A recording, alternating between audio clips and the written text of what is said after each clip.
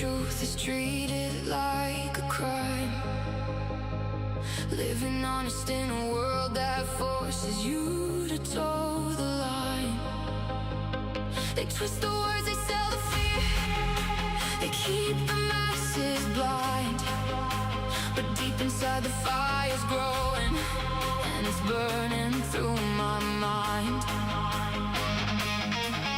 Purple flame is rising up, no more bending to that game.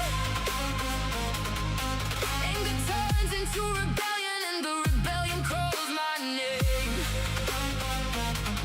Sick of the poison, sick of the chains they wrap around our souls. We carry this weight too long, now we're ready to let it go. We're coming to life, turning the tide in this crusade for truth. We're coming to life, Chuppies rise together, armed to the teeth with proof. They attack the pack, try to bury what is real, but they're in the vendor now, and they're gonna feel the steel. We're alive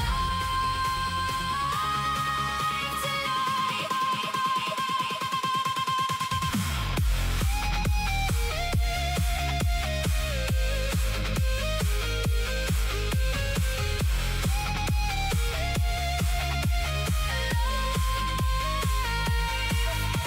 The sword of the word cuts through the dark, lies are being snuffed out. Truth rises up, no more hiding. Hear the righteous shout, alive, alive. God is on our side. They thought they could break us, but the hope inside is louder.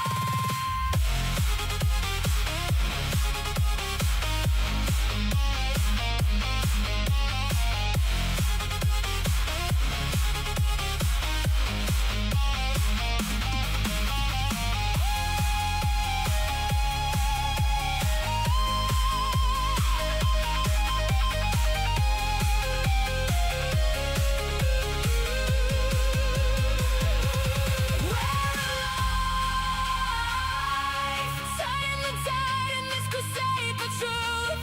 We're alive, exposing the lies that corrupt the youth. We're alive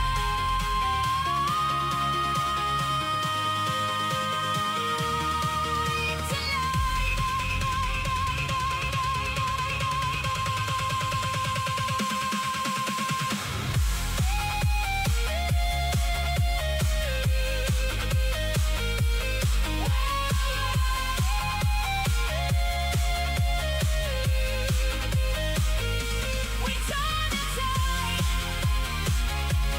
We're alive. Truth survives.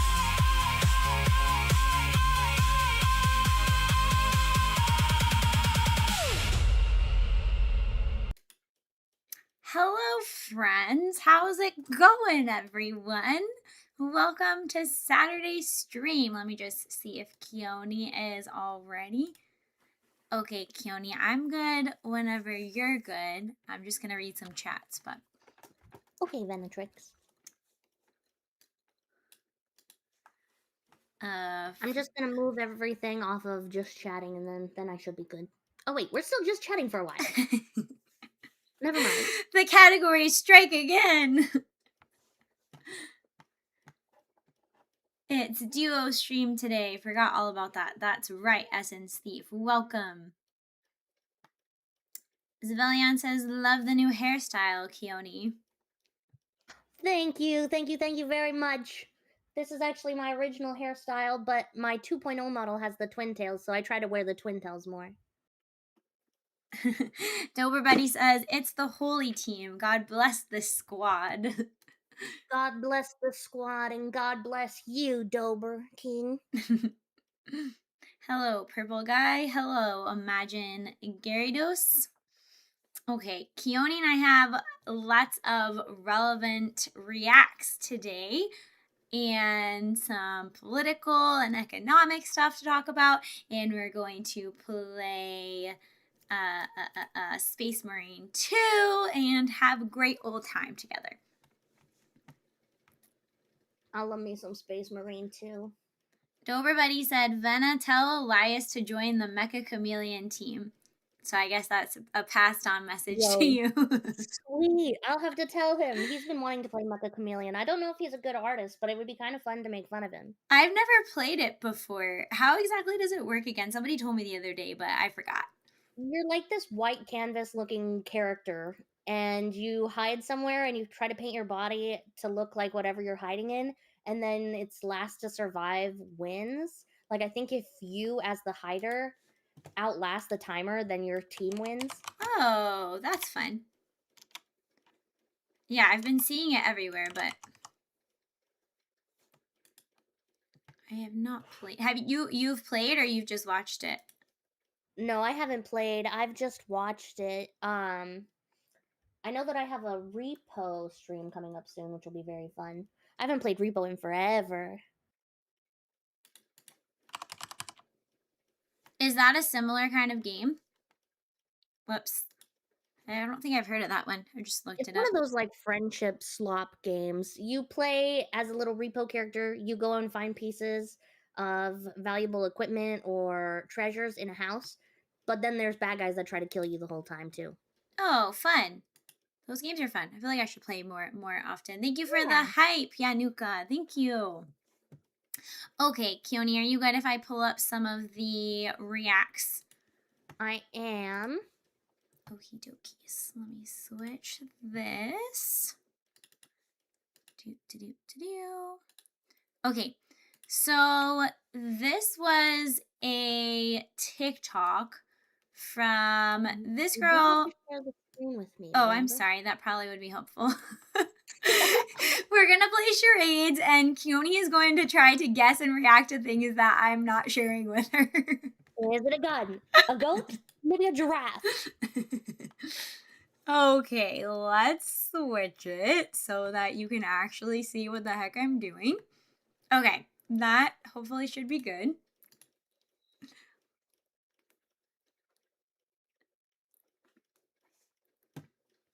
Did that go through for you?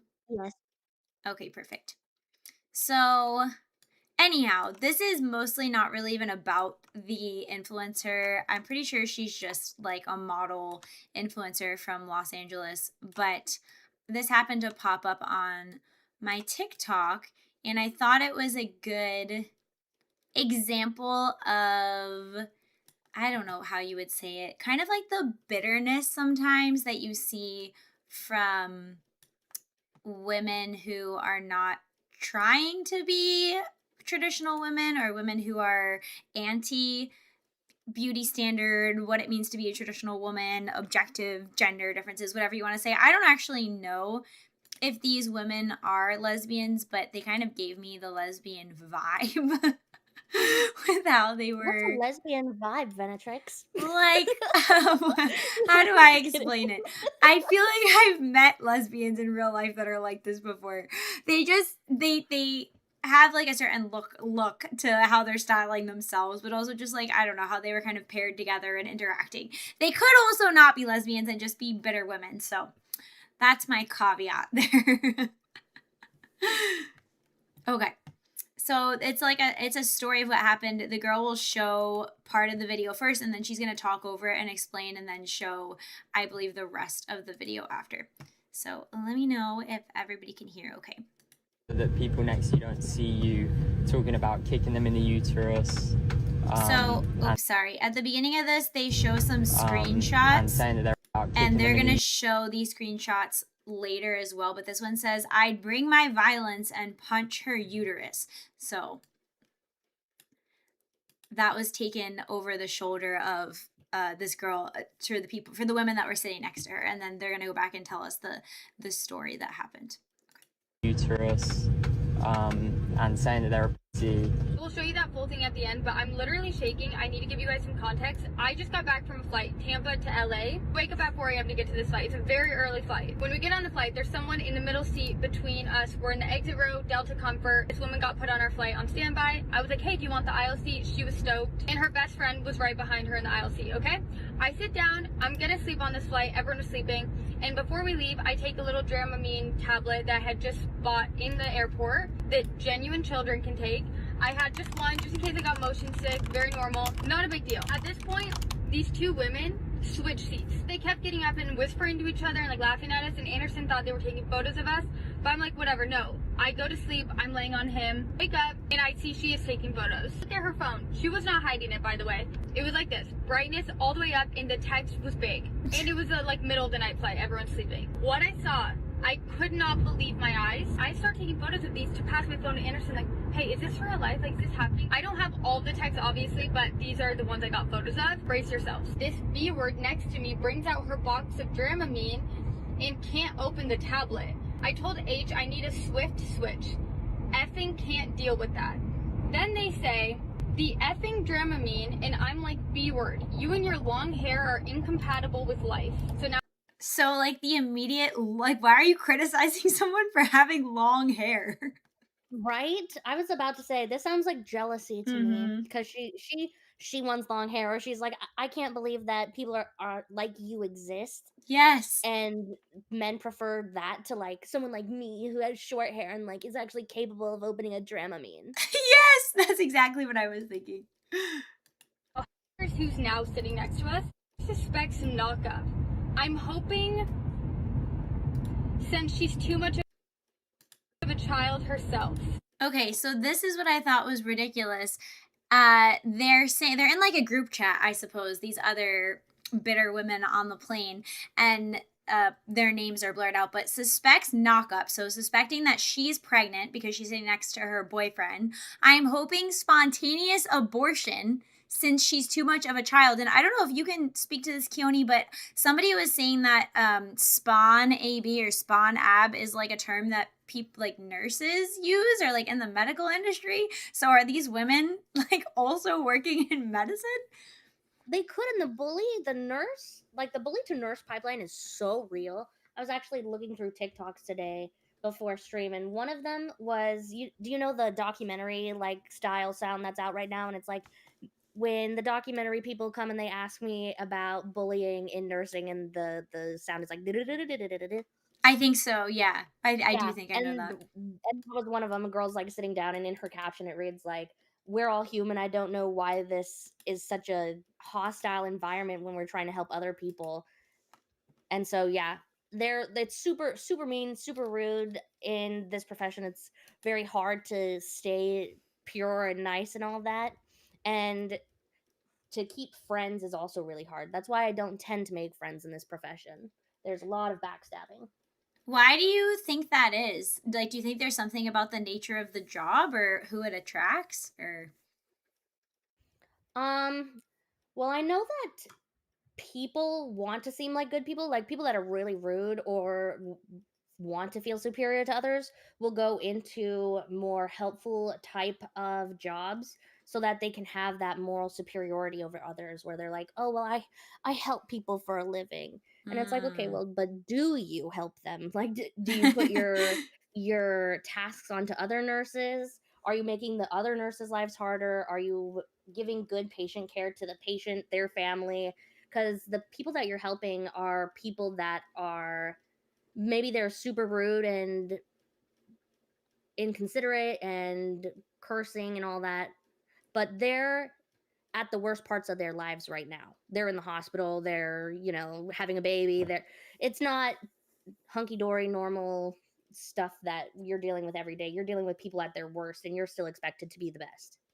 yeah, that makes a lot of sense to me. I think that's funny too when we see, I think we watched a video last time we streamed of the nurse at the sex shop who was doing all these crimes, and she kept saying, I'm a nurse, you can't arrest me. So kind of to what you were saying, as almost this decision to be perceived as a good person, even if that's not really what you're living up to. Yeah, and it has some level of respect to it because you go to school and you do this thing, and it's really hard to become a nurse. You have to do so much schooling, and then you have to have your practicals, you have to extern for free, then you have to be picked up by a place.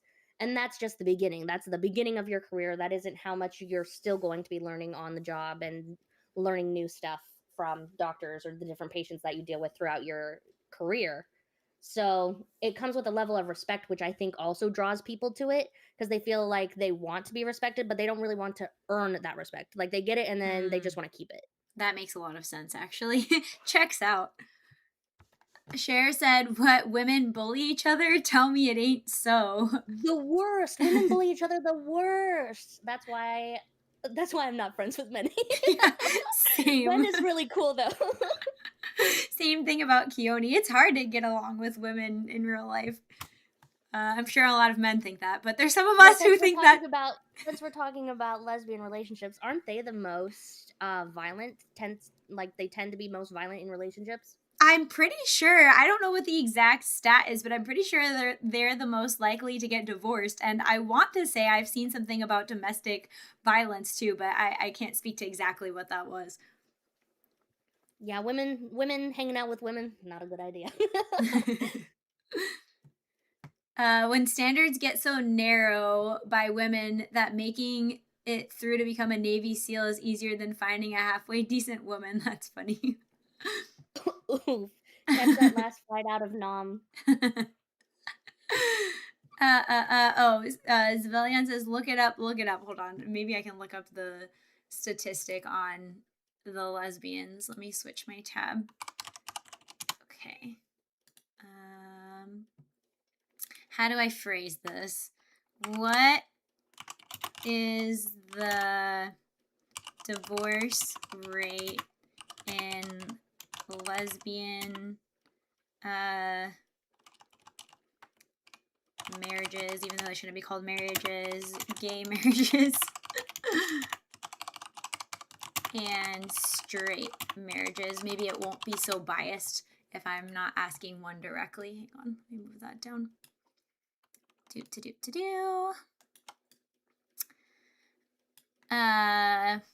that right though? Hold on. It says lesbian marriages are 1 point.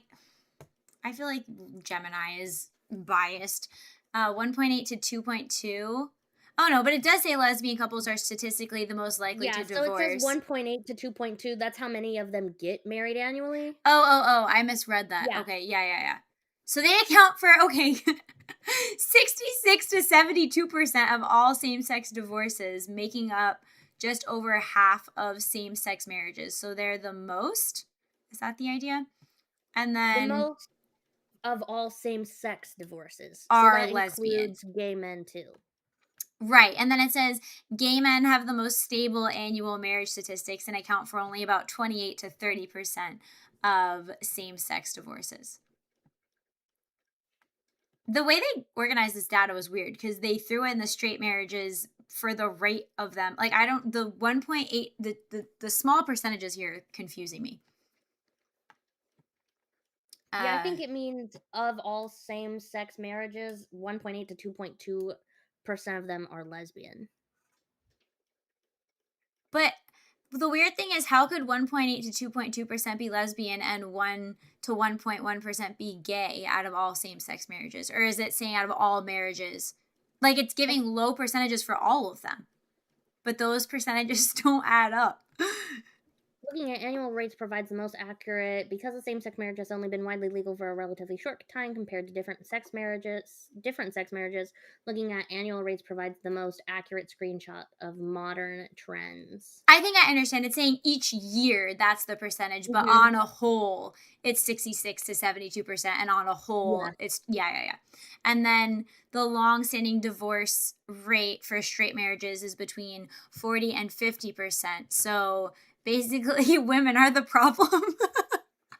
I wonder what it is that makes two girls when they're hanging out have to be like. does one of them feel like they have to be dominant? Does one of them, like, what is it that makes them want to be so much more aggressive? I wonder if it's because we're just more emotional as people, or like we talk a lot more than girls talk to dudes. I think it's that, and I also think it's that they're lacking an archetypical male, so somebody feels like they need to fill those shoes, but they do it emotionally. So it's like they're Yeah, no the one's telling the woman to like submit. right. Nobody's Like, keeping the this woman is in what I'm line. saying. You need to calm down. Yeah. You're actually wrong here.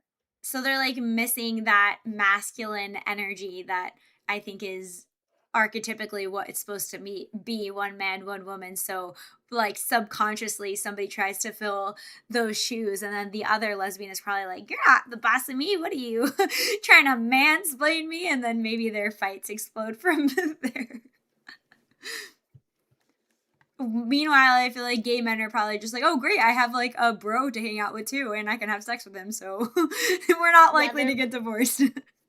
They're like, oh, we can talk about football. We could go shooting some hoops. We could go look at Jordans. Like, I don't know what men do. We can go golfing together. Probably. Checks out. Also, Kiani, I don't know how you are on my screen, but you're a little bit, or on your screen, but you're a little bit like cut off on mine. Can I move you over in VTube Studio, or do you have to do that? Yeah, you should be able to have. Remember how I told you can do the control position? Yes, but how do I do that? You go under that little 3-person head of the purple thing where the V-neck, where you connect with that. Oh, sorry, I just made you No, you're okay. a giant. Okay, Now, there we go. So that's the divorce rate, but what's the domestic violence rate? Yeah, let's look that up. Good question. We're on a research mission today. What's the domestic violence rate among each of these groups? Survey says, let's see. Oh, they're the worst at everything.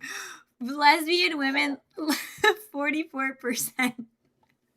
Oh my goodness.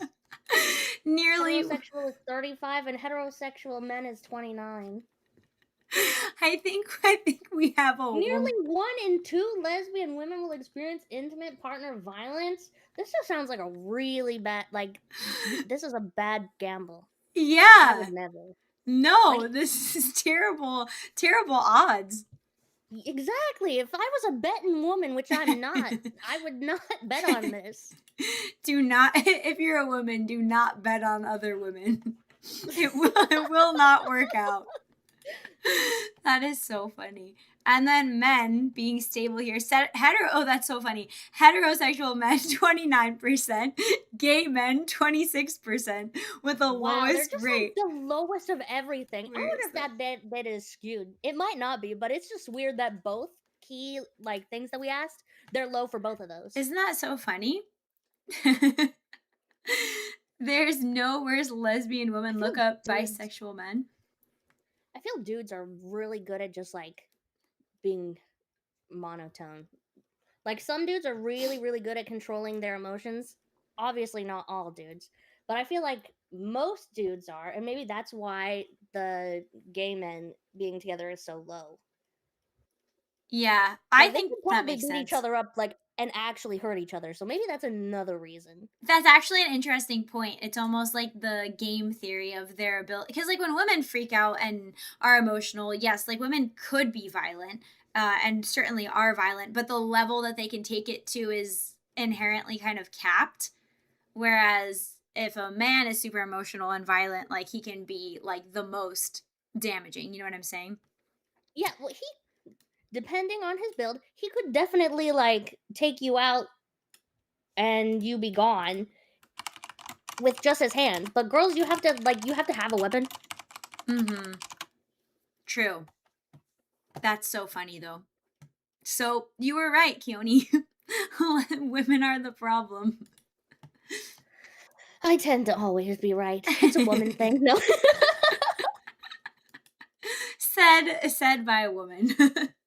Click clack. Yes, okay, my keys are a little bit loud. Sorry. Okay. So there's a little bit more to this, and I really like how her boyfriend handles this at the end of the video too. I thought it was very classy. I also really hate the fact that we're using the term spontaneous abortion to make the word Right? abortion and abortions seem more normal and less stigmatized. When if you continue looking at this definition, it says, which is the clinical term for miscarriage. Just say Yes. miscarriage. Yeah. Well, you'll see why she's saying this too in a second. They want to do it themselves. Like, this is actually pretty horrific. Says, I'd bring my violence and punch her uterus. Then So it's not even just violent. saying, like, I hope she has a miscarriage. They're saying, we hate this chick so much, we want to punch her in her uterus and make her have a miscarriage. Wait, so you're telling me these lesbians are violent? No. It can't be. Wait, what do they say for per capita? We need to start using per capita to refer to lesbians. Per capita, the lesbians are very violent. Yes, that's insane. I think you should be able to get arrested for that. I mean, that's a threat. If you showed that to a police officer and said, I was sitting next to these women and they started talking about punching me in my uterus and killing my unborn baby, even though she's not pregnant, I mean, that's pretty threatening. I'd be kind of freaked out. Well, I don't know where you went. It is Hold very on. threatening. Weird. Right? Yeah, I thought that was ludicrous. Sorry, I think my internet dipped out for a second, but it should be good now. punch her uterus. Then there starts to be like lies. Oh, sorry. I didn't realize the video was so low down. Uterus. Then there starts to be like lies. She's touching with her feet. I wasn't ever. And her boyfriend or whatever, his P-word self, finally told her, stop touching me with her feet. Didn't happen. I'm looking at her and I'm looking at Anderson like, what's happening? As she types this, OMG, not lying. Now the B word next to me is crying and P-word boyfriend is not helping. What? What I can't explain with these photos is that they are looking at us, getting up, laughing, taking a photo, sitting down. Like, it was Fully grown women, by the way. Okay, This that is the problem image. with society. The fact that we're Grown just women. able to take pictures of everybody at any time and do whatever we want with the photo and give no context. Right? And how are you not embarrassed to be doing this? Like, I when YouTubers or streamers go out and stream, I'm like, oh, I could never do that in public. I could never. That's I could literally mortifying. never. I've seen people just recently, now that I live in the lower 48, there's a lot more instances where I'm out and about and people are actually like streaming and filming themselves. That would make me so embarrassed to be holding my phone up like this, not paying attention to where I'm walking, not knowing who's walking around me, behind me, what's going on. Right? Like, that is not. And then you're talking out loud to people who don't even really care. I know. Just that you have They didn't ask to be part of the conversation. Yeah. It's just crazy to me. And then to be not even just doing it streaming for your own channel, but to be acting like a little, I don't even know, like 12-year-old mean girl in school and holding up your phone and running to your friend. Like, how old are you women? Some of these people, they actually like stop progressing after high school. Yeah. I swear it's super like true. IQ thing too. I think that people at a certain rate, their IQ or whatever, like it can't go any farther and they just start declining. I could certainly see it. I do think that explains some weird workplace dynamics with women too. It's like they just only ever knew the social dynamic of high school and then they get to work and they try to recreate it. It's very odd. And then all the HR people are women and it makes it Yeah. worse. True. So true. And all they know how to do is micromanage. They're never like helpful. They're just like, you do this work, you do this work. I'm going on vacation for 6 weeks. Message this other lady if you're having problems. But then that other lady went on vacation 3 weeks after that one, and she's like, well, if you have problems, like, figure it out. Good luck, except we're also going to get you in trouble if you do anything that we don't like, even if there was nothing wrong Yeah, when with I it. was first starting my job, they had, because it's a very female-oriented, like, group, they're like, okay, Chione, you go and train with this person. This person has been a MA with this hospital that I'm at for a decade. And I have to give a medication that I've never given before. And she tells me to give the dose, and I give the dose. And then we find out that the dose that she told me to give was actually way too much. Uh-oh. Patient was fine. Like, patient's totally fine. It wasn't that big of a deal. But she got sent to the office with me and her, and we were talking about it. And the main boss, HR lady, was like, well, do you not know how to calculate medication doses to the other MA? And the other MA is like, I was actually asking GPT. And I was like, huh? Wait, what? How many patients have you actually helped that you don't know how to give a medication or do the dosage? How many have you accidentally overdosed, accidentally underdosed, and nobody knows about it?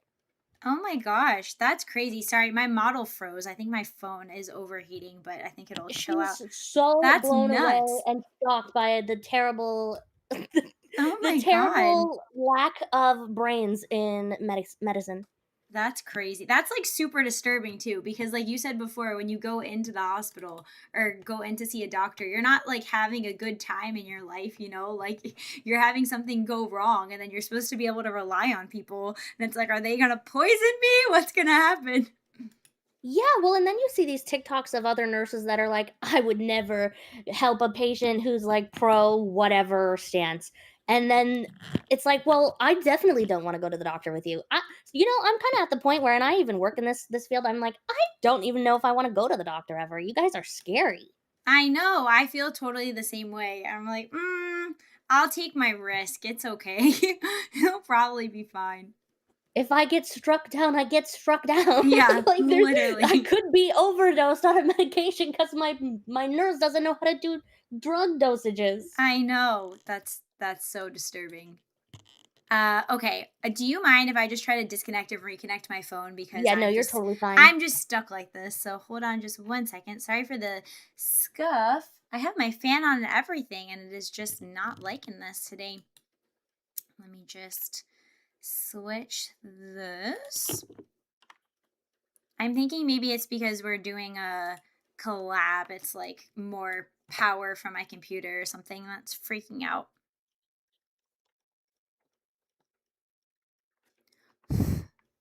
Okay. Do 1,000-yard Ven stare. I know this is so terrible. She's staring into your soul, judging you. I'm gonna just one blink at a time. I might actually close VTube Studio and reopen it. I think I'll just have to reconnect to you, but I think that'll stay fine That for sounds the good. Discord. Okay. Sorry guys, my phone is not keeping up with the demands of this this great collab. Have you ever thought about getting an iPad? I know, right? That's what I use. Do you use an iPad? The terrible thing about it is it takes up so much room, like on my screens. It's taking up the bottom left and right corner of my screens. Yeah, I was gonna say, how the heck are you able to see your monitor with an iPad? Up really high. Oh my God. My phone is like at the bottom, and I still am cutting off the bottom of my, apps and stuff on my screen that I'm trying to make sure I can see. Yeah, hopefully I don't. Yeah, need so if ever I'm trying to look at like the volume or my last FM stuff, I'm like, I have to look over the iPad. Oh my gosh. Okay. Please work this time. Okay, it reconnected. Thank Jesus. Okay. As a girl, I'm incredibly grateful to dudes who will confront people that deserve to be confronted, because I hate confrontation. It makes me shaky. It makes me sweat. I want to throw up when it happens. But if my boyfriend's like, no, this person needs to talk to, like, even if it's not a person that needs to talk to, I'm like, oh, I didn't order pickles on my burger. He'd be like, waitress, the pickles on this burger. I'd just be like, no, it's fine. I'll eat it. And then I'd go home and I'd complain that I didn't want the pickles on my burger. But I really appreciate men that are able to do that when it needs to be done, because I can't.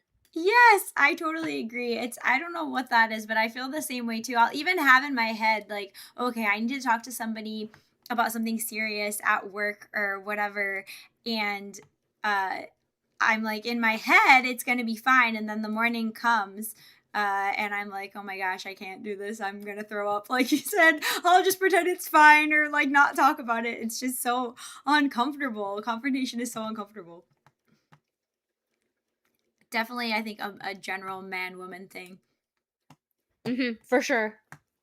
Oh, okay. And then people take advantage of that sometimes, I think, too, because they know that women are more likely to like let it go or be non-confrontational. But also at the same time, if you don't let it go, like the one time you don't let it go, you're gonna be called a Karen. Yes. So accurate. And that's so funny. So I never know when to let it go and to not let it. But my boyfriend, he'd never be called a Karen. Like That is so they're funny. like, oh, that guy's a jerk, and that's it.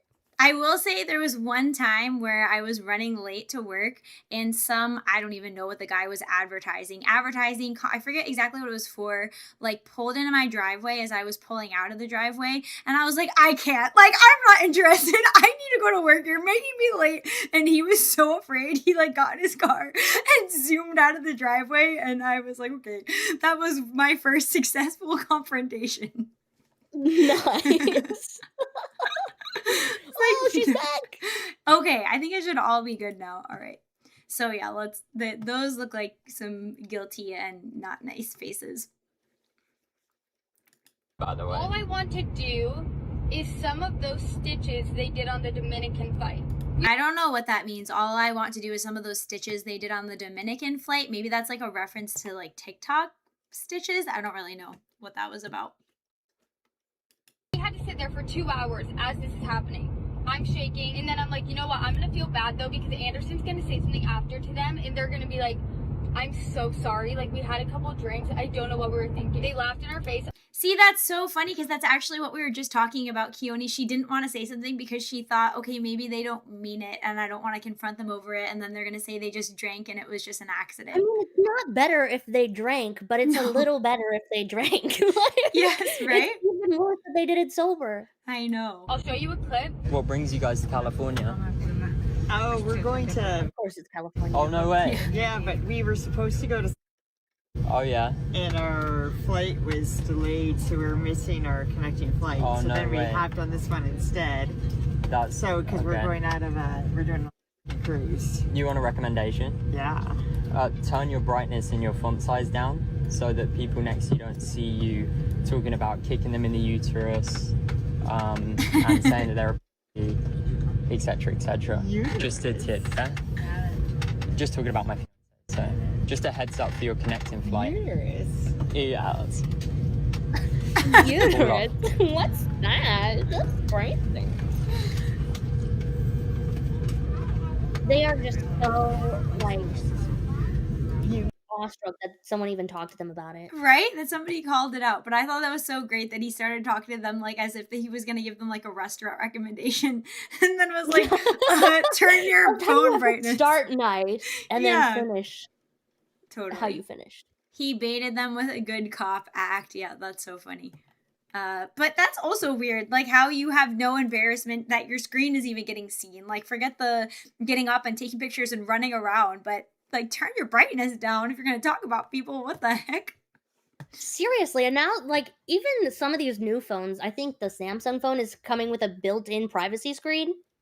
I think I saw that. I kind of like that idea because, like, if you're at work or I something, do like like, that I idea don't know. too. But, like, I'm saying a major cell phone company is like, oh, you need privacy. And then these girls are like, 100% brightness. Let's make it like the sun. Yeah. I don't care if any of these people feel uncomfortable. So All that matters brazen. is me and my enjoyment and entertainment that I have on this flight. Yeah, and their entertainment was like getting mad at a younger and prettier girl than them for having long hair, basically. Like, and a boyfriend. I don't know what the rub was It's like, there. it's kind of like those women who are like, oh, I'm 45, but I look 22. It's like, No, you don't. I know. I see those videos all the time. And they're just like, oh, I have no kids. I'm not married or whatever it is. And they're like 45 saying that. And everybody in the comment. And then they're like, I want a place that has no kids. There should be flights that only like no kids are allowed on. Yeah. It's like, no, you are not entitled to a child-free world. Yes. You're entitled to a child-free life, but not world. It's crazy. And even then, like, I think, you know, you can make your decision, but if you're doing it you know, it's different if a woman misses the time period, like she was really trying or something happened and she couldn't have kids or there was like an emergency, you know, like I don't think anybody should be shamed if it's a genuine life circumstance situation. It's not an abortion. It's just like her life didn't go that way. She was trying. Even if she got married, maybe they were too old. I don't know, whatever. Like things happen. But women that just start off the gate with, I don't want this, you know, the world is ending, kids are bad for climate change, why am I bringing somebody into suffering? I think we should have a culture of absolutely shaming people for not having kids for that reason. Bring back shame. Yeah. I talk about this exactly. often.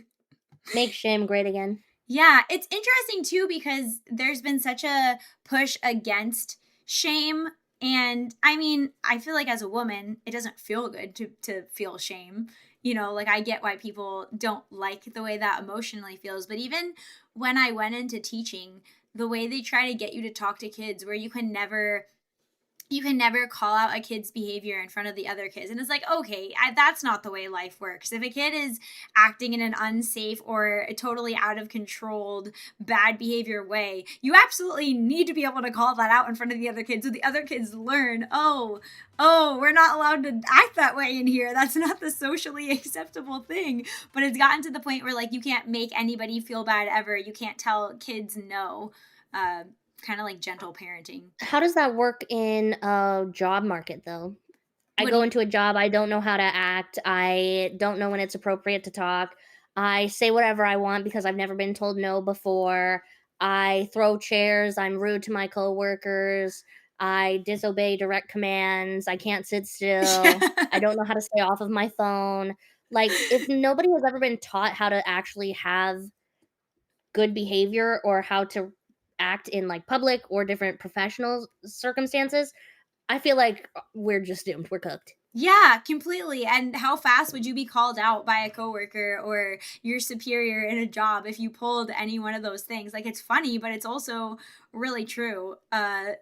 Essen said, you can't use physical discipline, you can't use social discipline. The fuck you supposed to use it? And that's funny because in schools that I worked in before, where it was really like different schools have different cultures, just like different job places that are in education. And I remember one of my strategies would be to like whisper the really intense, you know, like what would you say, disciplining thing to the kids, so like, and give them like the angry look so they knew that it was serious. Yeah, but the then, mom look. exactly. But if somebody else was around me, they would like not think that I'm, you know, going too harshly on them. But luckily now where I work is not like that, so there's definitely more of a realistic understanding of what it takes to rear children. It used to be a like community. What did they say? It takes a village to raise a kid, and now nobody's raising the kid. Like the kid is Yeah. just raising itself. That's Kids right. are raising more kids. Yeah, does not lead to good outcomes, as we see. Okay, let me switch this.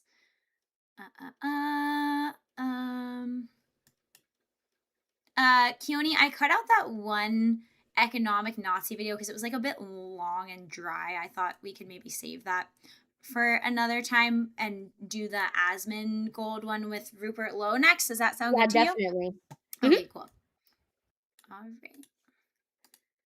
So the Rupert Lowe one with Joe Rogan, I have not watched the whole thing, but that's, you know, a bit I think long. I watched half of it, but it was really only listening to it in between patients, so I don't know how much of it I retained. Okay, gotcha. I was gonna say a bit long for stream, but this will be a good option. Oh, that's cool though that you can listen to stuff like that between patients at work. Get some learning at the same time as working. Well, our earbuds are pretty small now, so people can't see them behind my hair. Yeah, that's a great idea. Okay, so Asmongold's video is titled, He Just Said What No One Was Allowed to. Lowe was on Joe Rogan, episode 2500, and oh my God, how does he do so many podcasts? Holy shit, man. This is like a podcast every other day. Oh my God. Yes, this is crazy.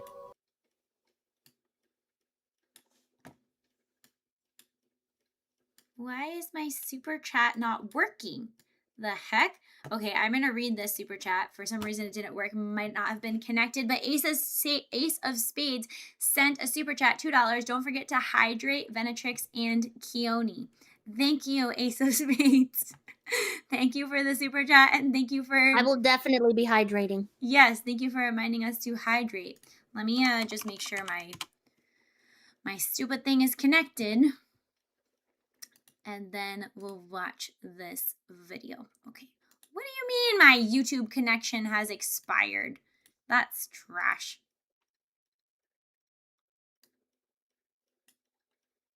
Okay. Okie dokes. On with the show. Get the electrolytes. I actually already have some electrolytes right now. Okay. It's what the plants crave. Exactly. Essen said, it's what your plant body craves. I need to rewatch that movie. It's been a long time. I had never seen it. I literally just watched it this year. Oh, really? That's funny. I watched it years ago. I'll have to watch it again. You mad or China or Russia have the same mentality? Of course, because they're not America. Duh. You retarded? Anyway, let's go down and we'll look at these. Let me go and find a few more of the other posts. I've only seen a handful of them yet. I don't know why it's not showing any of these. I can just go from here. When's your turn? Why don't you relax?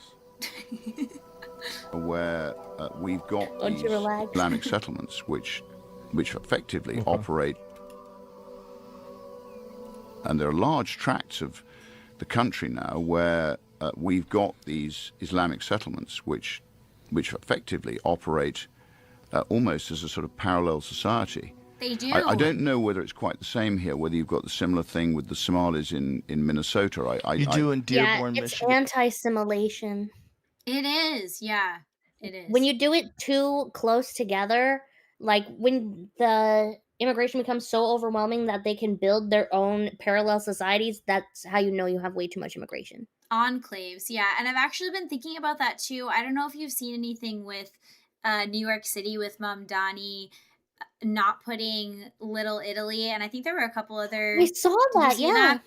And it's interesting because at the same time that I think during those immigrant waves, it was different because they were coming from countries that had more compatible cultures, like Italy and Ireland. I mean, they already spoke English coming from Ireland.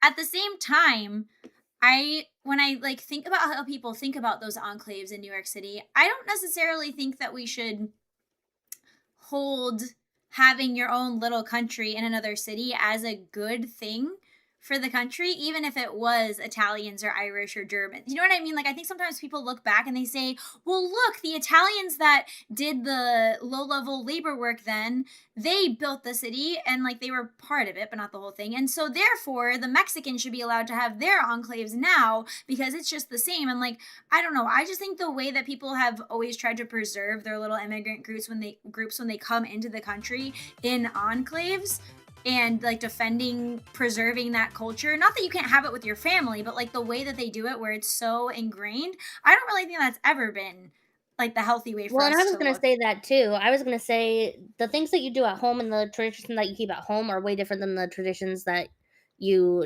change in like the world around you, right? Exactly.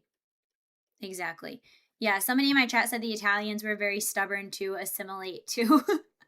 And yeah, I've heard that. I think for a long time people treated Irish people badly. They treated Italians badly.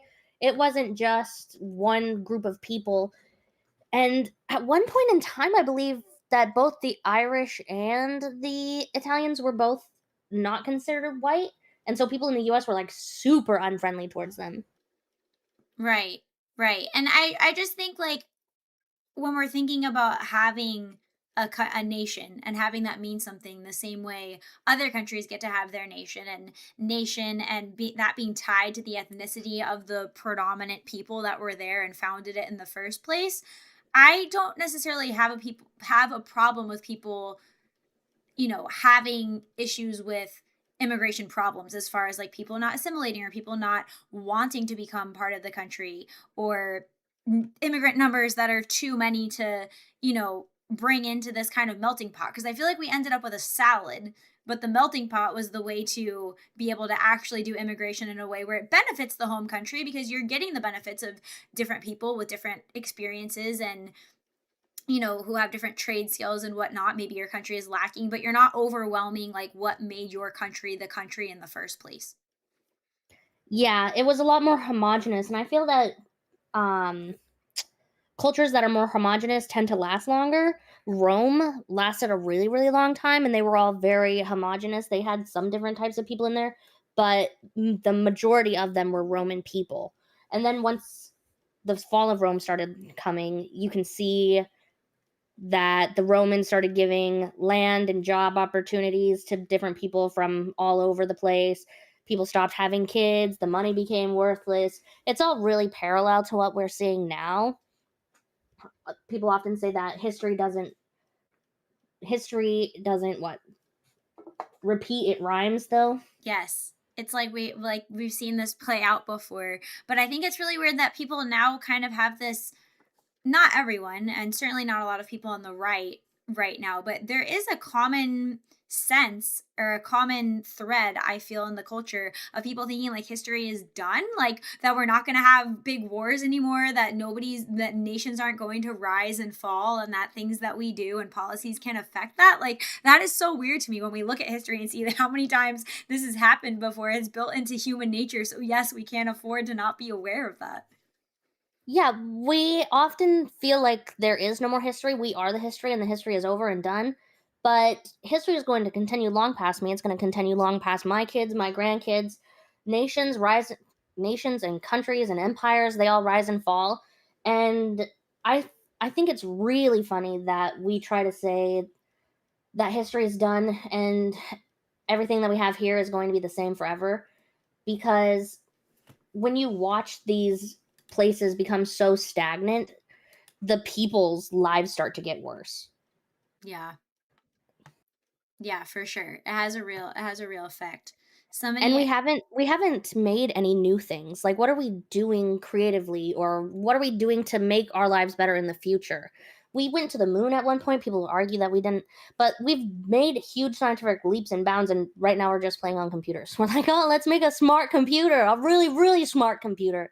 But what are we actually doing? Why haven't we gone to the moon again? I think too I think it's weird because there's people who, you know, there's some things going on that, like, for example, what Elon Musk is doing with SpaceX, and then you have like kind of the bitter, jealous communist side. It's like, we don't need to spend money on rockets. We don't need to, you know, be able to potentially mine other planets or send people to colonize other planets. Like those would be like massive civilizational leaps. And I just think that there's kind of this downward pull on things like that, or even like AI. Like now that we are more computerized and like, you know, do we just have to be playing on computers, or could we be able to make AI in a way where, wow, we can like really innovate and make more creative endeavors and make a whole new sector of human jobs that, you know, AI can't necessarily do yet, but be able to take all of our grunt work off by AI and like free ourselves from the shackles of kind of like grunt. But tech people don't want to take the AI and do the stuff like the grunt work. They want to take the art. They want to do all the fun stuff. They're not teaching the robot how to clean your dishes or how to cook your meal. Like the kind of robots that we want, they're teaching them how to write stories or how to draw art or how to make a song. And I think if we added those things to that, then we'd really be taking advantage of the benefits of that kind of technology. Like we can have the greatest stuff, but we also can actually make our lives easier. And yeah. And I think that also what are all these advancements for if they don't help improve my day-to-day life? Right. And I think that also even goes down to the personal level of like how the PE exams and tests were during JFK versus like we don't really aim for excellence as far as on the individual culture level. So then, you know, no wonder because that became racist. Right. Exactly. You can't do math tests because that's racist. You can't do reading tests because that's racist. Exactly. The end of history is a fundamentally leftist ideology, says Purple Guy. And then Sojin2501 said, grew up in one of the most ethnically diverse cities in the country, but everyone felt like an American at the time, with almost no racial cliques in school. Doubt that happens as much these days. Yeah, I've heard that before. I feel like the 90s and the early 2000s were the golden Yes. age of racial harmony, or like the best we were gonna get, and it's not like that anymore. Yeah, I feel like after Obama became elected, I feel like the race tensions just got like worse, and they've just been progressively getting worse. Yeah, I completely agree. It's kind of disturbing when it's palpable too, but I don't want to rant too much. I can play the video. I don't want to keep sidetracking us, Chione. Sorry if I was No, you're going totally off there. fine. I have Okay. squirrel brain. Okay, great. We're two squirrels in a pod. Did you have anything else you wanted to say before I play this one? No. Okay, cool. Dearborn, Yeah. Michigan just had a gigantic Islamic parade where you just see tens of thousands of saw people holding flags and walking on the street, and Yeah. it's kind of crazy. It's crazy that, and they've also one of the things that's funny about Dearborn is all the progressives. It's a very liberal place. They're like, Yeah. welcome, welcome, everyone's welcome for all cultures. And as soon as they got into power, they banned the pride flag. That was the first thing they did. Right, and people have been saying that too when trans activists and LGBTQers would come out saying, you know, free Palestine and being in favor of Islam.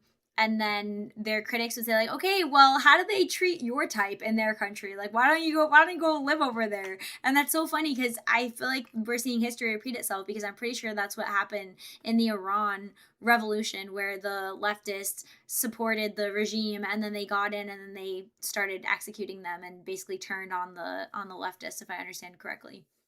Yeah, that's very common of places like that. I think we talked about this last time. Luxury beliefs. These people live in this bubble wrapped world where they think that everybody else also thinks like them, and that their cultures are the exact same, and that morals are just like a human. Everybody has the exact same morals. It's a thing that you're taught everywhere. But morals without God are very hard to define, Yes, very true. especially if your God is a different type of God. Yeah. Yeah, and then you could even potentially like define them, but then what reason is there to act on them without there being a God or a truth? Like, Yeah, if why there's bother? no truth, if there's no repercussion for a way that you act, then why does anything even matter? And Right. that's one of the leftist sayings, right? Is that like there's no God, nothing matters. I can do what I want because I only live once, and I don't care who it affects, as long as as long as I'm happy, that's all that matters. That's exactly right. But then ironically, like, they want, you know, because they're weak, they want to put in safeguards to not let stronger people act upon them in a bad way. But it's like, but technically they're just living their life and what's best for them too, but you don't want them acting, you Yeah, know, according to your the funny ideology. thing is the safeguards that they're putting in place for them will not be the safeguards that they get in return once they become the minority. Exactly. And that's why I think this alignment that's been going on between the left and between Islam is really dangerous, because Islam has a plan, you know, like conquering is within their religion, within their, I don't know what It you was would call within it. the Christian religion at one time. What did you say? Sorry, it cut out. I said it was within the Christian religion at one time too. The Crusades were based. Right, right. And the Crusades were against Islam and to prevent this from happening. Right? Am I phrasing that correctly? Yeah, it was. Right. Their Islam, I think it was like 300 years of it growing and growing and growing and pushing out and killing many different Christians, and then finally the Christians were like, you know, enough. Yeah. Enough is enough. They were And then they defensive. pushed them all out. Yep. Yeah. Semper Sapo Almost said won. the Crusades were defensive wars. And so I think this is really disturbing, this alignment that we have between the left and Islam. And, you know, they're going to flip on them. But the left seems to think that Islam is beneficial to them for now and aren't really worried about Muslims flipping on them. But I think it's pretty clear They what's going to happen. don't have a good grasp on what it is. They Yeah. hear the word Islam, but they've never actually studied what it is. They're like, oh, they're just oppressed. Everyone's Islamophobic, which I don't know how I can be a phobic to a religion. Like, it's not a people, it's a religion. Yeah. Yeah. Scary times, Chione. Scary times. In the end, we win, Venatrix. Yes, this is true. We just have to make it there. Well, I'm afraid they Chickens for KFC. they have quite strong views on that sort of thing. Oh yeah, that's why Yeah. yeah, Queers for Palestine is always hilarious. Like, and then you see the meme Palestine for queers, and it's throwing people off roofs. That's funny. He just says it. Oh my God. It's Well, it's like the chap who runs our Green Party is a gay Jew. So I mean, he's Oh, Hobbit, say no more. going to have a problem if these guys get anywhere near power. But Yeah. that doesn't seem Uh-huh. to put the progressives off. They still seem to. But this is what's crazy, is that their society is like Islamic society is completely patriarchal. The women are absolutely second-class citizens. Yes. They have completely different laws for how the women can dress. What happens to the woman if someone has sex with? If someone has, first of all, if they commit adultery, they can be killed. Oh. Stoned to death. Yeah, and With the rocks. It's I watched a horrible video where a father did. I do think most leftists, like you said, don't really look into the foundation of the religion or what their beliefs are or what they stand for, or them being cool with pedophilia, or just treat it like it's some acceptable culture in their country. Because I think leftists have this idea of Muslims being like a girl with a hijab in like a children's book who's like, I just came here and I set up a lemonade stand and I'm like your token Muslim, and like that's it. Like I think they don't have a deeper understanding at all. Yeah, or they're taught a really like kitted down, more digestible Islam in colleges that is completely antithetical to what actual Islam is. They're watching TikTok clips about this girl who's Islamic and her husband is like the breadwinner or whatever, but the online is way different than what you're actually going to see behind the TikTok video. Mm-hmm. Mm-hmm. And I think people also have this thing, and I think people do this actually across different religions, where they will interact with people who are unserious in their religion. So they'll interact with people who are culturally Muslim, but they don't even like really practice what Islam consists of. And so they'll be like, oh no, like I had Muslim neighbors, they were very nice, they were very westernized, like she didn't wear a hijab or whatever.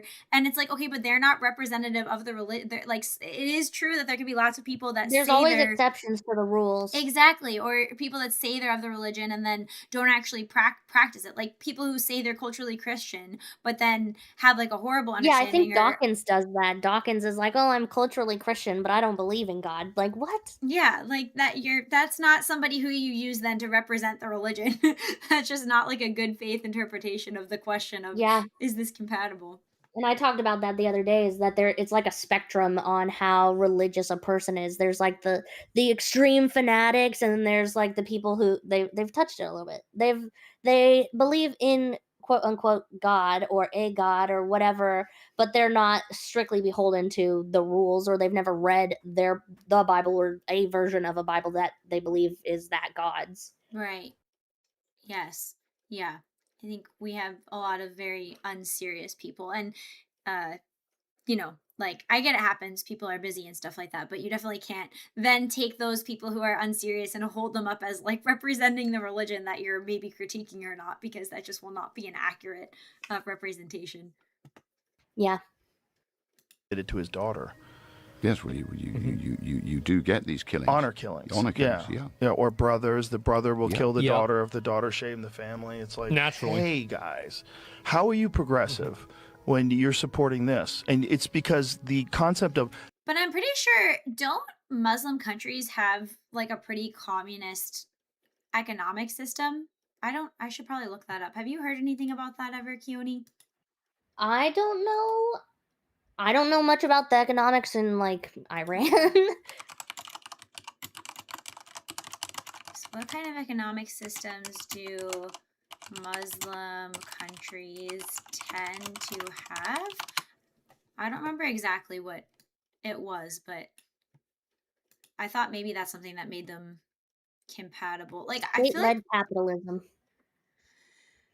Standard of mixed and developing markets.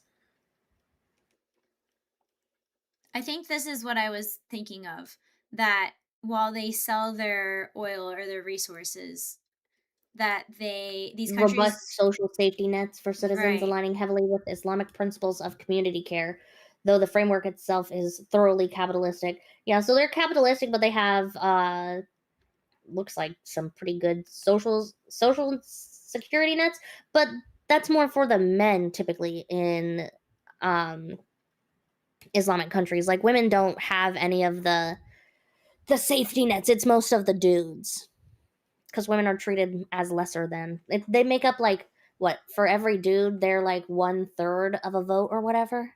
something like that.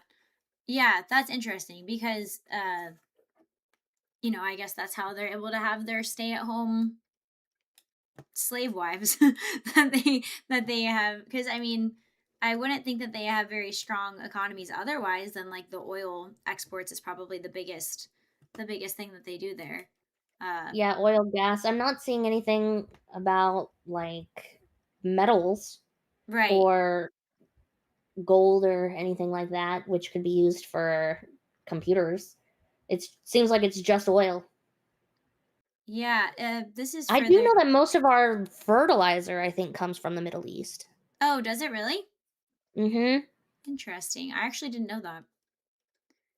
It does say in some countries like Saudi Arabia, Pakistan, and Malaysia, they have institutionalized charity, a mandatory 2.5% wealth tax on eligible assets to aid the poor. Interesting. I don't know.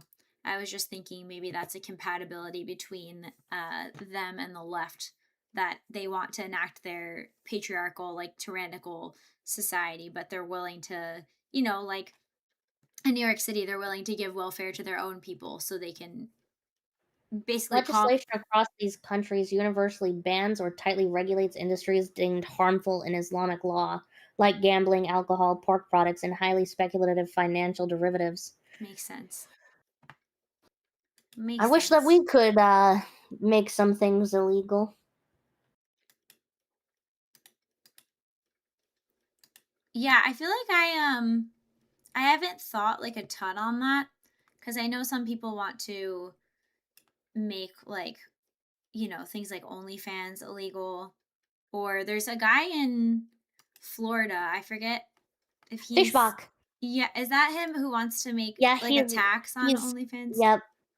I don't know that He's much. running for Republican or something against Byron Donalds, I think. Gotcha. Yeah, I don't know that much like about it. I don't really know how I feel about like what is the line for what should be illegal or not, or if it's like enforceable. I don't know. I haven't thought too deeply on It's that. definitely like it's really hard because you want freedom of speech, which includes all the other bad stuff, because once someone else gets in power, they're going to be able to say what is free speech and is not if you start going down that type of road. Yeah. So I don't know how I feel about it, but I definitely wish that there was a good way to like get rid of it. Because you could always VPN and get around it. Like you could hack in the mainframes, and you can find ways to get the things that you want to get. Right. Like it feels like to really change things on a whole, it has to start with the culture itself through individuals actually has to change, so that sure there might be like a market for it, but the market is like very small and like socially kind of shamed. It's that shaming again, yeah. Right. Back in the day, it felt like you could only get those kind of things in like the back of the video store in the X section. Right. Like it wasn't out in the open. People weren't so open to talk about what proclivities they enjoy. Like now it's everywhere. It's in ads, it's in music, it's in my movies. Gen Z is super frustrated with how much just like degeneracy is in movies all the time now. Yeah, that's interesting how that's changed. I'll have to look into that more too and think about how we could go about fixing that. I don't know Shame. why. Yeah. We need to stop making it a valid option for females to go into those types of industries. I don't know why my super chats are not working. Sorry, but I got another one. Let me read it. Whoopsies. Sorry, guys. I actually have to change my system that my notifications come up on anyways, because apparently Stream Elements is closing down. Do you use Stream Elements, Chione? I do use Stream Elements. They're not closing down anymore. Oh, sorry, not closing down, but they're changing something like with how they don't take like credit card payments, or they're like messing. I don't know. Somebody tried to like use a Oh credit yeah, card. I saw that tipping thing. Yeah, I don't know exactly what's happening with them, but I'm worried that they're gonna get like sold and it's gonna be different, or I don't know, a problem. There's a girl on TikTok, or not TikTok, on Twitter that I could give you her thing, and she made and coded her own Stream Elements thing. And if you've ever bought one of her widgets, you can use her thing. Oh, that's cool. Yeah, Mhm. okay. Yeah, that'd be great. Isn't it a PayPal connector issue? I'm not sure. PayPal said it was still working, but it was giving me or it was notifying me via email that credit card was weird. I don't know. But anyhow, somebody super chatted. Thank you for the $10. The channel Yol and Mari, he's Cuban. Older videos are coming to America and experiencing things and getting citizenship. His newer ones are speaking against communism. It's a fascinating journey. Yeah, I feel like Cuban Americans who have come here are very patriotic and understand They what are they're super patriotic. what they're getting away from. So are people that were under communist, like China under Mao, that have come over here. Have you seen that one lady whose parents were stuck under the Mao regime, and then they ended up getting out? And she just speaks against like all this communist stuff. She's like, "Oh, this is how the communism started when I was really little, and these are the lies that they told us, and this is what made people vote, and you guys are doing the exact same things, and you're blindly walking yourself into Maoism." Does she do YouTube videos, or like has she done interviews I believe before? so. Yeah, she's definitely yep. I feel like maybe I saw her like with Jordan Peterson or something at some Yeah, point. That probably. sounds really familiar. Mhm. Yeah. I think there's also a skit with Hassan, like yelling at some Asian lady who was anti-communist, I something saw like that. that. Yeah, and it's so funny because he claims to be like the best guy, and then he says these most terrible things, like super racist to this, like what was she, like Turkish or something? Something. Yeah, I don't remember what she was. Yeah, I saw a comedy, an AI music video making fun of that. Okay. All right. Sorry, guys. I think I got whatever I was trying to get set up, but I'll keep playing it. Not being racist, not being called racist, the fear of that is so strong. They're willing to adopt all sorts of things that are the complete antithesis of everything they believe in. Thank God everybody is saying it now. Everybody is saying it. That is exactly fucking right. Yeah, that's they true. hate the West. They hate white people. So we're saying it, but they what are we hate doing? Western. I know. That's the thing that's upsetting to me lately is I think there's this sense that we've won because people are saying it, but we have not, and we're not really taking any specific action. I mean, even like the deportations are nothing near what I think that they should be. So it's disturbing to me because I and that's kind of what we have some reacts to get into after this video, but that's kind of what worries me about DSA and what they're doing, because they are continuing their mission here of Islamifying our country and communizing it. I don't know if that's a word, but making it a communist setup. But they're also promising things that a lot of everyday Americans are probably going to find very appealing given like the economic circumstance. So it worries me because I don't think we've come anywhere near winning or even turning the tide. I just think we can talk about it a little bit more right now. Well, and then you have the states where it's completely legal to import these people who are going to continue to vote for the policies and communism things that they want, and they're going to just start pushing out the actual American votes.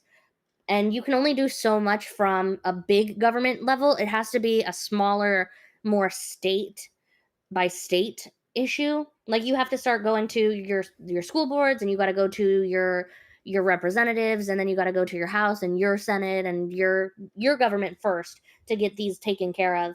But like you see that there's like chair, right, which is the center for American Islamic relations, and they're just building these totally Islamic cities that have the mosques, the schools, and they're getting funding for all that, and they're getting permits, or they're doing it without the permits and without the funding, and they're getting funding from back home from who knows where. But they're still building all these things with or without permission, and we don't do anything about it. We just say, "Oh, oh no, look, they're building this thing." But what happens? Like, why do we even Yeah, have chair? Why do we have I know. chair? I don't want a Center for American Islamic Relations. I know. I think the thing that really bothers me is that we are up against people who are willing to manipulate and abuse the civilized systems that we have, the laws, the applying for permits, them saying jihad is that, or that the ballot box is their modern day jihad, and take advantage of, manipulating the immigration law, and like just really abusing our system as it wasn't intended for. And to me, that becomes like a gloves off moment where I want people like Trump, and I don't think he's going to do it, but I want him to say, okay, like wherever you are abusing the system that is supposed to work here, whether that's corrupt judges or cheating in elections, whatever they're doing, that on the surface level they can say, what, it was an election, or it was just the jury ruling it was legal, we followed your system. Wherever they're doing that and they're being tyrannical within the systems that we have, to me that's a gloves off, like, okay, we're throwing you in jail, we're taking this out, we're charging you with being a traitor, or Well, and potential. deportation is the nice option. Exactly, right. And I'm just like, for somebody like Sneeko, like he was saying, like, oh, I can't be deported for basically like saying Islam will take over Denaturalized. everywhere. What'd you say? Denaturalized. Yeah, or like throw them in jail then. Like there needs to be some type of consequence, because they're manipulating and they're abusing the system and using it not how it was intended to get their agenda. And at what point do you say, okay, like we're literally at war with these people, and if we just keep saying, okay, well, Well, and if you look into it, they break tons of laws. If I right, broke those same laws, I would be going straight to jail. No one would care. Like, that would exactly. be a total nothing burger if it came on the news. But someone else, just because they're different race, skin color, religion, sex, anything like that, just because they're a protected minority group, there's a huge outcry. Yeah. But we have laws on the books that are supposed to be going after these people. Our judges aren't very good. The police do the best they can, but they can only work within the framework that they're given. Yeah. And I think, like I said, I wish Trump would do more. If they're gonna say he's tyrannical or acts like a king, and regardless of what I he's know. doing, I was like like, might as well man, I do it. wish I wish Trump was the type of Trump that the left talks about. Yes, I know. But I do think that there's this underlying thing where, and this worries me about, the next election cycle for president too, is that I fear that people who are conservative, people who are on the right, uh even if they're not like traditional Republicans, just that this whole side of things have too much to lose to like make demands about things changing, whereas people on the left are often more of like the degenerate, live with a bunch of roommates, have a dead end job, don't have a relationship, aren't trying to start a family, and so like they don't really have anything to lose, and so I feel like they're a more threatening voter base than the right is, as far as demanding, hey, like we can't keep doing society this way. And that kind of scares me about the future of the way things are going. Well, what also scares me is Gen Z was taught that you have to go to college to get degrees to go and have a good job. And that's not the scary part. The scary part is that a lot of them, a lot of us have gone through college and were indoctrinated with whatever it was that they wanted to teach us. And now Gen Z holds a super favorable position of communism and socialism. Yeah. And I think that that's also egged on by the fact that we're living in total boomer communism, or total boomer luxury communism, which is where, like, we as the younger generation have to pay so much of our money to be able to give them their social security, but when we get old we're not going to have social security, and then the boomers want to control all the assets, so their home that they bought for 90 cents and a handshake is 700,000, and I'm never going to get that kind of money to buy a house, so then I'm not having kids that can pay into my social security. So, like, we're just seeing all of this corruption within our own socialism, or within our own capitalist framework, because the crony capitalism is not going anywhere. We're not switching to make the houses cheaper or to make Gen Z's life easier. We're still keeping the assets really, really high for these boomers that are just going to like pass on in the next couple of years. They're facing this mortality cliff, and what are we going to do then? And Gen Z is like super pretty radical because of this, and it's radical on both sides, socialism and the communist, or socialism and the capitalism side.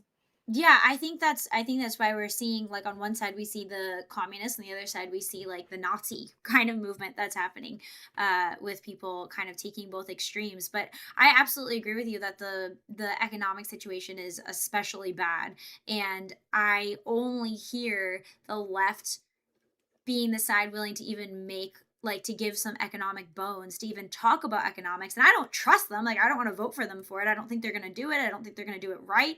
I think they're going to completely destroy the economy. But I am a big believer in taking responsibility for yourself and pulling yourself up from your bootstraps and all of that. But we also have a society to run with a lot of corrupt things that are going on that are making the system principally unfair, and a lot of fraud and tax loopholes, and employers having complete control, where I understand like businesses need to thrive and have an incentive to grow, and small businesses are important and all of that. But I think you're absolutely right about like the big rub there being is like Gen Z doesn't have financial mobility, you know what I mean? Even millennials, and Yeah. then down We from there. can't get higher pay in jobs. We can't move anywhere on this social ladder. And the boomers are continuing to stay in jobs and not move on or not move to different houses. And so that really just hurts us. And then we're told that we're super lazy, and these massive corporations like Disney own 90% of the whole everything in the US. And we're not doing anything to stop these mega businesses from having monopolies. And I'd like to see the right, and this is interesting because I was talking to Gemini, and I'll pull this tab up in a little bit, but it was kind of spit out with some back and forth, some right wing platform items that could be done to improve the economic situation without becoming like a communist nanny state, or without enabling Yeah. bad behavior. And like, I think it's important that we go about it in the spirit of capitalism. But like, if you think about something like Singapore, they have a really good public housing option, and it's like, we don't need to do, what is it, Section 8 housing, slums that only poor people get to be on the list for. Like, we could absolutely fund an infrastructure project of publicly built housing that anybody can qualify for. And the idea is simply to compete with the private market and say, okay, well, like, we can build it this efficiently, we can employ people, we can give them good paying jobs. Like, we're not Yeah, they could dictating. be, you could make it to where they're like first jobs, or it's something that you do in high school to get some experience into carpentry or something, or it's like a math elective that you could get, and then have these kids or have people in college for a summer externship, like building these houses and doing things and getting experience, and still building houses and doing things for people that are here. You could even make it mandatory that everybody does like builds 2 houses in their lifetime, not for themselves, but like they just build 2 houses. Like, you could make a thing like that. There's just like there's lots of ideas, there's lots of things that could be done. And as much Like, as part of your military training could be like, you got to go and help the community. that's an interesting idea. I just think there's like so many things we could do like that, where we could win back some loyalty of the younger people, because I think it comes down to like, okay, they might not like gay degenerate shit in their culture. They might not love having a bunch of foreign people in their country. But if you're looking at the average working person who is working 40, 50, 60 hours a week and living with a bunch of roommates, and can't get a spouse, or it has no prospect of having kids, or just simply like is burned out all the time, that they can't even think about that stuff because they're physically unwell from having to work as often as they're having to work for doing these shitty jobs, and being locked in where it's so hard to get out of a job without potentially going homeless. They're gonna probably say, sure, I'll take the 32-hour work week that the DSA is proposing, just so I can get a breath of fresh air, because they don't understand the implications of a communist order coming about. But I'm just saying, like, if we're trying to have any reasonable pandering to people's needs. Like I fear that we're not offering an answer of our own to the economic problems, and I think that's scary for the way they go. Yeah, I agree. Man, Americans will do the jobs, just not for the wages that people want. And you see these companies, these major companies. I think just recently it was Xbox who laid off like 3,000 people, and now they're applying for H-1Bs at like 5,000. And so you're For just sure. offshoring this money. It's more of the graph go up mentality, which is super frustrating because you're now beholden to the shareholders. You're not beholden to the people. I think what's really interesting is back in the days before we had the 40-hour work week, it was more of the Chinese work week where it's like 996, you work from 9 a.m. to 9 p.m. 6 days a week. But Ford came out and was like, actually, we're going to do 40 hours a week, but we're going to pay you the same. So the GOP, the Republican side, could do this. We could say, and I think that this would actually get us quite a few votes if we were like, yeah, we're going to put in place a 32-hour work week, but you get the same amount of pay. I was thinking about that too because things are expensive. I think to balance the business interest there as well, like, because if you think about like small businesses or like different sectors, I feel like it's hard to win it saying that it's going to be the same amount of pay for the less hours. But I think if we focused on how could we get people working less by making life more affordable, like if we paired something like a 30 or 32-hour work week with a single payer system as far as healthcare, or the government regulating hospitals and these medical industries from being able to hike up The hospital prices. things need fixed. The whole insurance companies Right. being able to tell the doctors what they can and can't charge is super frustrating. I Right. did like in Trump's first term when he said that he wanted to do an itemized bill before you actually have to go and do something medical, so that you can go around and actually doctor shop, which is very capitalistic. Yes, Because exactly. if one doctor says, "Oh, it's going to be 13,000," and the other doctor says, "I can do it for 1250," the first doctor that you went to is going to bump them down to 1250 if they start losing all this business. That's exactly right. And I think we can do it in a way where it's encouraging competition in order to bring down prices instead of, having to make everything government run. I think the government can act like the referee there and do these things that bring down other prices. The reason why I say that is because I fear, like, if we were to do something like a 30 or 32-hour work week and keep wages the same and not bring down other prices, I do understand like the legitimate gripe from some businesses. Like some businesses, I know people who work like more for corporate America will say like, well, I get all my work done in 5 hours, but they make me sit here for 8. And I think that's legitimate. Like they're not actually being more productive in the 8 hours. It's just like a relic of the past that they have to sit there for 8 hours, even if they can do their whole project in 5.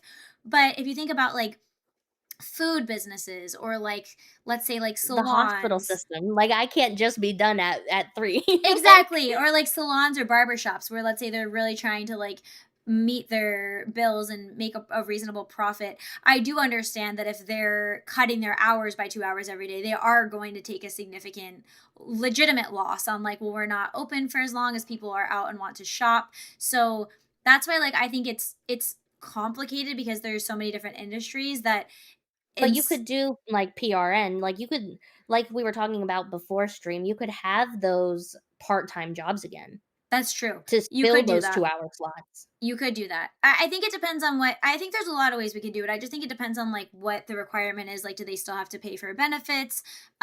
Whatever it is. But I think if we just really Well, if you're focus. part-time, you don't pay for benefits, you don't get benefits as a part-time. That's true. That's true. Yeah. I don't know. I just think something needs to change. And certainly if life were less expensive, then people could afford to take slightly less Well, hours. and like we were talking about earlier, the major corporations are the ones who are own most things, and so they get together with the other few people that own the things, and they say, "Hey, well, we're the only ones who own eggs, so let's raise the price of eggs." And then they all say, "Yeah, let's raise the price of eggs." And now with this these AI tags that you're seeing coming around, where they can just change the price of anything because you looked at an item for longer, because you've looked at that item 3 times this week. Yeah. because saw it's that. more in demand in your area. Like, that's ridiculous and gouging, and It it's is. a thing that people used to do a long time ago, and then we got price tags. The tag price was a thing that we had to make a whole legal system for, because there used to not be a price tag. People were charged whatever because the store owner said that that's the price. Yeah, no, for sure. And I think, there's, I'm pretty sure we even have laws on the books about them not monopolizing and coordinating. Isn't there a Yeah, we do, phrase but for nobody that? does anything. I know, exactly.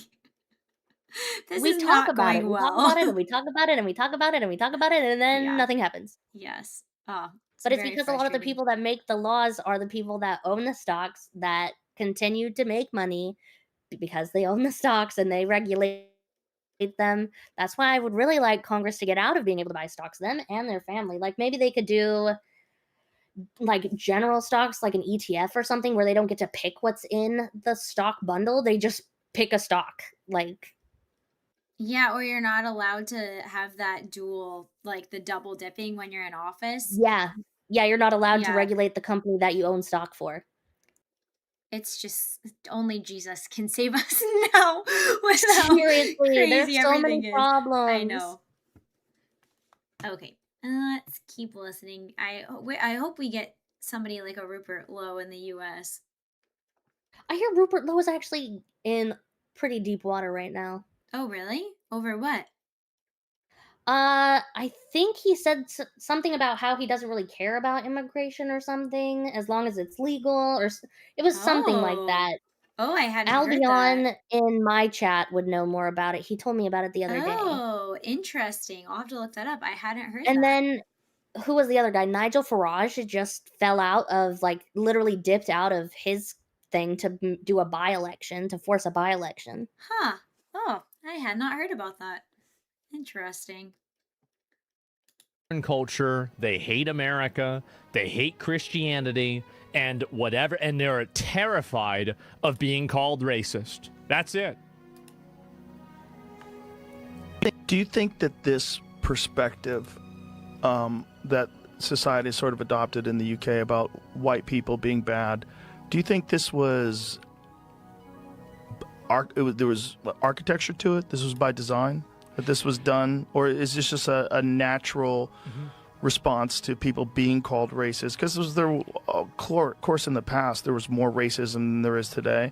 And people always want to point to that racism as, evidence of colonialism, evidence of whatever it is that happened in days past. But why in England do you think that narrative took hold so well? Because I think, Joe, to your point, that this post-war plan for multiculturalism, I think they realized that it was by design. They've got a problem. So part of it was probably infiltrating the universities and promoting these kind of ideas. It's almost as if, with the World Economic Forum, there's this view that the Anglo-Saxon nations have commanded and dominated too much of the world's resources, and there's Haven't done enough. almost like this misguided altruistic view that we should become more concerned with global welfare rather than the welfare of our own citizens. Well, it's also that there's another component to this too, where it's like the destabilized countries around the world are destabilized as a result of European and American involvement. And as a result from that, you need to be punished by allowing their people, their refugees, into the country. So like the original sin is colonialism and other forms of imperialism, and then the atonement is allowing the infinity refugees, right? That's Right, because we've allowed colonialism and imperialism to be framed as bad things. And so there's like this reaction now. Yeah, but it's really funny because they're on that same coin, right? That same aisle that these people are complaining that we need to let these people in. Those same people will say that the person that just came here today is a refugee and they're 100% a citizen, but my family who came here 500 years ago, 2,000 years ago, those are colonizers and they don't deserve to be here. Yeah, that's right. It is just a race war, and they're just trying to get the upper hand, I think. It is. It really is. And I think that that's what they're trying to do. I think they are trying to do a race war. And what's interesting is the fact that like if we continue to fight amongst ourselves, we never actually go after the people that are enacting the laws. It's kind of like a bread and circus thing. Rome said, there was a Roman, I think, or a philosopher. Someone said, give them bread and circuses and they'll never rebel. Yes, true. True. And what's interesting too is like these people want to act like we're so awful, like white people are so terrible for taking America and fighting the Indians, even though like the Indians were already fighting, like tribes were interfighting. We didn't fight with all the tribes. And also some tribes were like absolutely savage and like scalp people. Like it wasn't like, oh, the nice Indians that we came here and we just like stole their land Yeah, and it's a said get the fuck out. Disney-esque. It's a Disney-esque type of worldview. Yeah, and then the They saw funny Pocahontas and they're like, "Oh no, we killed Pocahontas." Yes, and the funny thing is, I recently was actually trying to get a doctor's appointment, and they told me I couldn't go to this one clinic because I wasn't of Native American descent, and I was like, "That's legal?" And apparently, which I think that's absolutely insane. I don't know how that's not a discriminatory law, but what's insane to me is like, oh, we're so big, bad, and awful that we allow Native Americans to have their own land, like reservations still in our country, and we pay them like federal money, and we do all these programs and set up doctors that only they can go to. Like, who else treats the lands they conquer Venatrix, like that? I have stories. In Alaska, we have native villages all over. And because they're such a minority and Alaska was their home place, they are considered Alaska natives. And they have like taxpayer funded healthcare, taxpayer funded school, taxpayer funded villages. They get a stipend from the reservation. And I worked at one of their hospitals. Like they try to only hire their own, but they still like will hire women most of the time. Okay, of course. And before, like my orientation was a week long in this place, which is crazy. Why do I have a week long orientation? Anyways, they're sitting there in like a sharing circle and they're like, we're going to go around talking about our culture, but white people don't have culture. So if you're white, you don't get to say anything. And I was like, huh? Oh my And they're like, we God. actually don't see it as free healthcare. This is mostly paid for through like Medicaid and Medicare, and they pay like a couple $30 out of their pocket. And I was like, okay, but Medicaid and Medicare is taxpayer funded, which means that it's free to you. So it's still free. And the people there that work there are all mostly natives, Native Americans or Native Alaskans, and they are super rude to anyone that doesn't look like them. They have their own cliques, they speak their own tongues, they complain the whole time about white people, and it's just really frustrating to be in that kind of environment where that's like totally normalized. That's crazy. And that's just like so insane, and that nobody would ever believe that. Like that's like a reverse Rosa Parks story. Like, no, Chione isn't allowed to sit in the sharing circle because she's white. Like, what the heck? Why did I disconnect? What is going on? Sorry, I disconnected. Can you hear me? You were talking about reverse Rosa Parks. Yes, how you got like, nope, we're done. Venatrix is bad. I'm so mad I left the chat. No, how you got kicked out of the sharing circle. Like, that's good that you're not native enough to sit on our land with us. How is that not illegal? That's crazy. It was crazy. It was such like an eye-opening experience. And then when you try to help them, they don't want you to touch them. They don't want you to look at them. They don't talk to you because their culture is different and they want another nurse. And I'm like, well, listen, I'm here to help you. And you're just acting so rude and nasty to me. Like, how do you expect people to treat you if you treat other people that way? And you expect me to like grovel or whatever? Like, I'm not doing it. Yeah, and they're the first to point the racist finger, which I often think doesn't even apply. And that's like the most quintessential racist example I can think of in the modern day, something like that. Yeah, it's crazy. I've worked for 2 of those hospitals. Oh my gosh, I'm glad you got out. Most of them have like 9 kids because they have all the free stuff. Oh my God. And then they have the nerve to say they're oppressed.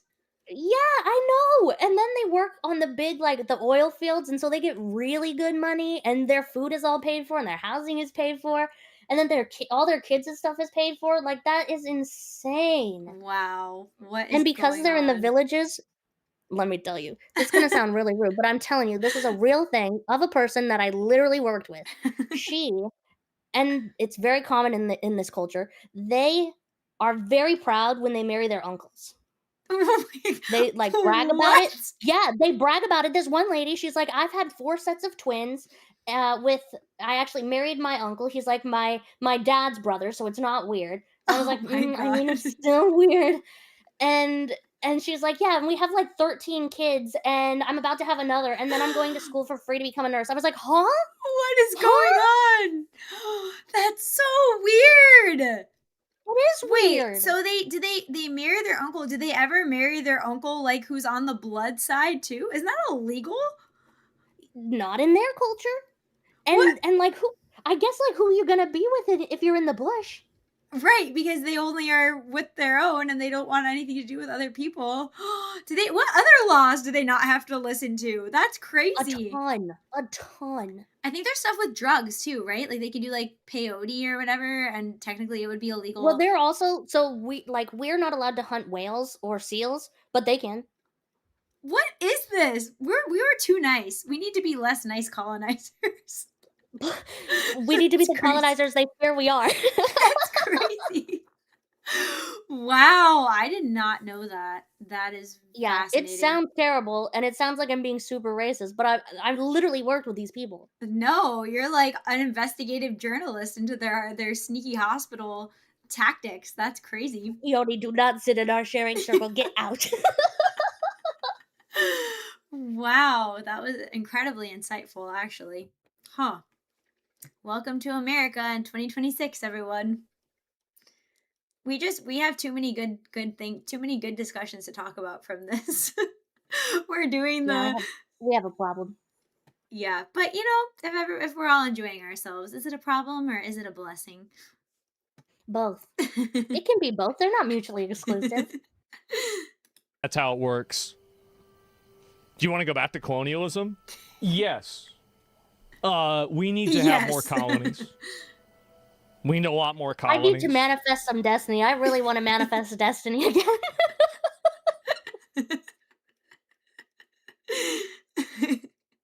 Chione for president, 2028. No, I'm a woman. Don't vote me. Which I totally disagree with.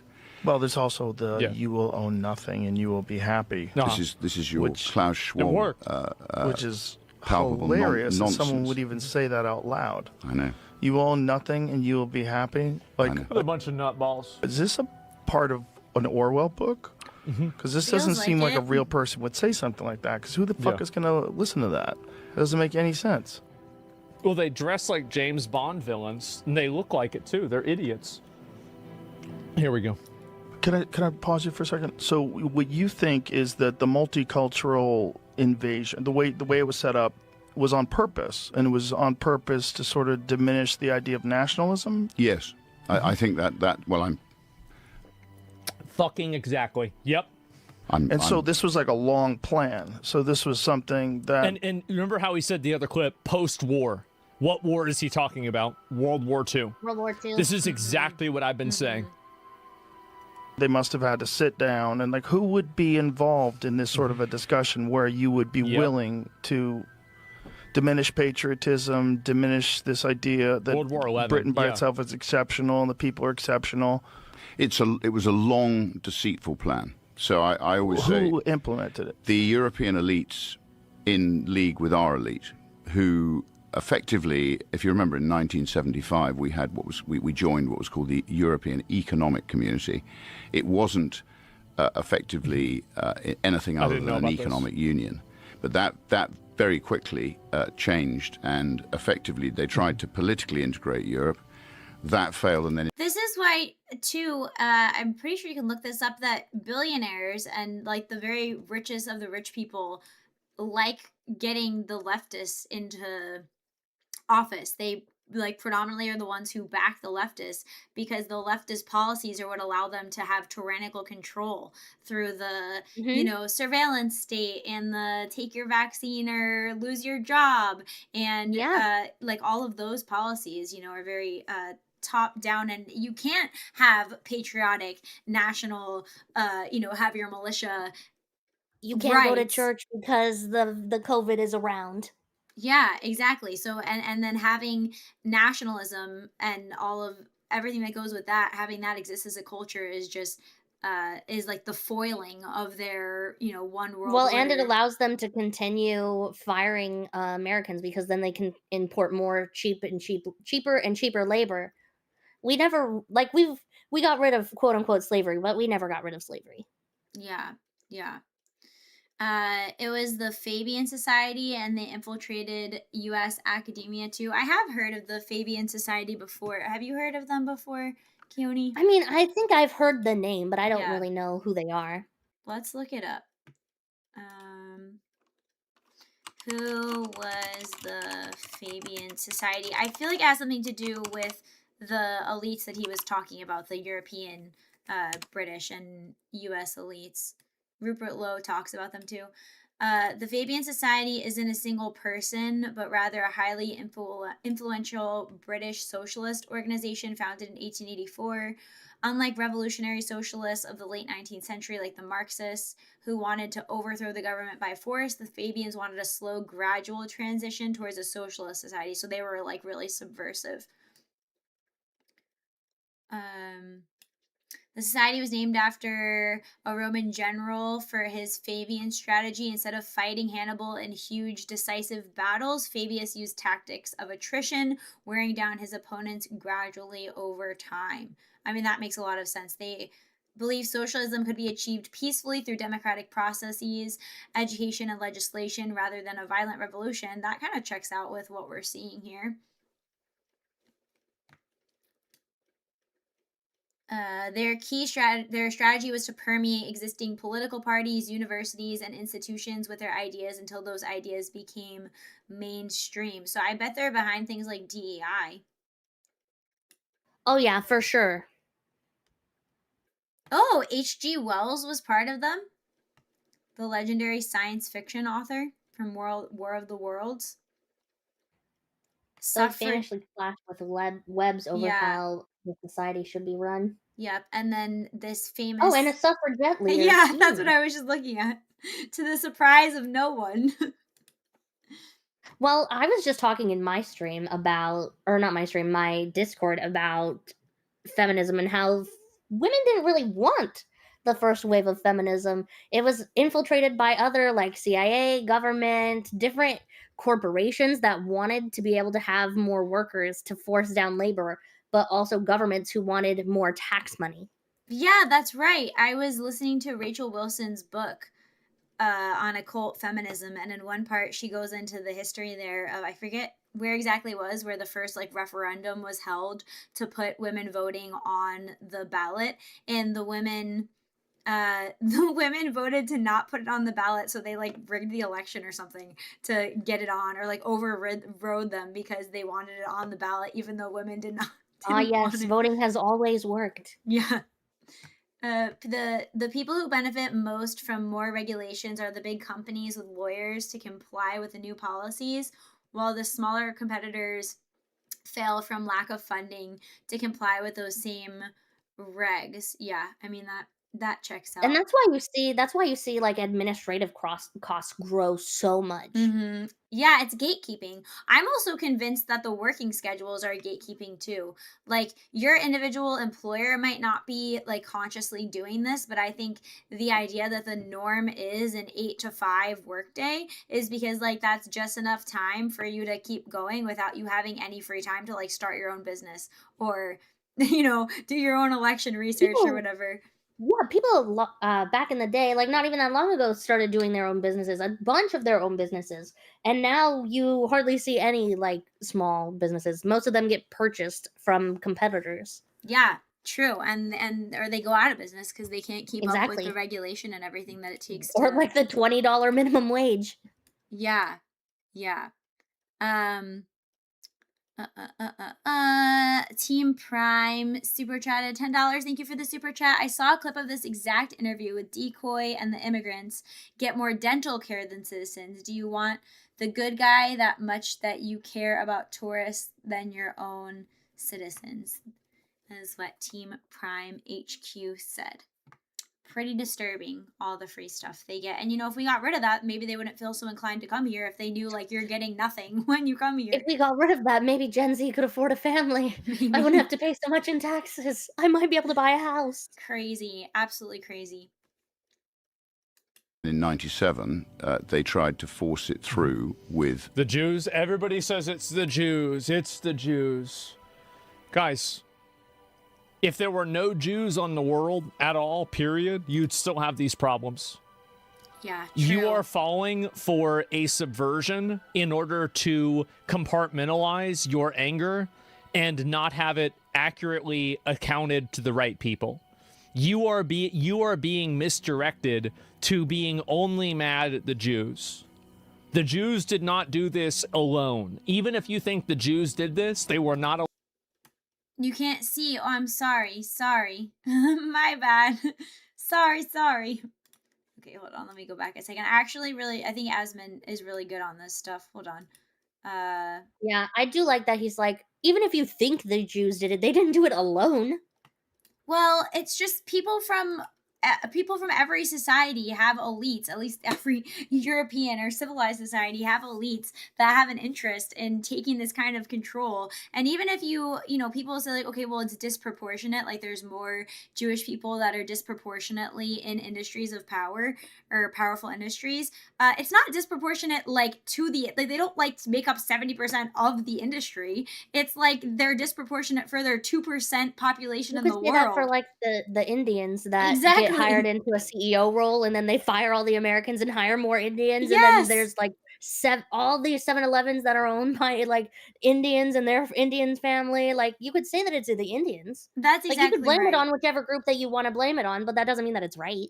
That's right. And I think it's also really weird when people act like, oh, like the Jews are the ones like enacting these communist ideas, like as if nobody else is responsible for taking on the ideas that they want themselves. You know what I mean? Like what you're telling me right now is that all leftists are Jewish. Wow, well, there's a much bigger population of Jews than I thought. Yeah, so I like the way that he's saying this, but like I wonder too, like well, let me play this part and then I have an idea. Europe. That failed, and then in 97, they tried to force it through. Where was it? You are falling for a subversion in order to compartmentalize your anger and not have it accurately accounted to the right people. You are being misdirected to being only mad at the Jews. I think that's also really convenient too. That's what I was thinking before. It's so convenient for these groups, for these elitists, like the World Economic Forum or like the Fabian Society, for example. Like I'm sure it's so convenient that you think that it's just the Jews doing it and not looking at all these elites that actually don't have public names or faces that are sneakily having their little, what was that movie? Eyes Wide Shut type rituals behind the scenes, pulling this stuff for their one world government that they want. Yeah. Thank you, Effective Cult, for using your Prime sub. The Jews did not do this alone. Even if you think the Jews did this, they were not alone in doing this. You need to look at this holistically. The introduction of the euro, so having failed politically, they tried to do it financially. That was my first. This is the biggest weakness right now on the internet for right-wing people and any conservative person, is that there is this fixation around blaming everything on the Jews rather than looking at any other factors that could have also caused it as well. And I think that this was deliberately given to, I think, right-wing people as a way to poison the well in the same way that identity politics poisoned the well for left-wing politics to prevent them from having any class solidarity. I actually really agree with that, because I remember like before I moved politically and I was more like of the left wing thought, I remember thinking the stupid identity politics were the biggest distractor from us talking about economic issues. But now I am seeing on the right that the whole blame everything on the Jews and it's all their fault is like such a convenient split for our side to, like I said, keep the elites who are doing this stuff in power and keeping us infighting and also like pointing fingers in the wrong direction. Oh, absolutely. I think that, like we were talking about earlier, bread and circuses, as long as you have something that doesn't point back to the people that are actually doing it, then you can continue doing what you're doing. Right. I think that we're being poison pilled with this. It's a red herring. Yes, obviously, there can be an issue of Jewish supremacy.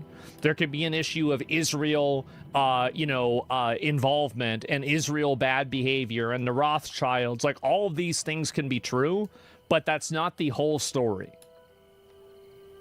Foray into standing as a member of parliament to fight to save the British pound, because once you lose your currency, effectively you lose your sovereignty and your national identity. Yeah. And our gold reserves were going to be shipped out to Germany, to Frankfurt. And we would have become a vassal state, part of the European Union. It would have been irreversible. But in the event, crazy. Thanks to Sir James Goldsmith, we secured enough votes. We forced the establishment to promise a referendum before they surrendered to the euro. Jesus. And it's like saying black crime isn't a problem because other races commit crime. Well, saying that, for example, like you have, like, for example, like, let me give you another parallel that's, I think, better. The reason why we have so many crimes right now is because the police aren't solving the problem. So if every single time that I said that, okay, well, we have so many problems with crime nowadays, and everybody in chat is like, oh, I know what to do. It's just all the black people. If we didn't have... and nobody ever says that way. Like, they might say, oh, there's a per capita difference, but I think everybody agrees, like, no, we just need to enforce the laws so that we deal with the per capita difference in crime. Yeah, or we need to fix the culture that is causing the crime. Like fatherless homes, right? You see people with a lot more broken homes are more likely to go to jail, more likely to do drugs, more likely to be violent. So fixing the culture is also a huge thing in order to fix all these crimes. Yeah, like enforcing the laws would have a backwards or a, what do you call it? Like an onward effect of improving the problems. Yeah, actually with black keeping the culture prisoners in jail, not letting them off. What's the quote? Innocence to the guilty is cruelty to the innocent. Yeah, that's right. How many black people, there wouldn't be any crime. Number one, no, that's not true. And even if there is a disproportionate amount of them, it's still not all of it. It's the people that are causing this to happen, period. That's, I think, the other comparison. Does that make sense? It's the judges. Yeah, it's the judges. It's the politicians. It's everything. And if you're just blaming one group of people, it's reductive. It's reductive, and it's deliberately reductive because the ideology and that fixation is designed with the intent of disarming you. It isn't. Yeah, because then if you take out any one group of people, you're still going to have the same problem. Be like, okay, I guess I need to look for the next group instead of like the root problem. Oh, I guess it wasn't the Jews. Right. And it's like, we don't just get to like test these things out on society and be like, oh wait, never mind. Wrong strategy. Disarming and limiting your awareness of this problem, and that is by design and made by your enemies. The people that are also saying that it's the Jews in Israel that did everything want to flood your country with people that will ethnically replace you and vote on ethnic blocks. Yeah, that's right. That's actually such a great point. It's the exact same thing. Britain's in bad shape, and yeah, and that's why you're here. And this is what we're talking about. Well, the rape gang. We've done. This is we've crowdfunded this. Okay.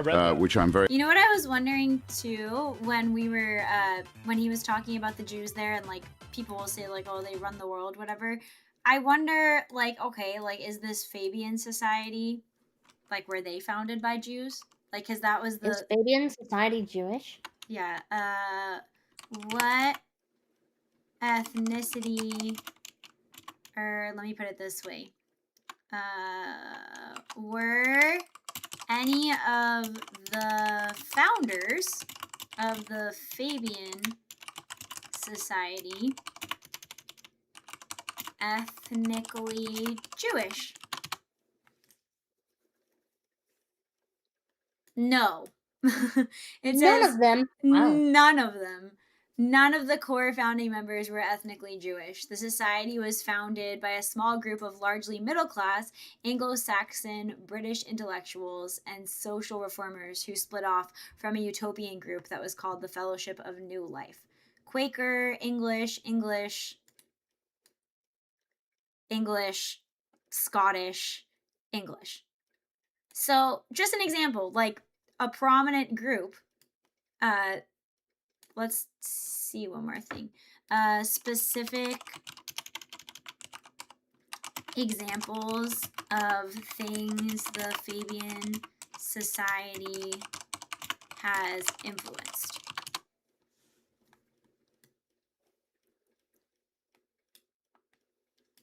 They created the NHS. That's actually kind of a big one. Oh, nice. Wow. So that wasn't the Jews. They created the NHS. The London School of Economics, Clause IV, and the identity is IV Clause 4, 4. and the identity of the British Labour Party. They didn't just start the Labour Party, they wrote its genetic code. That's crazy. This famous clause committed the party to the common ownership of the means of production, distribution, and exchange, so sounding pretty communist, started by British and European elites. They abolished the poor laws and workhouses. I don't know what that is.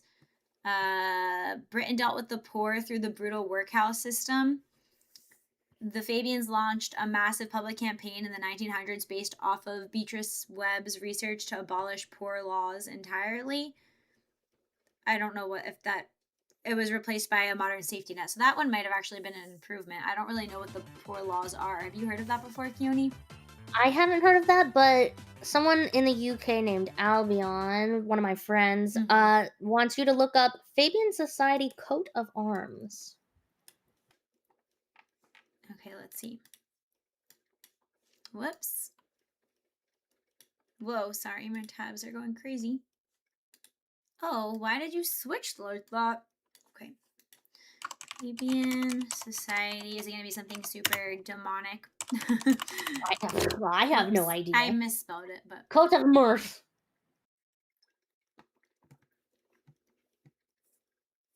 Is there a visual, though? Fabian Society coat of arms. Is there one on Wikipedia? It's Wikipedia. I have no idea. Yeah, this doesn't seem... Is it this one? Yeah, the wolf in sheep's clothing, it seems. Yeah. Oh my god. That's so direct. Yeah, it really is. That's crazy. Can't see your webpage? Can you see my webpage now? Oh no, you probably can't see my... Chione, can you see my webpage? Yeah, I can see your webpage. Can chat see my webpage? You got it. Okay. Yeah. Whoops. Uh-oh. Hold on. I lost it. Oh no. I had it. And nothing weird going on here, Venatrix. Nothing weird. Okay, got it. We must be getting hacked by the Fabian Society. Frick! We're They're in on into it. the mainframe. So, okay. Very happy to talk to you about, which I think... Just this title of that, Rape Gang Report. Yeah. The idea that there's actual rape gangs in the UK in 2026, and Is it being ignored? Is it being downplayed? All- Like, how all is the it being above. received by the media and by the politicians? Joe Rogan does a really good job of, like, he knows what the answer to this is, but he does a good job of baiting out these questions. Over there. Well, the history of it is that basically, as you probably know, Britain, after the war, decided they were going to play a part in Europe, a bigger part in Europe. Well, our elite did, the British elite. And to do that, they had to basically diminish the power of the nation state, and they had to head towards this European superstate, which is the EU, the genesis of which was obviously a monopoly. Why did they have to diminish the power of the nation to do that? Because I think Britain was a proud nation state. We with the American help, we'd won the war, and We did. we hadn't been invaded or conquered, which most of Europe had been. Based. So you'd had mass dislocation in Europe. Huge numbers of people had been Polish. dislocated and pushed French. all over Europe. And I think the socialists, I was in the European Parliament, so I spent a brief time as an MEP, a member of the European Parliament, War dead too. when we finally achieved, a kind of Brexit. We can talk about that, but it wasn't a proper Brexit. Oh yeah, I remember that happened. I don't even remember what happened after Brexit. Did they end up having Well- to join the EU anyways? I feel like I totally missed that. I know that they left the EU, but the way that it was supposed to be was completely disregarded, and now they're still pretty reliant on the EU. Like it didn't actually do what was intended. Yeah, the Yeah. people that, like, the laws that they wanted were superseded by different things that their government put in place. Makes sense. So I think the genesis of the rape gangs, going back to this, was the fact that multiculturalism was the order of the day. They wanted open borders. They wanted a multicultural society. They basically felt the nation state had been the cause of world wars, effectively starting with Napoleon. Then obviously we had the Kaiser, then we had Hitler. And I think they saw it that way, the Monets, the Spinellis, and the people who constructed the European Union. So You can see the logic, right? Is that, like, you know, you have a very, very strong nation state, it's hard to control, and it can cause a lot of problems. So we'll nerf everybody. Yeah. Rape That is gang what they report, did. which was your question, ultimately, the genesis of that is this multicultural invasion almost of Europe. Is trying to turn England into Jerusalem? Well, I think it's more than that, right? It's a lot more than that. Let me pull up some more of the clips on this too. I don't know if there's any more like how of we this. It's also a have his 2-hour game music in the episode. Oh my background. god, that's a long one. I I'm not try going to to watch have the music in the entire thing. I'll background. probably just be watching clips and highlights of it over the next few days. I'll find the other ones too. Give me 1 second. I just wanted to see if they had any highlights that were done anyway. Show us the highlights. Okay, there it is. If you want to check out I missed anything, yeah, don't worry about it. I'll go through it. Thank you.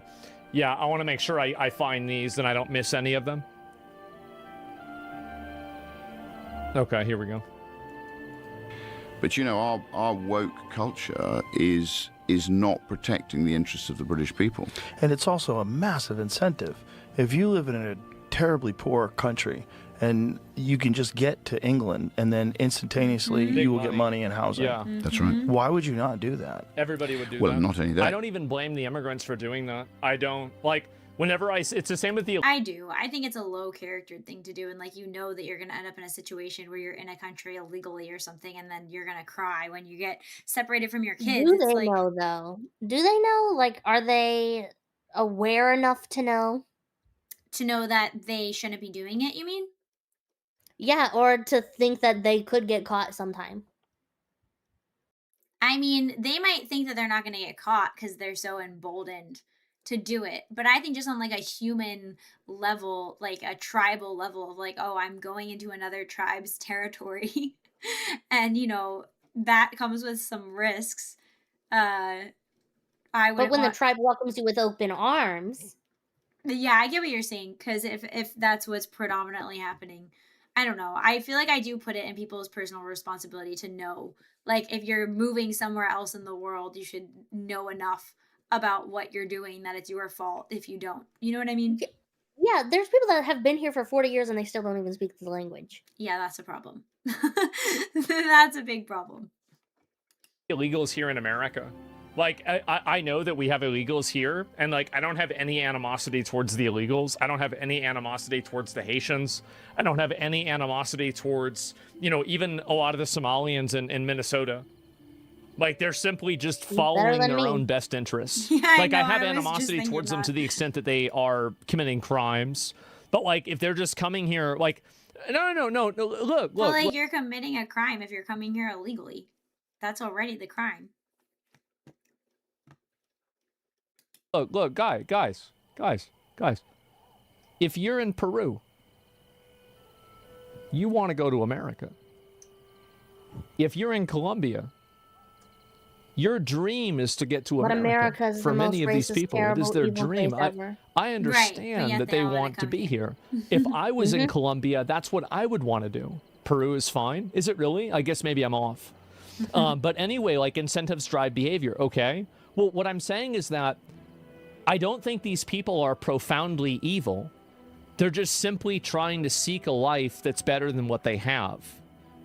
The problem is that we can't give that to everybody in the world. We don't have that many resources in the world to do that with. So we have to piecemeal and decide, who do we give these opportunities to and who do we withhold them from? Chione, we're about 16 minutes into this, and I'm just thinking about like timing. Do you want to keep listening to this, or do you want to like touch on the economic stuff, the Project 2029 and all of that, and then play? What do you think would be good for I think pacing? we touched on a lot of this, and I think we would have some pretty good discussions if we start talking about Project 2029, which I think is going to be really, I don't know, like influential, but I think it's good to talk about before all these elections start coming up. I totally agree. Okay, we'll leave the Asmon one there. And then I saw this article the other day, and there's also been stuff that's been coming out with the DSA. And this we briefly like talked about this a little bit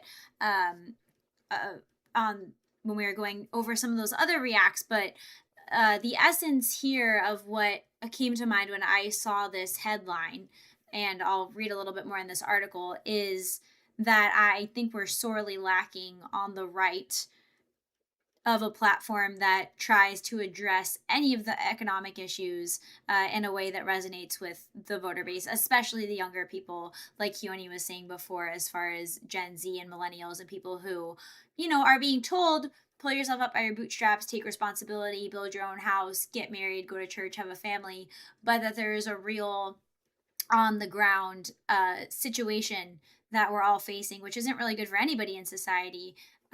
And, you know, I think even people who are very well off, like, it's not exactly fun to live in a society where you have to worry about getting your shit stolen or having people spit in your food or having, you know what I mean? Like, Yeah, did you terrible see that? workers and The spitting in the food one, man, bleh. yeah. Or throwing it in the trash and then giving it back to you. It's crazy. I actually had a few bad experiences during COVID with like getting delivery from like some disgruntled people that I don't even think I've ever gotten delivery since then. Like, I always go pick it up myself. Like, I don't know. I just haven't had a good experience. I know there are like totally decent DoorDash workers, but things are just so bad that like it's hard to not worry about, you know, like, are they going to spit Low in my trust food? societies. Do Yeah. you know what causes that? Multiculturalism. People that have different values than you. Exactly.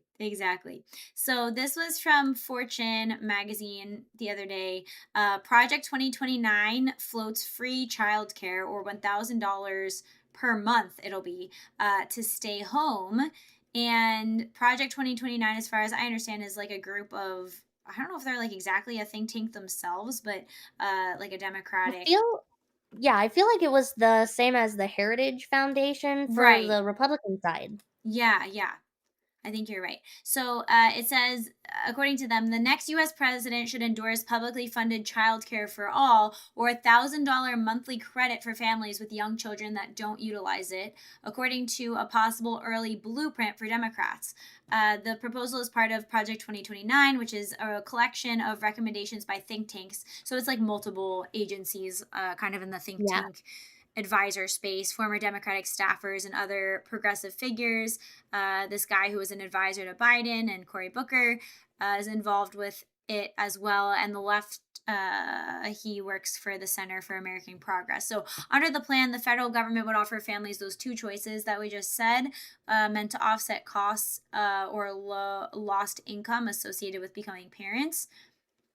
And it seems like you would be able to get it.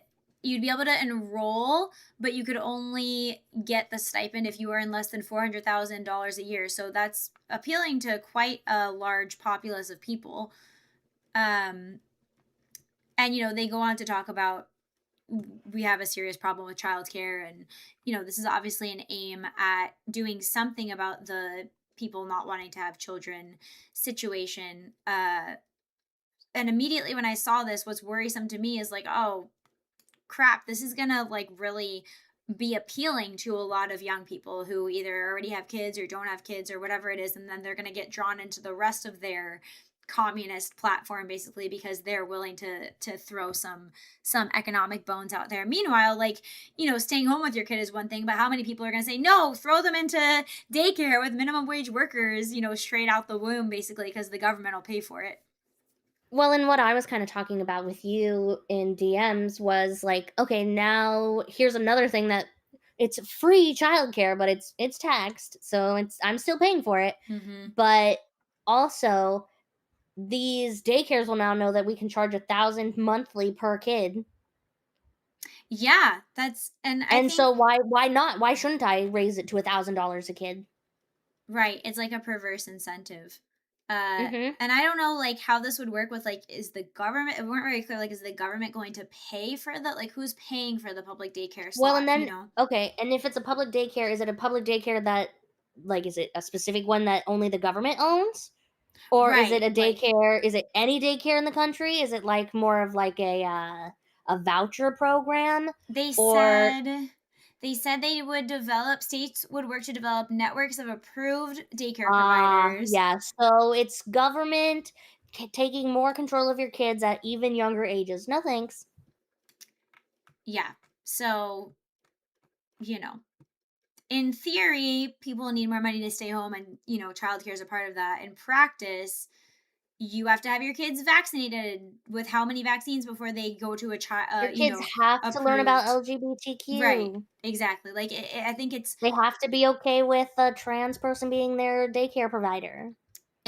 there's an economic incentive, and then on the other flip side of it is like, and here's what we're going to take for that. Like, we're going to give you this, but here's the control we're taking over your children and family for that. So, and then pretty shortly after, I don't know if it was the next day, Speaker Johnson sounds the alarm after the Democratic Socialists of America, the DSA, make their official platform. I think they leaked it.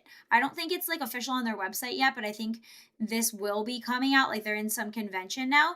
And the tenets that came out were, number one, abolish the Senate. Number two, give 100% of illegal aliens and non-citizens amnesty. Number three, replace the president and Supreme Court with a subordinate to Congress. And number four, defund and destroy the Department of War and our military. And I saw things about like no sanctions on other countries and stuff like that. So, Well, yeah, defund the military. That sounds like a great way to get invaded, murdered, raped, like all the things it does. taken over. Dober Bunny said, look up the Texas case where they let immigrant babies be stamped to Texas in one of those hospitals. Thankfully, it shut down. What do you mean stamped? Like, as if they're citizens? Is that what you mean? He said, the communists are inside the gates. It's time for all freedom-loving Americans to stand and be counted and help us defeat the madness. By God's grace, we will war on communism. And so I pulled up the DSA's website because this is what's pretty sneaky and sinister. This is their current platform. There's 3 or 4 pages here. And what they list here, unless you're somebody who educates yourself at all or knows anything about communism and what's happened before, these things are like largely appealing to the average working person. Medicare for all, if you're not thinking that deeply about what they're going to do with it, like the gender affirming care and all that, if you're just thinking, wow, my healthcare is a lot, you're probably going to be somebody that is enticed by that. College for all, like that's just creating more inflation here with like we don't need more people going to college to get useless degrees, and who is Well, paying for if you that? look at China, they have like college for all, but everybody has degrees and they can't get jobs that aren't factory work. Right. When everybody has a degree, nobody has a degree. Right. And housing for all, establish universal rent control and the guaranteed right to counsel for all tenants. Like there's a way that I think we can do public housing, like we talked about before, that could be good. Obviously the fight mass incarceration, that's just going to make all the crime go rampant and have even more of a dangerous society than we already have. And then this is the same thing, expansive paid family leave for all workers and free public universal childcare and pre-K. So kind of the same thing with the Project 2029 as far as childcare. I also have to say, Chione, I don't know how you feel about this, but I used to be like, we need to have like a year or two off for like maternal leave or parental leave if you have kids. But the more I think about like the reasonable thing to do, it doesn't seem reasonable to require businesses to have to pay for that when it's like a family problem that we don't have the ability to have women stay at home for a year or two once they have babies. You know what I mean? Like that men can't get paid enough to be able to do that, or that housing is so expensive that, you know, you can't even live intergenerationally. Like what are your thoughts on when it comes to like a woman being able to take time off after having a baby? I think that we should definitely make it to where women are able to have time off for, having a kid. It's really hard on your body, especially if you have to do like a C-section or you have an emergency that happens during the birth or delivery. I have always kind of wanted something like that where you're able to have time off. We're one of the only countries in the world that doesn't have paid maternity leave, which I think is strange. But maybe like a year or two is like, that's a long time. I Yeah. would like that kind of time with my kids, but I think that also works pay for you to go and have abortions so that you don't take time out of work. Yeah, that's a perverse incentive. Yeah, I think that's the thing of why I feel like it's a lot of time. Like the reason why I say a year or two is because that would be something that like a family is able to accommodate, but would be a big ask for work to accommodate. Although I think there is at least like one European country that gives you like a year off after the I kid. swear it's Germany or France. They do like 2 years. Yeah, and I think my thinking behind that is like, well, if you breastfeed, technically like the first year is essential. And then, you know, like if you listen to Jordan Peterson about early child development, the first 3 years are like really important, that the child is with the mother and spending time with the mother and developing all of those social emotional and like attachment skills and all that. But you know, I don't necessarily think it's reasonable to ask a workplace to do that. Maybe there could be a shorter leave that, you know, if you want to stay at your job, is like kind of like a medical leave. But that's why I kind of think, you know, I Well, I know that don't, we have FMLA, but the FMLA is unpaid. which is also like complete bullshit. Like, wait, that's not helping me. Like, you know, if I get sick, like, okay, congratulations, you can keep your job, but oh, you're not gonna be able to have any income, even though like you can't work right now, you know.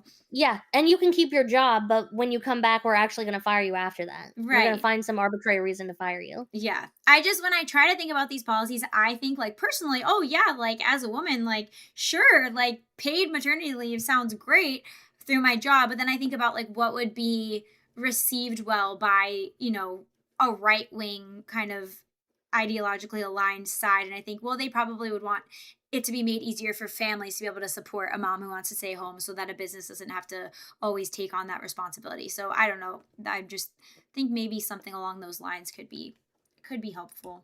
I also really don't like the end the war on drugs thing that they have over here. The treat drug addiction as a health issue and not a criminal one. If you treat it as a health issue, which it is, but if you treat it that way, they can decline getting the treatment, and then you can't, like, some people will only get off the drugs if they're away from the drugs. Yeah, I agree. So like sometimes being in jail is what's best for people that are stuck on drugs. Yeah, You should have medical intervention while they're in jail so they don't like withdraw terribly, but I think it should be primarily a criminal issue, and we can do like forced rehab.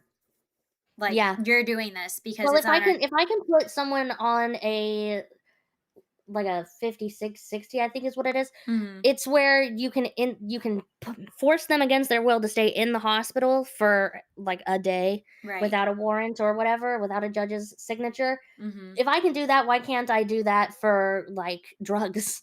I completely agree. I think people who are drug addicts and strung out on the street, and even if they're not doing anything violent, just like selling drugs, being on the street, being a hazard to society, being out of their minds, yelling at people walking down the street, like, no, that's a criminal issue, and we're going to force you off of this. And, you know, you're going to Some of them even have their kids on the streets with them. I know, which is like, how are the kids not being taken away? How is that okay? But they'll take your kids away if you homeschool them. That's right. And so this page for me was like, okay, like this is pretty expected, you know, whatever. And then the next slide of their platform, I'm like, okay, well, this is also going to appeal to a lot of people. The 32-hour work week, this is kind of like what you were saying before, with no reduction in pay or benefits. And, you know, if I were somebody who wasn't very politically educated or like thought about these things on a regular basis, then I might be like, okay, like, I don't really care about the rest of the platform. I'm struggling at work. This is too many hours, whatever. Like, I'll vote for them just based on this. And, you know, what is the right wing counter to that? What is our solution to people being overworked, especially who can't have families or have time to raise their kids? All that.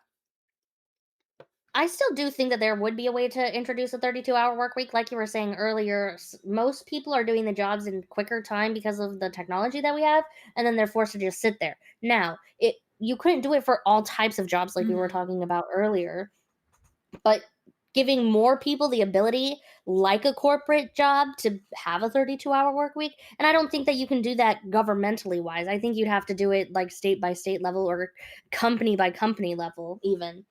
I think that would give people more ability to go and have those kids. And maybe you could do like a tax incentive program. Maybe you could do like a corporate tax incentive for shorter working hours, and you don't have to demand that they do it. Or like a payroll tax cut or something for them. Right. Or even, you know, maybe you pair a tax cut like that with a government jobs program that pays you for 32 hours a week for some things that we need done when it comes to like infrastructure and housing or whatever. And then you're creating a natural competition where people are going to be like, okay, well, I'd rather go work the government job if no other job will offer these kind of hours. And then it would kind of encourage corporations to have to compete by saying, okay, well, we need to offer a shorter work week if we want to pull people from that. That's what they did with Ford. Ford was like, hey, we're going to do a 40-hour work week instead of the 996, and they were flooded with people who wanted jobs. And then here's the 40-hour work week now that we're still in. Right. And, you know, like before the 40-hour work week, people would have said, that's crazy. Like, how could we go to just 40 hours? And like, it's fine. They're like you, Venatrix. They're like, no, how could you do 40 hours with the same amount of pay? Yeah, no, that's actually, it's a good point. You know, like things do change and we have to adjust. So, you know, yeah, I do think there's some way we could do it. Yeah, and then, you got to get one company to do it first. Yeah. And then union power. I mean, I have no problem with people like organizing grassroots wise, but my personal experience with the unions are that they're super corrupt. Yeah, they take a lot of money. If you look at the Hollywood unions, right, they take a lot of money from the people that are in the union, and then they don't actually make good deals for the people that are in the union. No, I think they need to be like a decentralized thing. Like you don't get to be like this overbearing non-for-profit like mega corp of a union, and it's more so like just people at a job are allowed to get together and organize and, you know, have to have their case heard on behalf of the staff. Yeah, it should be more individualistic, like you said. It shouldn't be it shouldn't be centralized, like you were saying. My boyfriend used to work in Hollywood, and so in order for him to continue working in Hollywood, which he doesn't now, but if he ever did want to in the future, he still has to pay the SAG-AFTRA union fees. Otherwise, he will never get cast for anything. That's crazy. So it's not even an option. Like as a teacher, you can decide if you want to contribute to the union. You're saying to do it at all. You're mandated to have to? Yeah, That's and crazy. if you don't pay the union fees within like a certain number of years, you're no longer going to be sent out for casting roles through anything that does SAG-AFTRA. Wow, I did not know that. And then the Green New Deal obviously is going to be a disaster where they're going to try to fine you for using your air conditioning and for having, you know, a Eating meat. gas car, eating meat. Exactly. So we definitely don't want that. Tax the rich is, I think, a complicated thing because I have no problem with us closing loopholes like we're talking about before with, you know, the big corporations who have become monopolies, the price gouging, and all of that. But, uh, you know, I don't think we want to punish people. Like, I don't think we want to literally just take all of the money from the capitalist rich and transfer it to the communist rich because I feel like that's what happens in these situations. I think we should be Well, and then trying. are they cash rich or are they asset rich? Because that's way different. Yeah, that's a good So you question. tax them and all their money is in like housing. Right. Well, Are and are you that going to go take the houses? that's why I think we should be doing something when it comes to that. If we try to cut fraud and we try to deport and we deport illegals and we, you know, cut things like that that are already happening and we cut the welfare state and we need more money, then I think okay, look to tax loopholes, look to laws that are already being broken. But ultimately it's like kind of comes down to like a similar thing like what FDR did, which is like okay, like ultimately like this is the society that you all are living in as well, like these very wealthy people in our society, and that's great that they create jobs and there's an incentive for them to get that rich, but I guarantee like they would still be incentivized to get super rich even if they had to pay like a little bit more in their taxes. And so it's like, do you want to part with some of it I to think keep the they already society pay running? 52% of. I think What they already pay one of the highest amounts of taxes. Let me see if I can pull up something on that. I'm not sure exactly what it is, but I know sometimes people I think will say that they pay a certain rate, but the idea is like they only pay that rate on a certain amount of money over a cap. It's not like they have to pay that on their entire earnings, if that makes sense. I don't know exactly what it is though.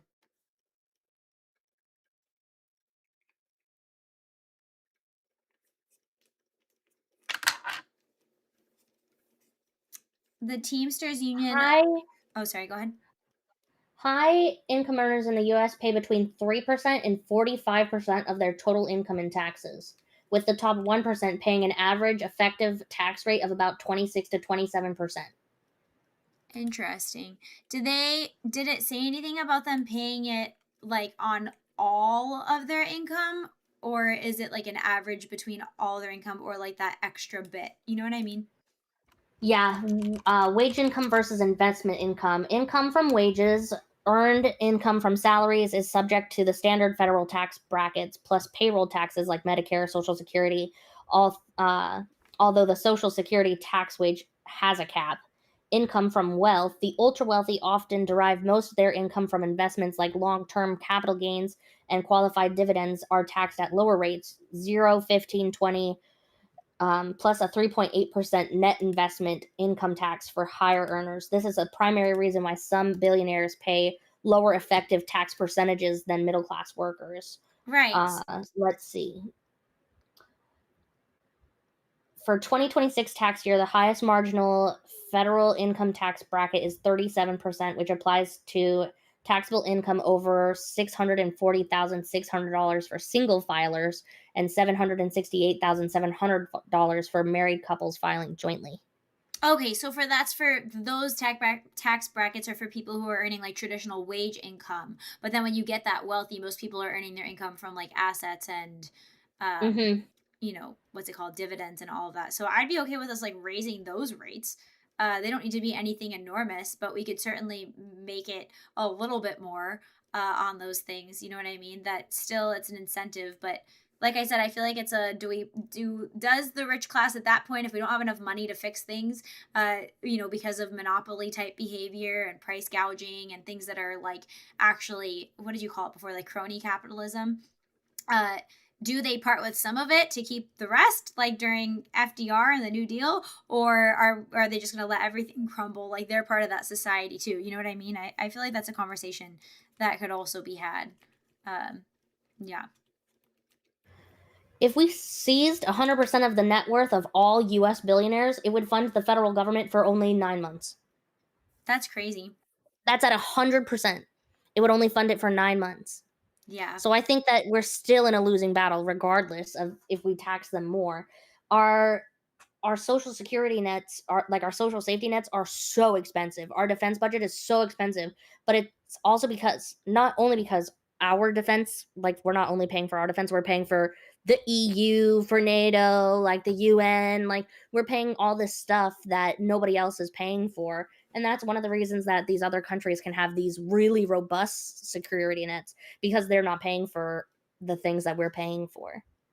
That's an interesting point. Yeah, I think that's why these things can't be like singled out, because yeah, we need to definitely like let's cut out the whole welfare state basically as it is and see how much money we can get back from that. And these other things that we could do that are kind of like on the positive end of creating more jobs or creating housing and being able to kind of bring costs down rather than just take it all from people who already have it. I don't think that's going to go over well. Well, we also used to be more for the people. Like companies would pay their employees more if they did good at work. And now it's more you're only going to keep being a good company and keep getting paid as the CEO if you're beholden to the stocks going up for the stakeholders. Mm-hmm. Mm-hmm. You have to make the investors money, otherwise you're not doing your due diligence and you can actually be sued for that. So I think we need to remove that incentive to just like keep money going up, because that also incentivizes a lot of this subscription model stuff that we're seeing. Because how can you keep getting more money if someone only pays for something once, if you don't license things out, if they're not in subscription? How can you keep things going up? Yeah, that's an interesting point. I wonder what we could do when it comes to the shareholders, because aren't they also like shadow? Like they don't have their names, like they're not elected by anyone, the shareholders. Like I wonder if companies started having their workers who've been there for a certain amount of time, like elect the share. I don't know how you would do that though, because aren't shareholders the people who buy the biggest share The in the stocks. company? Yeah, Right. So yeah. I So don't I know have what. stocks in some places, but and I can vote on like some people, but like we were talking about earlier, do I have time to look into the people that I'm voting for? No. Right. Yeah, it's complicated. Yeah, and then with the stocks, they do have their names on stuff, but they're also like with multiple different other companies that are Mm-hmm. they're on the tops of the stocks over there too.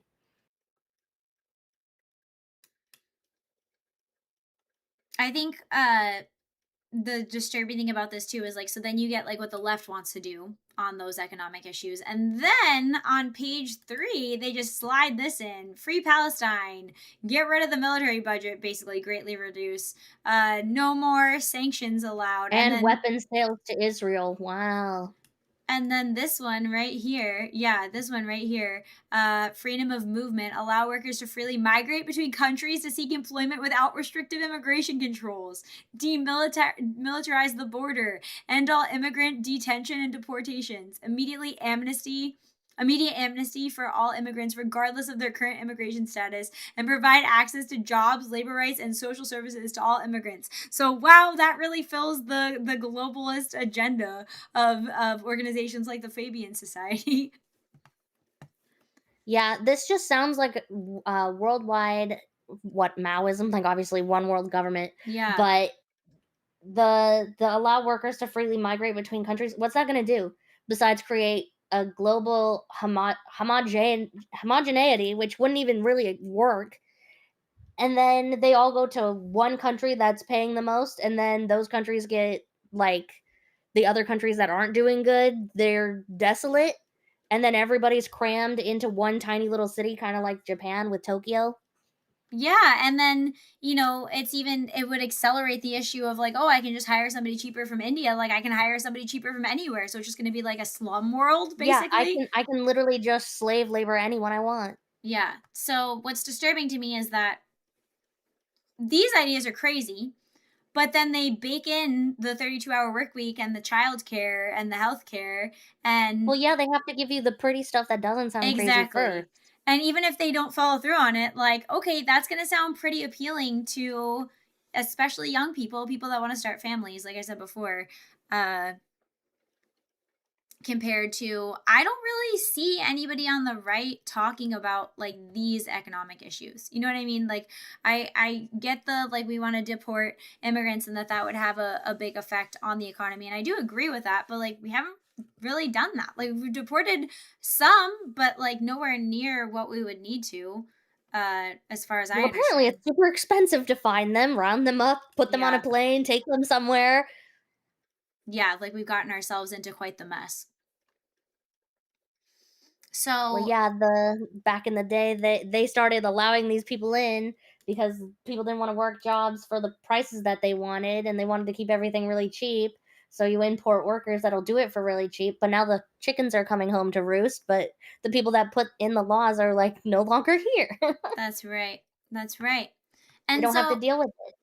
that's right. And now they kind of got what they wanted because it's a shit show because of those decisions. And so I got this list from Gemini. I thought it was interesting and we could look at it. But like thinking about, sorry, it's kind of small, but like, you know, not even that somebody would need to do all these things, but thinking about what would be like a right-wing way to deal with some of the economic issues without having to become like a communist nanny state. And so I'll just read some of these, and Chione, tell me like what you think. I thought they were kind of interesting. The family wage premium, corporate tax incentives for companies to pay a premium to married workers with dependents, making a single income viable. I would love single income again. I just want to be a stay-at-home wife. And then front-loaded marriage benefits, elimination of federal income and payroll taxes for married couples for the first 5 years of marriage or upon the birth of their first child, to incentivize people having families. Maternal stipends, direct financial stipends for married stay-at-home mothers with children aged 0 through 5, funded by cutting federal subsidies to university endowments, which I kind of like please. that's where the money would come from, right? Yeah, I would actually I'm okay with that one. Right.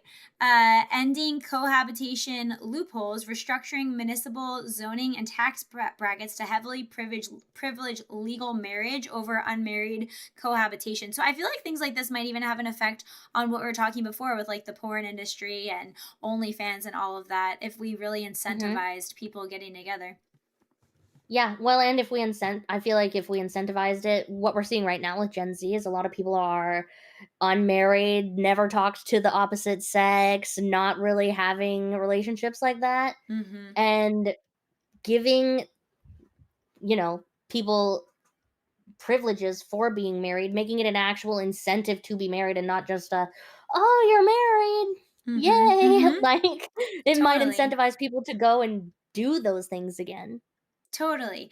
And then this was like legal protections for, you know, things We we do have. need to abolish no-fault divorce. Yes, I love that. Abolish no-fault divorce, ending unilateral dissolution. Divorce requires legally proven fault, abuse, abandonment, or infidelity. Unilateral filing without fault results in forfeiture of asset and custody claims. So your wife can't be like, I want to sleep around with somebody else, but I'm going to take alimony. Like, no more of that.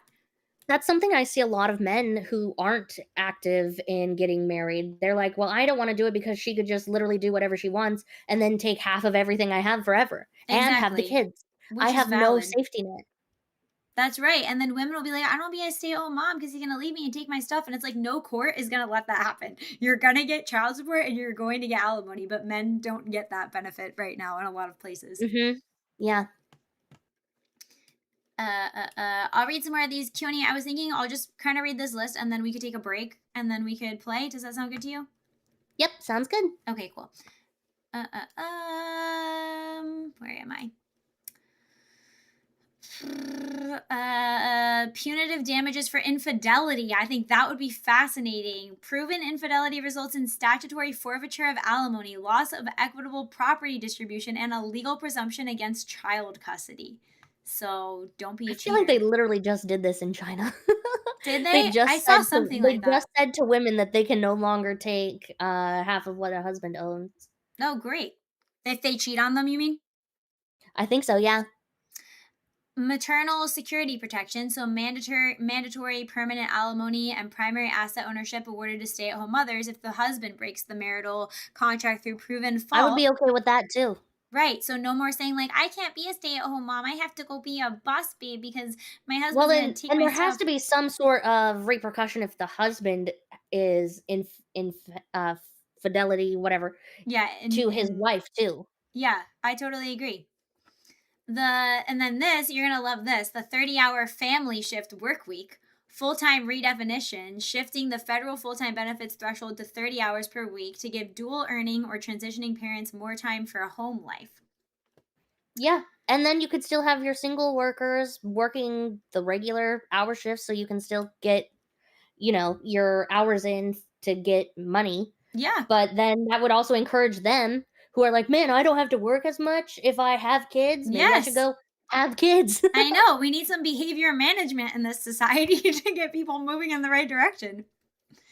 And accelerated overtime, mandating overtime rates past 32 hours to discourage corporate overwork and incentivize the hiring of more workers. Yes, we do not have, we're constantly understaffed all the time. And they're just okay with it. That's crazy. And so that probably leads to like longer wait times for appointments, right? And like people having to, yeah. Yeah, it makes for worse patient outcomes. So, like, I have to do vaccines, blood draws. I have to also do their vitals. I also have to room them. I have to run the labs. I have to collect samples. And then I have to call the labs to make sure that they're picking up the samples. I have to go and I have to spin them down. Like, I have 17 million things I'm doing. I have to call pharmacies to make sure that they got a medication. I have to refill medications. I have to look at charts. Like, I am doing 17 jobs, and I am only one person. I'm going to fail and mess up so many things. And, like, these are people's lives on the line. It's serious. Yeah. That's why, like, when people try to say, it's about productivity, it's like, no, it's not, because we're past the point of now we are less productive because we're so overworked and understaffed, like in your situation all the time. The burnout is high. It is. Parent shift tax breaks. Corporate tax credits for businesses offering flexible scheduling, for example, school hour shifts that line up with school to accommodate mothers re-entering the workforce. I like that idea. Me too. And then this could be something done through the government, a work to learn mandate. So corporate tax rates tied to the creation of paid entry-level apprenticeship tracks that hire underskilled college grads at a living wage while training them. So no more like unpaid internships kind of culture. I hate unpaid internships. I had to do 180 hours of unpaid internship. Didn't have a job because I was doing intern, which is at job hours. Right. And I couldn't eat until I was done doing that, and then I had to find a job. Like, that whole 180 hours, I had nothing. That's insane. How is that not illegal? Degree to trade debt swap. So federal absorption of student debt only upon completion of high demand trade certifications or corporate apprenticeships, funded by taxing elite university endowments. I like Let's go. the funding from there. And I know, like that's different than saying, okay, we'll just forgive all student debt, but to say, okay, well, we're going to take on that because it's going to be a societal investment in these specific high demand trade certifications, not just like your gender studies degree. What if you were a mom of 5? Would they do that same thing? Do you mean for each of your kids? No, I mean, if you're a mom of 5, like you have 5 kids, would they also do the degree to debt swap? Oh, I don't know. Like, would they also agree to a debt? I'm having 5 kids. Yeah. That'll be 5 more workers. That's an interesting question. The mother debt relief program. I do, and I've talked about this a lot. I really miss when you could do a job, learn a job, and then move up.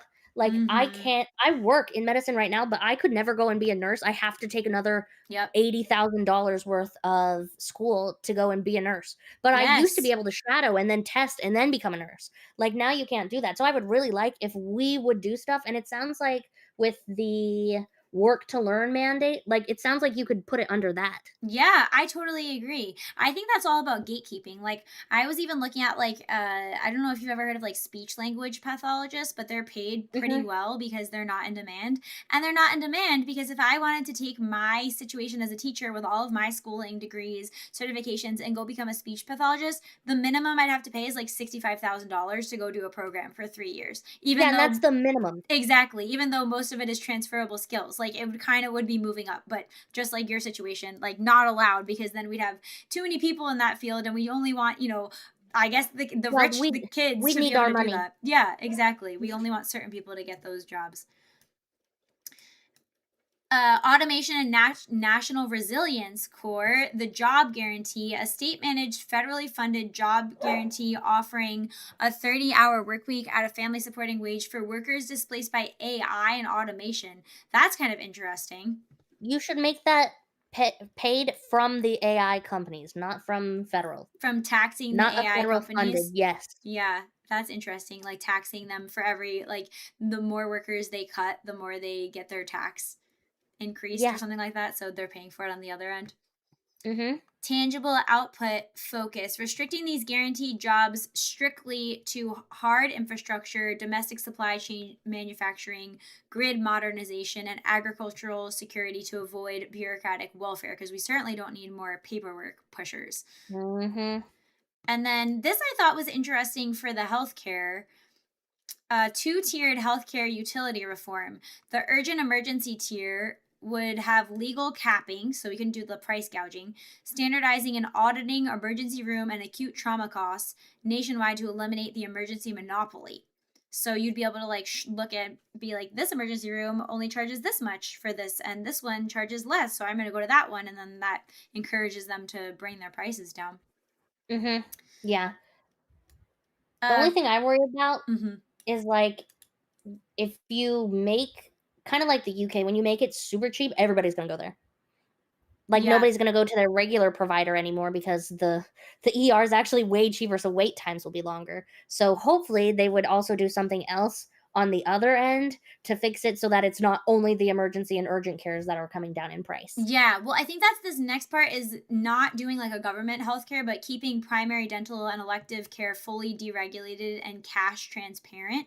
So same thing, like you have to go to your doctor's office and it's a menu versus now, like you call and I'm like, how much is that appointment going to be? And they say, well, I don't know. If we contract with your insurance, then they might negotiate with us. And I say, well, when will I find that out? And it's after you go to the appointment and then they send the bill and then they get the bill at the insurance company and then they say, we want to pay this much or we don't. And like you literally don't know what it's going to cost. Well, and the insurance companies also regulate what medications you can and can't have. That's right. And your doctor's like, oh, well, you really need this medication. And then your insurance company is like, well, they haven't tried medication ABC first and they haven't had surgery X and we don't really think that they need it. And then because we do prior authorizations, you call and you do the appeal and the person that you're talking to, you're like, yeah, well, they need this heart surgery. And then they say, well, we determined that they don't need a heart surgery. And it's like, okay, well, are you a cardiologist? And they say, no. And you say, where do you work? And they're like, pediatrics. And you're like, no, why are you even looking over this case? That's ridiculous.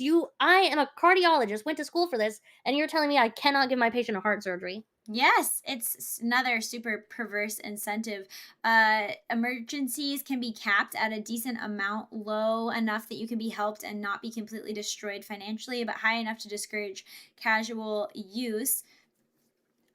Says Cher, I agree with you. I think that we could even make it so if you used an emergency room in the situation and you weren't having an emergency, then you have to, I don't know, pay a fee or something. Like pay an extra fee. It wasn't actually an emergency that you needed it for. Something like that to discourage. Yeah, maybe you pay like 50% instead of it being covered. Right. And then Patriot Public Option, a lean federal catastrophic insurance fund for unexpected life-threatening emergencies funded by cutting administrative waste and removing tax exemptions from monopolistic hospital conglomerates. So once again, it wouldn't be taxed. People wouldn't be getting taxed for this. It would come from waste and removing like Doge. Fraud. Exactly.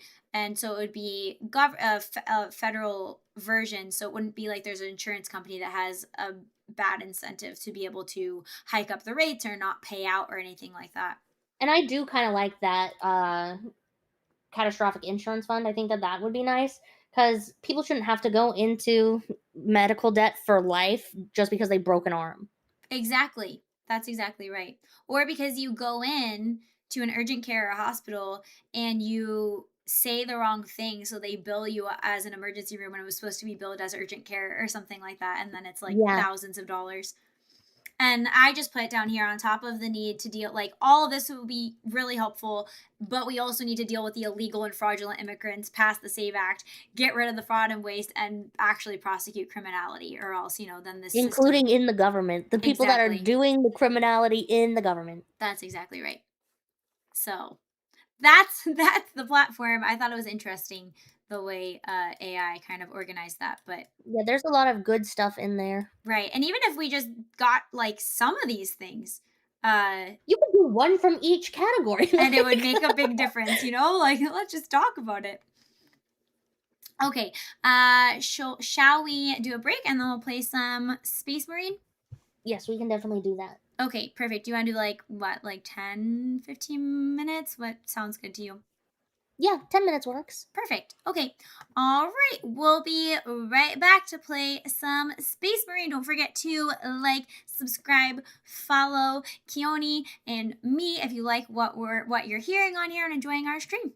We will be right back. Hold the line, boys, ring the bell. Down where the old stone stories dwell. Clang that chain and strike that drum. The wolf of freedom has finally come. Dum dum dum dum dum dum dum dum dum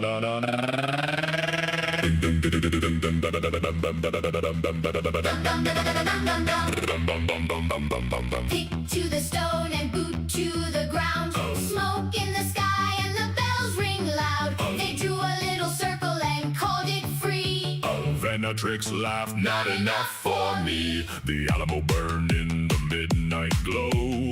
Tyrant ghouls came crawling low. Black coats, dead eyes, rotten pride. Then purple thunder split the night. Remember the wall, remember the flame, remember the voices they tried to tame. Good morning, America. Raise your hands and sing. Like comments, be free. Let the liberty bells ring. Good morning, America. From the ash and the stone, Venatrix stands laughing. the Alamo is home. Jingle bells, freedom yells, schools got blown away. Oh, what fun it is to fight for speech on public clay. Hey! Heave ho, the rubble rolls, raise the flag with a cannon toll. She kicked down fear with a wolf girl grin, said y'all picked the wrong place to begin. Claws went bright and the pistol roared. Purple fire from the freedom sword, not a sword, it's a gun, don't get it wrong. Keep that weapon on model in the song. Free, free, free speech zone. No, not alone. So. Remembers. Rise from the embers. Good morning, America.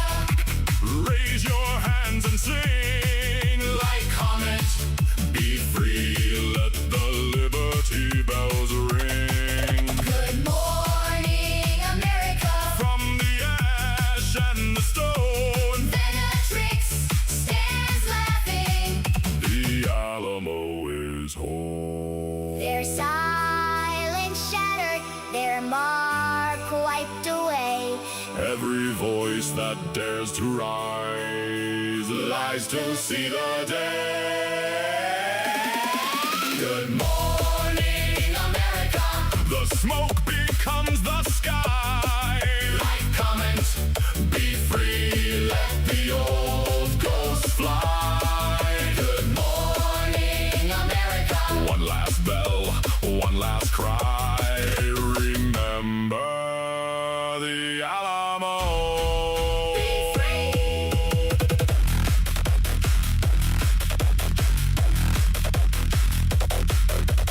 Boom la la la la la, boom la la la la la, boom la la la la la. Be free.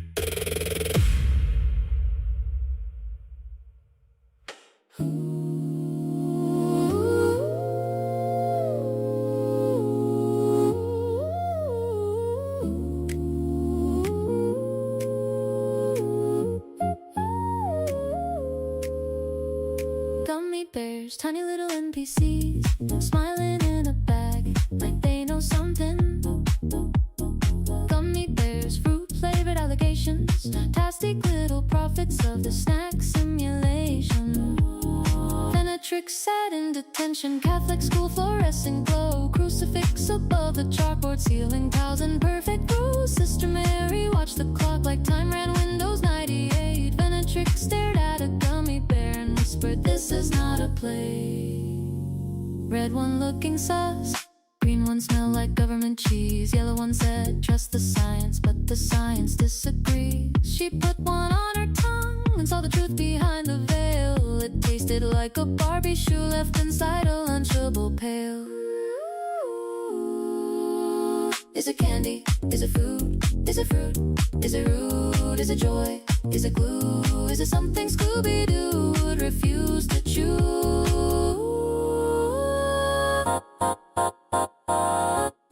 Plastic Barbie shoe, fruit flavor lies, little chewy avatars with soulless little eyes. Plastic Barbie shoes, gelating deja vu. Venatrix saw God and said, "Bestie, this won't do." Ooh, fruit flavored shoe.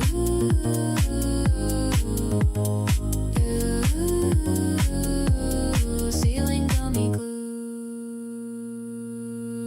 She said, "I study Plato's cave, and brother, this bear is the wall. A shadow puppet snack attack with no real fruit at all." Nietzsche stared into the bag stared into him too. Then the gummy said, "Live, laugh, love," and he said, "God is dead, but who?" Sister Mary turned away, the silence split in two. Venatrix prepared the ritual that only legends do. One flick and it launched like a rocket in the sky, a wet little meteor doing numbers on the fly. Plastic Barbie shoe, fruit flavored lies, little chewy avatars with soulless little eyes. Plastic Barbie shoes, gelating deja vu. Venatrix saw God and said, "Bestie, this won't do." You, fruit flavored shoe.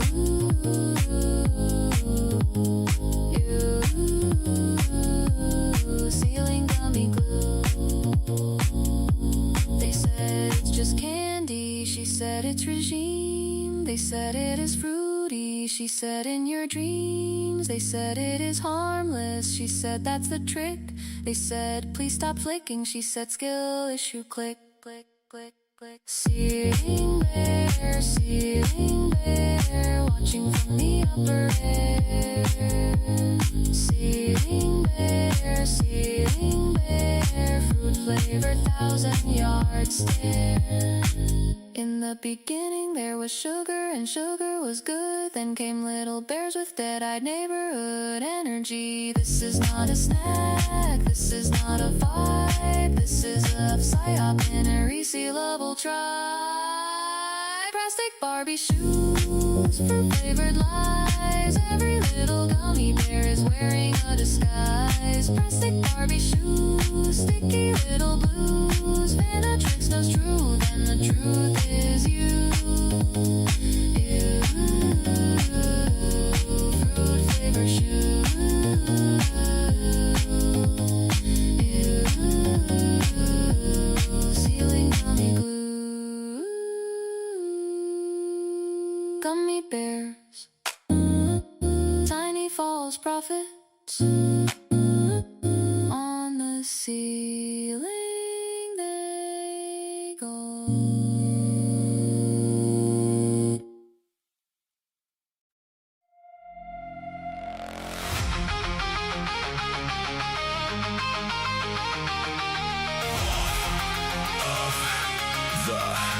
The most high.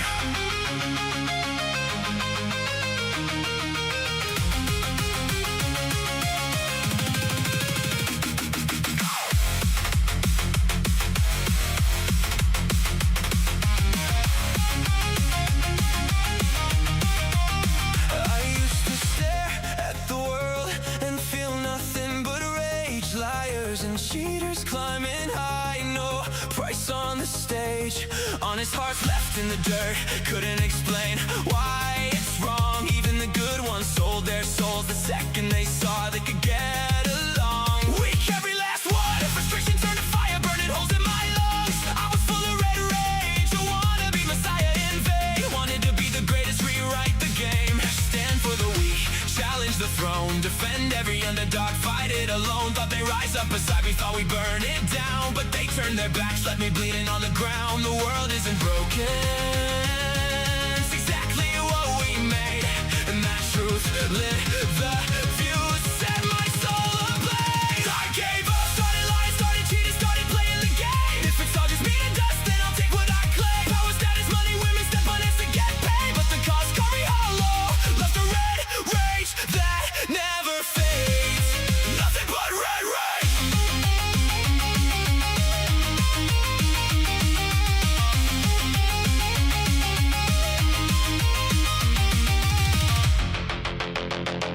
Youth wasted playing hero, no clean road left to climb. Motivation died, screaming, vigor flatline. I knew I could go further, but the price made me sick. Didn't want it more than I hated the tricks. Empty shell with a heartbeat of fury that wouldn't quit. Just a dark soul screaming in the pit. Until I chased the truth and the whole foundation cracks. Philosophy tore the veil, showed the lies that held me back. This world was more than matter, more than empty scorn. The Bible hit like living fire, my soul was reborn. Jesus was there from the start, angel of the Lord in the flame. The world is falling, but we're not left to rot in the shade.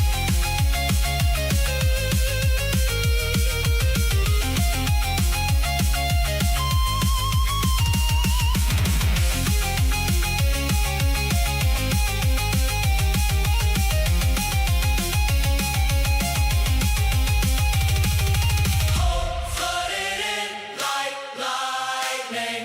Yahweh is king, and the mission is clear. The fire inside me burns without fear. Now the Lord took my rage and turned it to fire. A weapon of the light for the kingdom's desire. Dark soul in service, wolf for the flock. I walk in the fire and I stand like a rock. I love this reality, love every brother and sister. Believe in the story, even through death I'll deliver. The ultimate MMORPG, eternity's game, and I'm locked in forever. Screaming his name.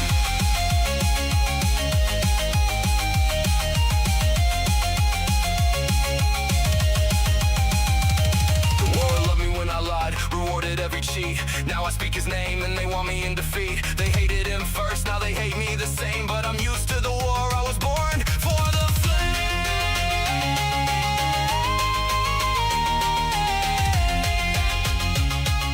The Lord made me a wolf of the Most High God.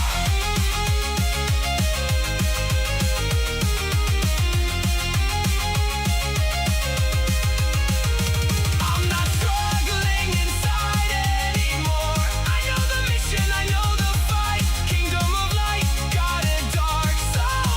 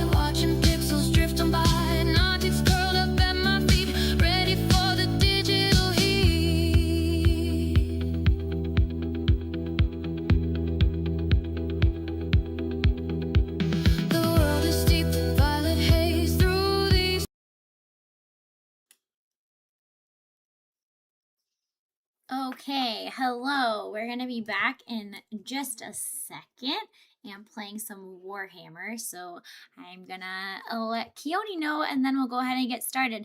And also, chat, I may need to take a quick break in the next like half hour to an hour for just 5 minutes. I'm supposed to have something coming to my house.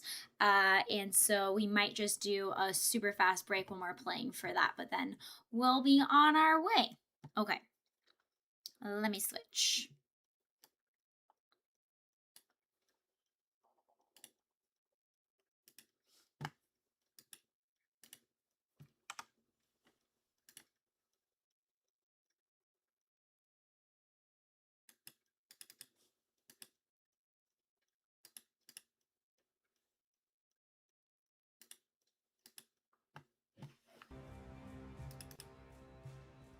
Okay, I think I have the game up and everything looks correct.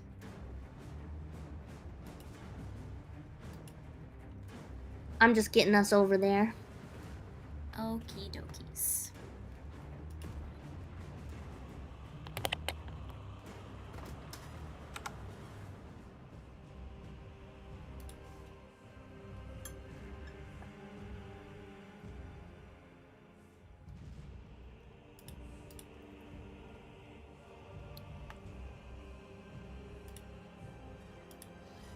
Hello, John7237. I also missed a few messages earlier. Somebody saying they found me from Skybrowse. I forget who said that, but thank you for being here, everyone. We'll be getting started playing in just a few minutes. Hopefully there's no jetpacks this time. Didn't go great for me.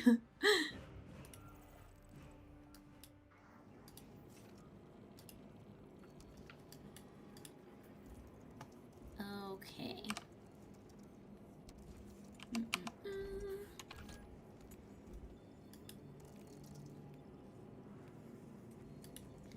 Chione, do you want me to just take your invite code whenever you are loaded up? Yes, you can do that. I'm opening the game and then I'm setting it on my scenes so that I can actually see it. Oh, no worries. Take your time.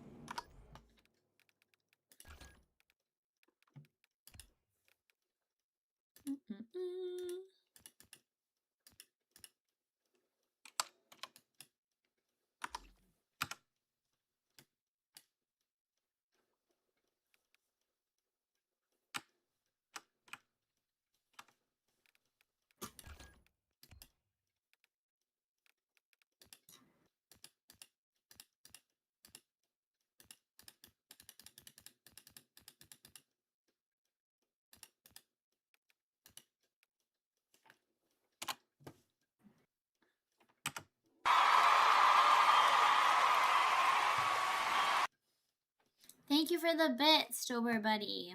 I appreciate your cheer. That always makes me scared because I don't know where the sound is coming from. Dober buddy cheered and said, "All for Vena, Chione, Pal World Supremacy. I seen the light. Praise the Lord." That's so sweet. Thank you, Dober buddy. This one? We'll see if this works. I'm trying to make sure that I have the game on the screen. You know when that happens and you're not actually, like... Yes, it's on not the actually thing? showing. Oh yeah, it's showing. Good. Ouch.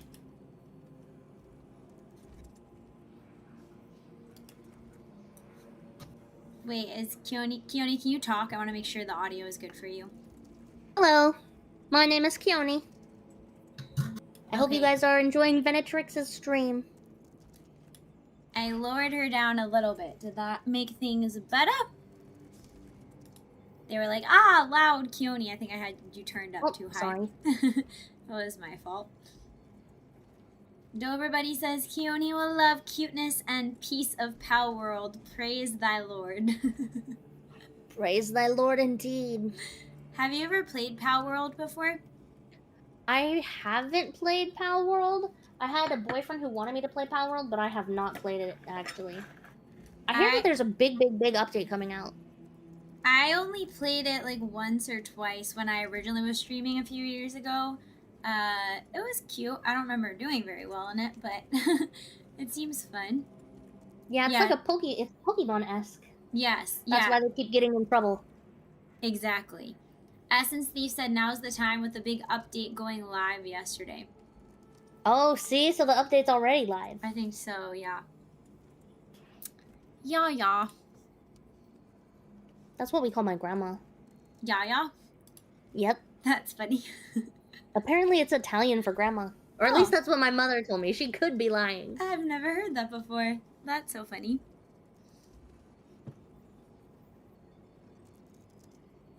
Yeah, I think I've heard Nona for Italian grandma, but maybe it's more of like a... I actually was reading something about familial dialects, like how families have their own like little words they come up with and they like pass down that are like used nowhere else in the world. And then I think about like some of the names I call my dogs and I'm like, oh, that checks out. I think even regional places, right? Like I feel Bubba is really southern. Right, yeah. So maybe Yaya is like that. I forget how long this game takes to load. It does take a long time. I'm trying to figure out what happened with my model earlier that my phone overheated, where it's been fine since when we've been doing all the same stuff. It's so weird. It was big tech trying to get us to not talk about what we were talking about. Yes, we were overclocking our Oh no, they're talking about democratic socialism and how it's actually terrible. Quick, yes. Destroy the stream. Cut the stream. Cut the stream. Just two anti-feminists on the loose. We can't have that. These women, anti-women. I always think it's funny when there's people online that are like, I can't believe that there's women who are actually against themselves. I know, and it's like, me neither. Same. I always like to say the first part of women's rights is not aborting them. Yeah. A great comeback. Don't worry, it's almost done loading resources. It's okay. I'm just taking a walk in my 1,000-pound armor so I can, you know, it's like a super weighted vest. Mm-hmm. That's really funny that you say that because I actually changed the name of my stream now that we're streaming Warhammer. And I said, this suit is really heavy and my back hurts. That's funny.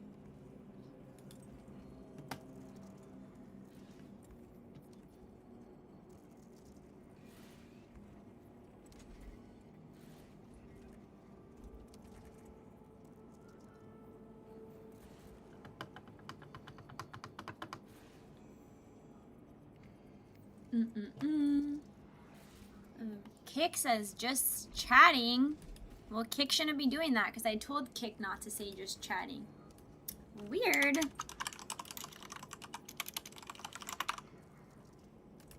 You named it suit, not suit? Ugh, bruh.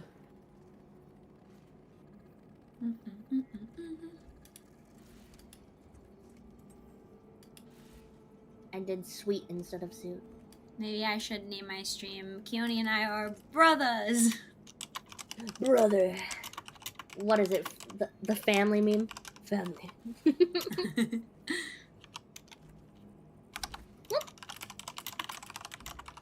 Gonna edit my squad. But I also don't want chat to see me putting in my squad stuff. So we're gonna hide gameplay. Oh, that's a good idea. Good idea. Why does it say just chatting? I'm not just chatting. What the heck? Kick is rebelling.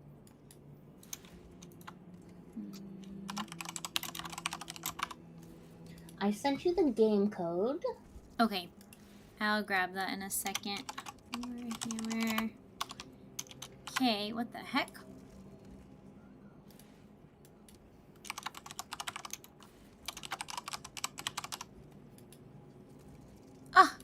How rude.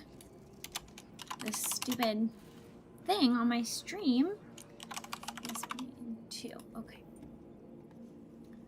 Okay, let me grab the game code. Got it. Let me also hide my screen for a second.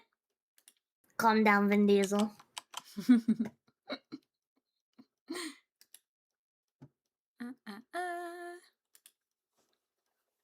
Edit squad.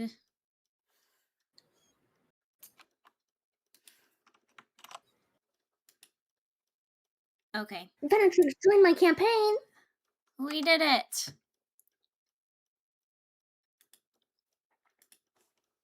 Brother.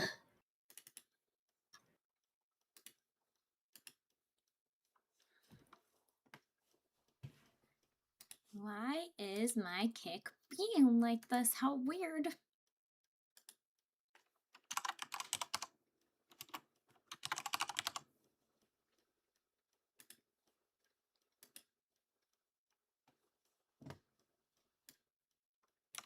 I think you were right with doing the Warhammer 40k Space Marine, or just the Yeah, first that's what part, I did. because it was like being very strange on mine. It wasn't identifying Is it working now? category. Yeah, now it should be good. It switched. Okay, good. Alright. Okay. Alright. What's this guy's name? Is it Sharon or Charon?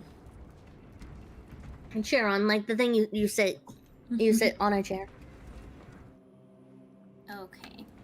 Report to Sharon. Captain Acheran. Is that what we need to do right now? Crin. I don't know what I did, but I hurt my jaw on like Thursday in the middle of the day at work. It just started hurting really bad.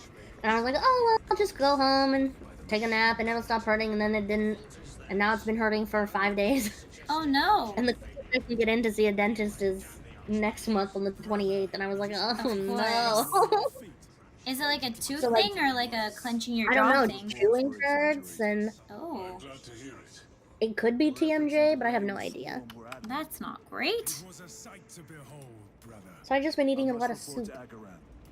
Excuse me. The Emperor protects. What kind of soup do polar bears eat? But you don't like fish, right? Just beef Manchurian.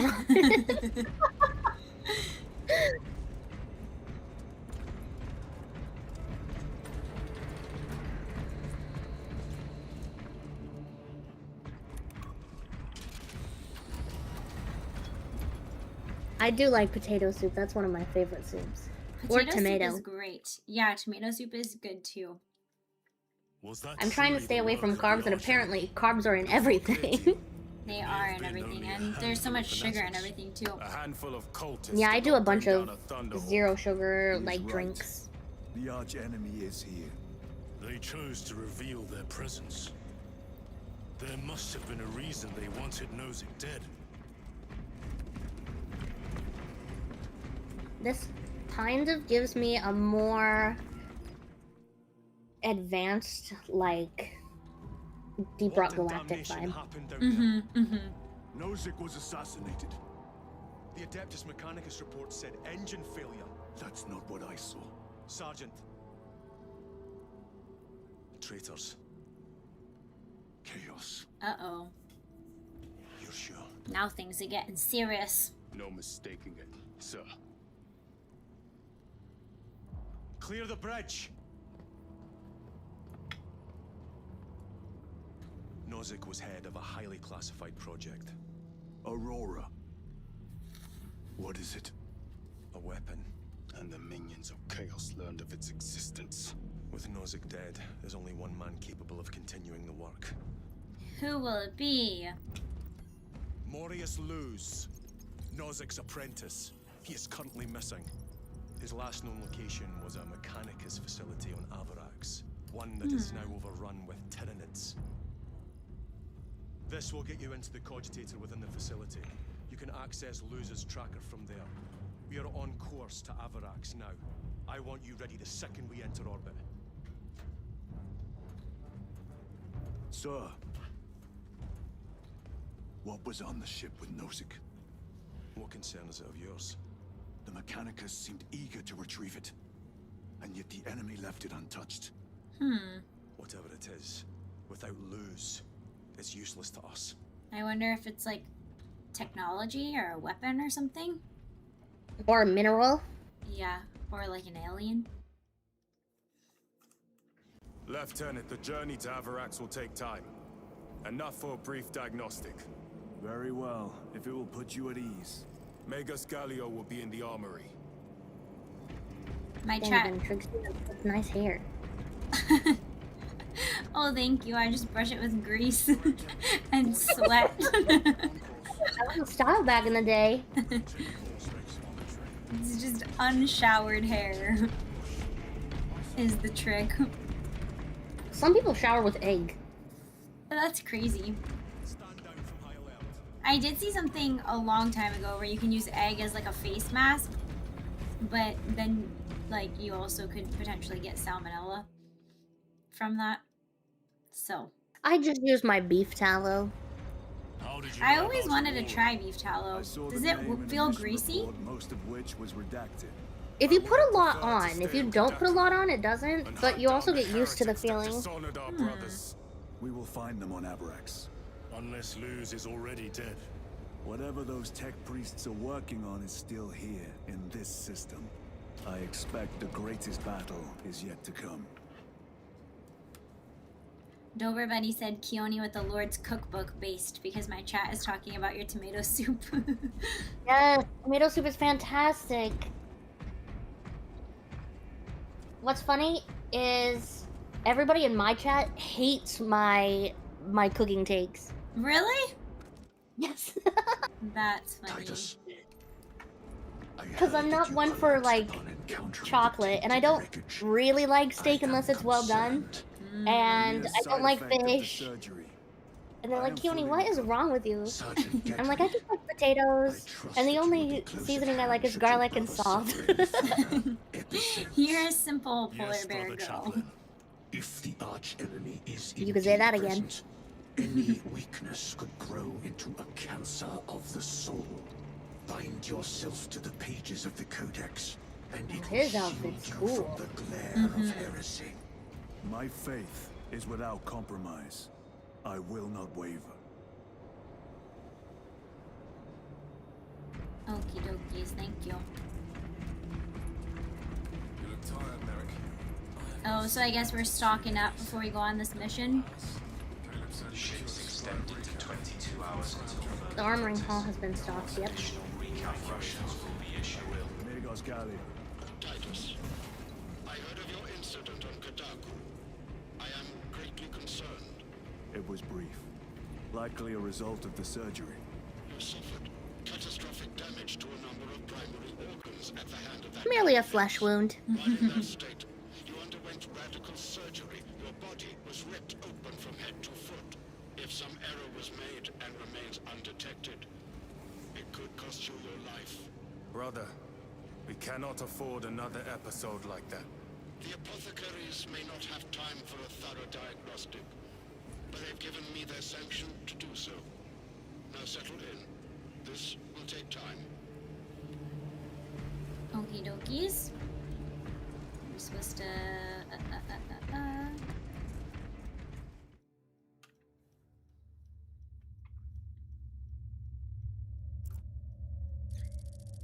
Hello, welcome in, Roki. Is it Roki or Rochi? From Venstream.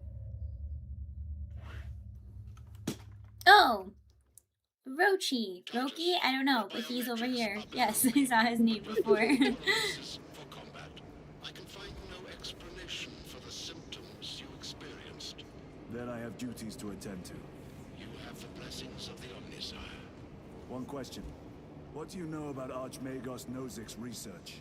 Such knowledge would only grace the peaks of Olympus Mons. I am certainly not privy Like to a the bug. subject of his activities. I only pray there remain records of his discoveries. Ooh, I don't like that. Uh-oh. You have new weapons, by the way. Time to go. Increase on-hand supply of Mark 10 LC. Firepower. A 2 in firepower? Yikes. Yeah, I'm gonna do the 5 firepower. Where?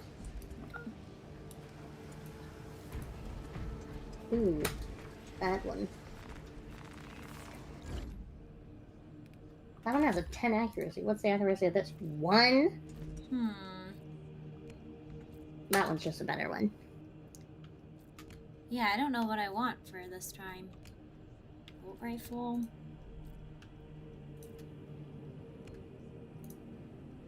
Versatile melee weapon. High speed dueling melee weapon. I'll do this one. Do you think that the little V on top means that's like the most powerful one? The little V, I think that's the one that you have currently set.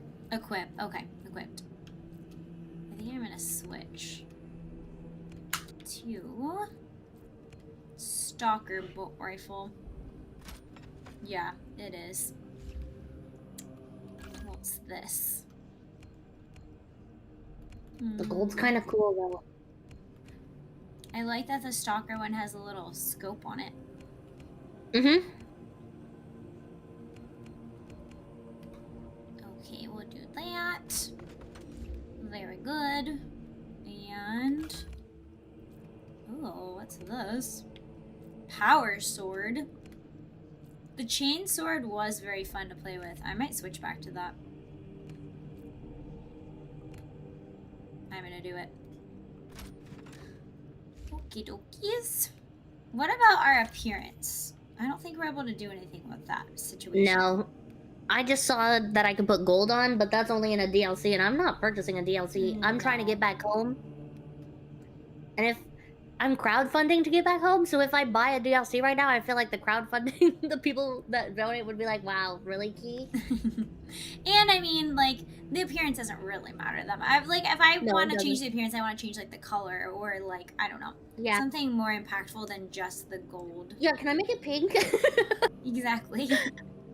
I don't even like pink. No, I say that I don't like pink, and Elias is like, well, if you don't like pink, then we're not gonna have anything pink in our house. And I was like, but I wanted it. He's like, I thought you don't like pink. Is your I know, and he said, well, then what? Is your favorite color blue? Or is it something else? But no, it's yellow. It's yellow? Mm-hmm.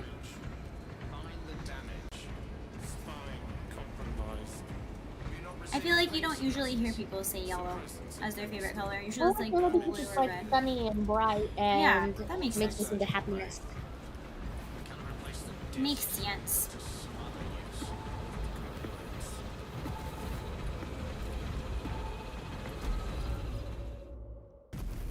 Is your favorite color purple? My favorite color is purple. Mmm. You probably couldn't That's tell. my grandma's favorite color. The color I think I hate the most is orange. I don't know why. It just doesn't do it for My me. soon-to-be father-in-law hates, or his favorite color is orange, but I hate the color orange. Yeah. I would choose yellow over orange, I think. Because of the sun. Yeah. My school color in high school was actually orange for like my year that was graduating. And every time you do like a class, whatever, you'd have to wear orange. And I just felt like I was in a jumpsuit. Yes. Like, am I going to jail? Okay, the only individual with the knowledge to continue Project Aurora is missing. Access the Mechanicus Cogulator in the Tyranid-occupied facility on Avarax and acquire Laus's location. So we need to find the Cogulator. Cogitator? I don't know. I can't see from here. My eyes are blurry.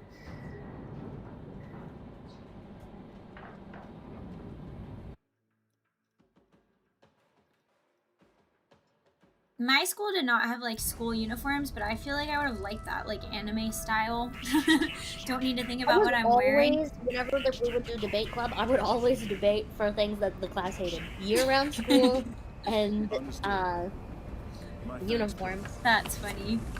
I don't even think my school had a debate club. No, it was just English. Oh, just in your English class? There's the cargo Mhm. elevator. That's good though. There's spores. I wish we had that. That'll be one hell of a fight. Wow, it's pretty. Shame to miss it. We should be down there with the rest of the company. We will be soon enough. Imagine the workout that you'd get from running around in a set of armor like And then this. fighting, not zombies, aliens. Burn like 1,000 calories in 20 minutes. Yeah, you probably have to eat like 8,000. Yeah, I know. The elevator is out of operation. Oh no, brother, what will we do? We have no elevator.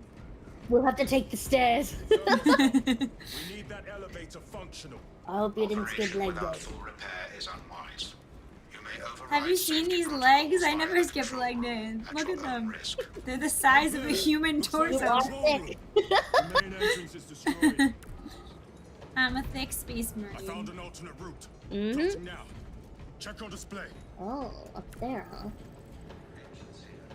To the elevator control room.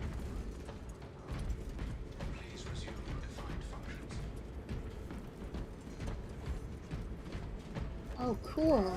Oh, what weapon did you get? That looks cool. I just picked one that said damage high.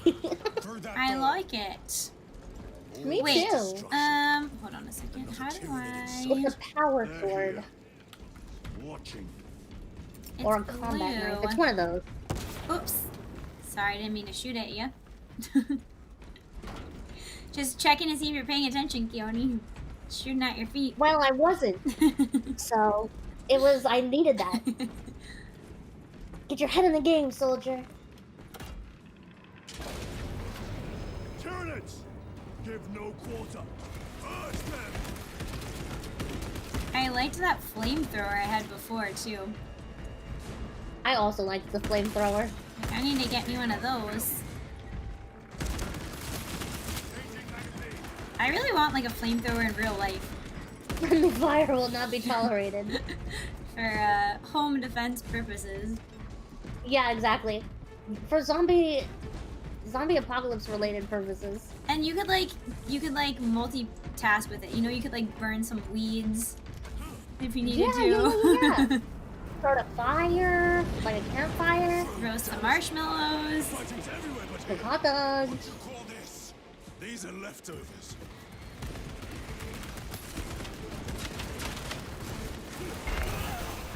Oh, I forgot how to do like the lock-on attack. I don't remember how to do that, sir. Me either. I don't play this enough. Creatures dare to attack the Imperium.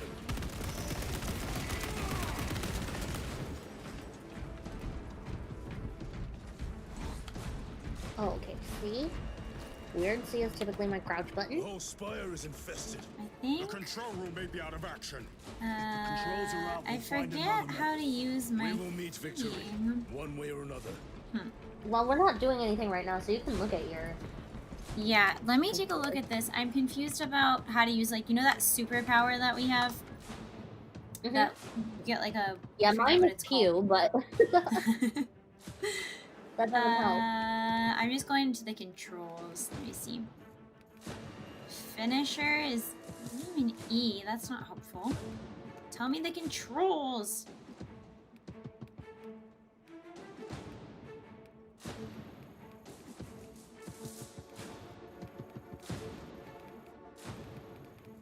Okay. Controller layouts. That's helpful. Where is my heavy one?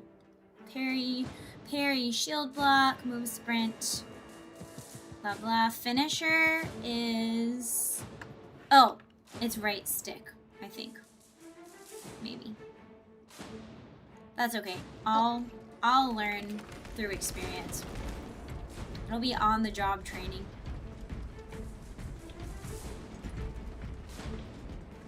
I don't think this is the kind of on-the-job training I was talking about earlier. Switching magazine. High risk, high reward. This But I'm setting, not a gambling girl. this setting is cool. How it's like church-like in their structures. They're so big. Take a grenade. That's how I'm supposed to do that.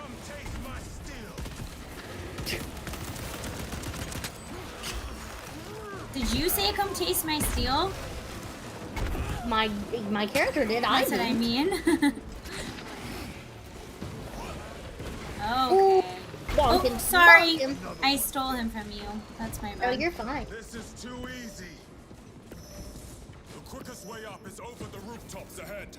Okay. The Tyranids will make ruin of the We're entire coming. city given the chance. Ooh, what's in there? I don't know. I was hoping some ammo. Oh yeah, there's a guardian relic here. What is that? Allows self-revival from incapacitation. Did you grab one, or is it only one? Nope. You can take it. I don't know. You can grab it. I have a found meta it. kit. Okay.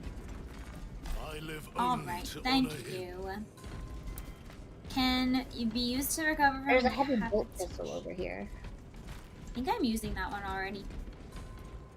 Actually.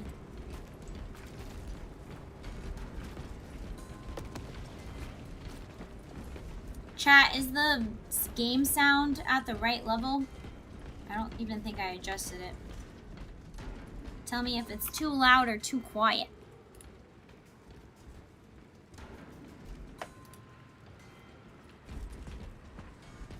Ammo cache here. Oh, to-do.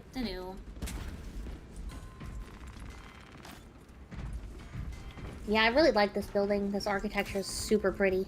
Right? I love cathedrals. I think they're some of the most, I don't know, just like standing in one or even like hearing somebody sing in one without any instruments is just such a ethereal thing. Mm-hmm. Trying to make sure that chat is good.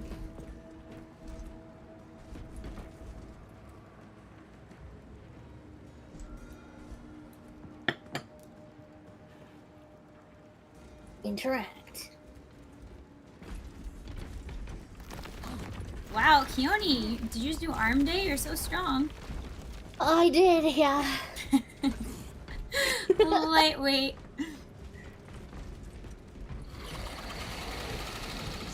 What is it that the kids say? Then take it from them. No sweat? No sweat.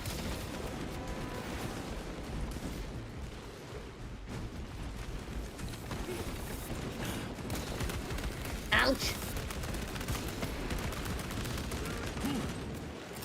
The stench of that No, my cover just got exploded. That's not very cool. Retreat, retreat.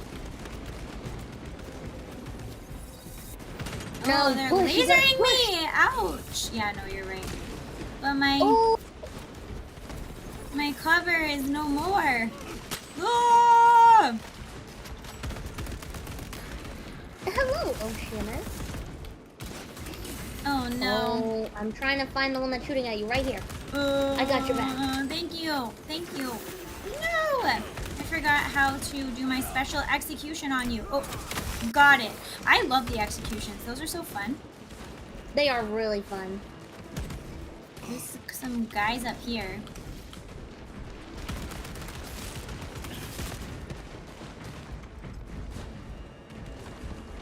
Essen said Chione is using the power sword. That's my bread and butter weapon. I do love this weapon. It looks super cool. Did you heal me? No, I just got naturally healed. There's more ammo. And do you need Medicae stims? Yes. And what's this? Oh, grenades. Shot grenades. Don't mind if I do. 80 ammo. Thank you for the head pats.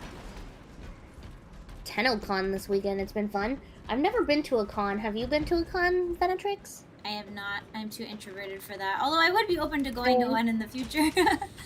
Depending on what it was. It could be fun. Yeah.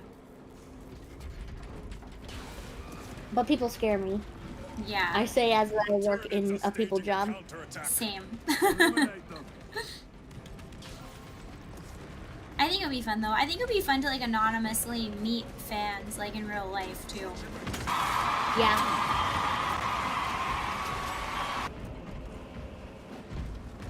Maybe in the future. Dober Buddy, thank you for the 100 bits. There's nothing like looking at secular religious architecture. Huzzah. Amen to the creators of such holy based sculpture. Amen, he said.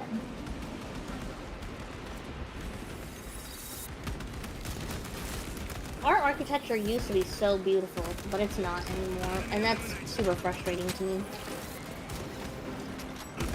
I agree. And it like does something to you to be in a beautiful environment or not. You know, to be in like a corporate box. Yeah.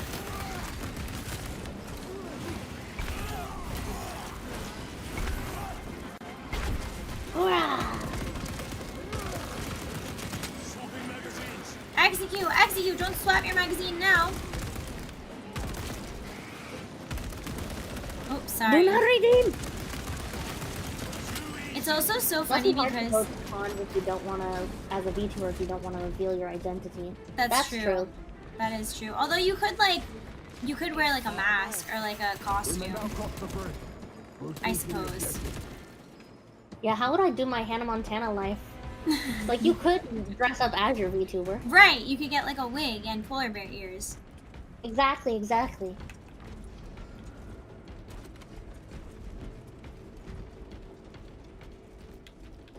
I think, what's her name? I just saw somebody at a convention recently. Silverveil, she did a whole like cosplay. Yeah, Silverveil does, and then I know that The apothecaries identify the cause of your collapse. Focus on the like Firewolf Cinder does as well.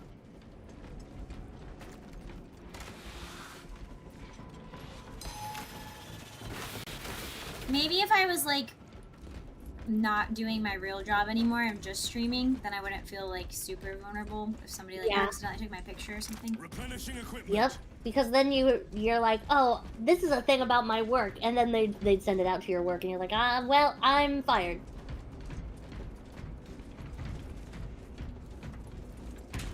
Although sometimes I'm like, well, if that did happen, it would be an interesting lawsuit, because like, what are you firing me for? I'm not really. People get fired with their social media posts all the time. They do, but to be fair, that's when they have like their like legal name connected to it, you know, most of the time. But I'm sure they would try to, with places, you know, just like government places or schools or whatever. Anyways. This is it. Use the controls to restore power. They're a wrong think VTuber. Get rid of them. Uh-huh. There's a med stim over here.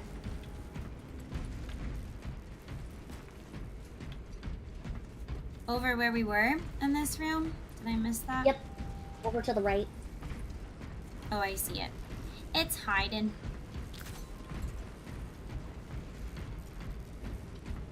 Huzzah! I also really like grandiose things, like huge structures or huge monsters. It's just epic. Like, it's so cool to think about being in a space like this. Let's get down there.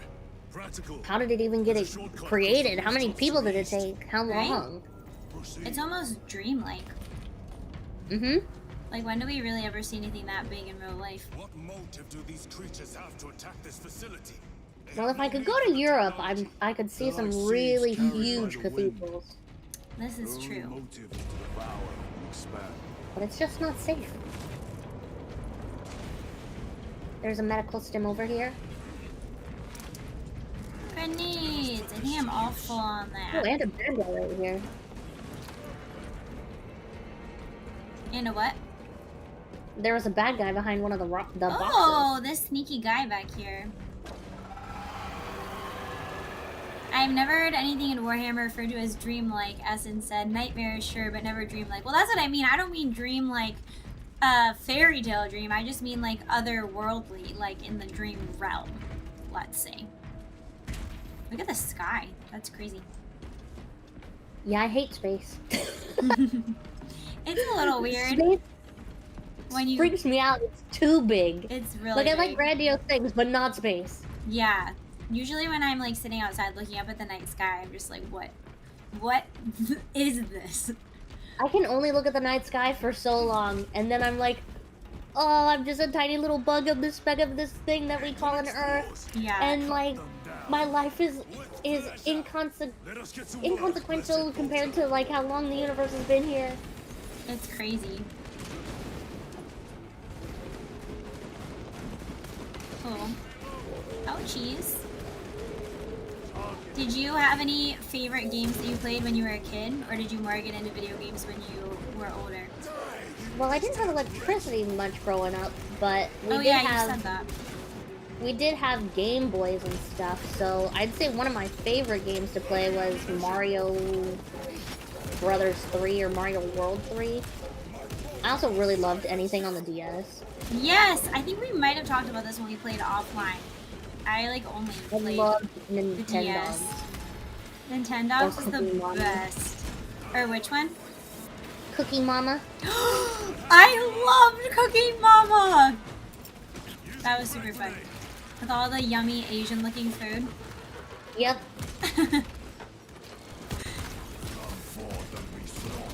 Ah! I hated making Mama not proud. Making what? Mama not proud. She's like, you've been worse than Mama. Execute. No. Okay. Oh, sorry. No, that's okay. You're good. There's an ammo recache right here. I'm in the fart cloud. Hang on. Gotta move over. Ouch.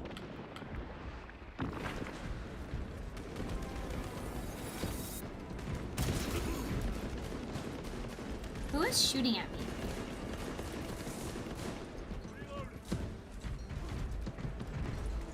Pat the Baker was the superior cooking game. Real ones, no. I've never heard of Pat the Baker in my entire life. I remember am about like to die. What was it, Babysitting Mama or something? Like you had the doll that you had to put the Wii remote into. Oh, I think I heard of that, but I never had that. I need to figure out how I to didn't have it, my heal. cousins did. And it was called mine what? was, it was like Babysitting Mama or something like that. That's funny. I would have probably loved that. Let me just look at my settings really fast. I want to see how... Yeah, you're good. Why don't you let me do this? One of my most favoriteest games was Sonic 2006, and everybody's gonna hate that answer because Sonic 2006 was so buggy that you couldn't even finish the game. That was not a racing Sonic, right? It was just like a different No, kind it of was just a Sonic regular Sonic. I'm pretty sure Sonic fell in love with a human princess, which was kind of cool. I don't think I ever heard of that one. Okay, heal. It was super buggy. I liked that I was able to play as Silver and Shadow, and then all of their sidekick characters. I had never even heard of their characters before because I never watched any Sonic shows. Yeah, I never watched that either. Honestly, I didn't really know about Sonic until I was an adult, and then all the kids at school always started talking about Sonic. And then I think there's a Sonic Team Racing or something that I played a few years ago. It's like a Temu version of Mario Kart, but it's kind of fun. Yeah, it's kind of like Crash Bandicoot. Like, there's a Crash Bandicoot Racing. Through that opening. I've never heard of that one before. I do like a good racing game. Me too. My favorite was Burnout Revenge. I'm not very good at them, though. But they are fun. Although, I do think they were easier on the DS than on, like, consoles. Yeah, I played Burnout Revenge on the Xbox 360, and the only reason I liked that one was because you could make huge crashes, and then you would get points for it. And if you got enough points, you could just like explode and cause more problems. That sounds fun. Like chaotic, but fun. Are we supposed to go this way? Is this right? Oh yeah, maybe. I don't know. I don't have an indicator, trying to find but where it was. It's like, oh, through there, and I was like, through where? yeah, this seems like the next natural step, but Oh, they're shooting. Ammo box is right here. Some grenades. Oh, I don't want that gun. Okay. Okie dokie.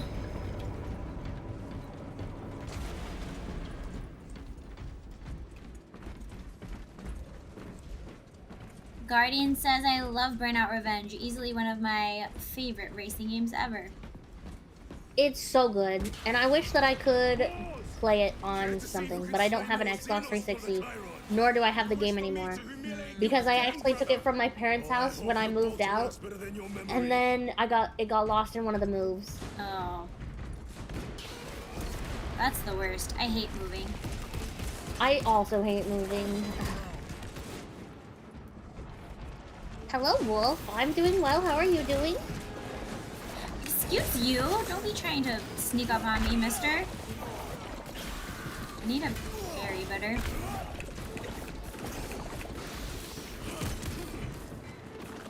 Oh, this guy. What the heck?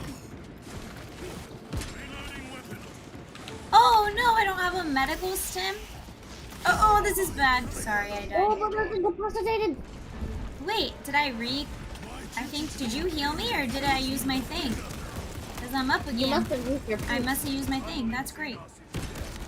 Back from the dead. Okay. I'll take the chance.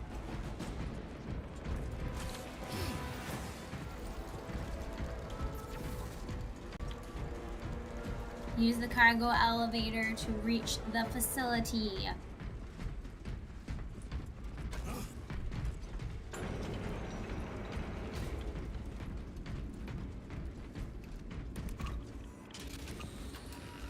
Oh, this is so cool. This platform's very exposed. Expect a bumpy ride. Oh no.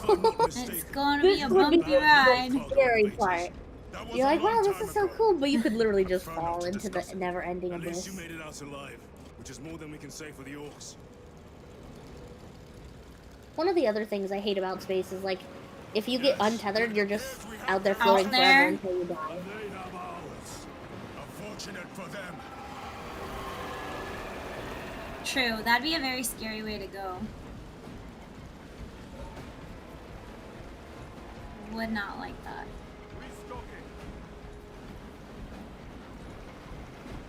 Essence said when you have white health, it's called contested health. You can get that back by dealing damage, or all of it back by using a stim or executing an enemy. Okay. I'm also having the problem of the very bottom of my screen is cut off because of the resolution that I have it on to get it next to the chat. So I don't know if I'm like seeing something, but I'll try that. Ooh.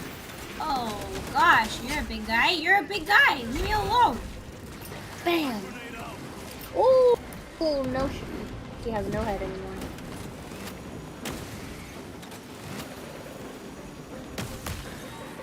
Oh no, I didn't want to switch to this gun.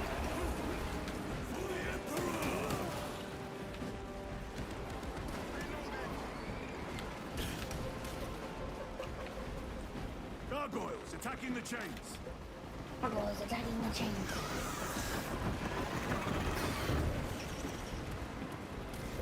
They are charging the chains.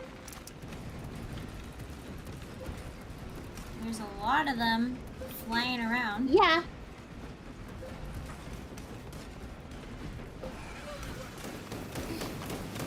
Okay, those ones are gone. Okay, thank you. I was busy doing nothing behind this pillar trying to sort out my life problems, so thank you for taking care of that. I've got your back, brother. Brother! All gear ready. Another one dead. Wow, good nade and dodge. That was completely accidental and by God's grace, because I don't remember doing that. Do you need a medical stim? No, I'm good. Okay. Oh, are they going on the other chains? Yes? Right here. Yeah, they're there. There they are. I don't know if my grenades can make it that far. There should be ammo all around. I think there is. Ah! What are you guys doing here? Well, they're here to execute us. How rude of them. Don't they know that I'm just a girl? Get sliced! I cut that guy's belly open.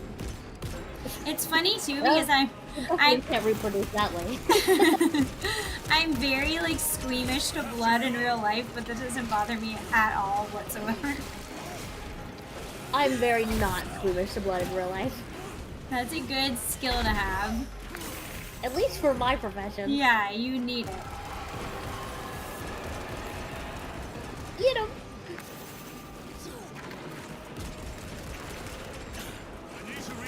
Oh no, oh no, oh no! I'm Not Human, it's really good. I feel like I've heard of that game. Oh goodness me, I'm going to die! Where is my thing? Keep them away from the mechanisms. What is this? Okay, they're gone. Carrying the team on her shoulders. Good job, I Chione. told you my back hurts. Switching magazine. Injecting pain suppressants. We've made it.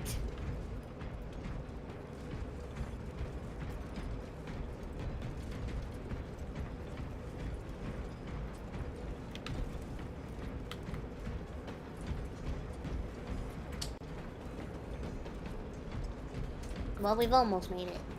Almost there. We're slowly making it. Okay, I actually do have to take that 5-minute break, Chione. Is that okay? Yep, sounds good. Okay. What do you think the best way to do this is? Just escape and just wait here? Will that work? Admirably. I guess. I just pressed escape on my window and I paused it, so I think that's okay. Yeah. Okay, alright. I will be right back in like 5 minutes. Yeah, sounds good. Alright, thanks.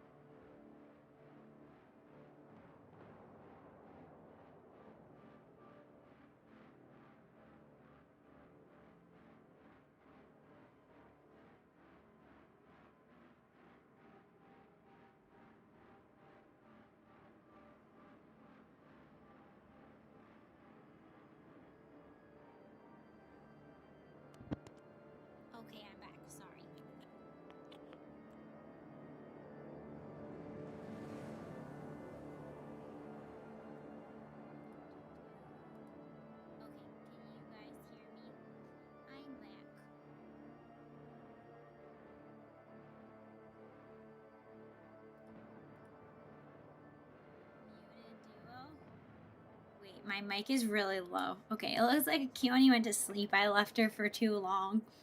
And now her eyes are closed.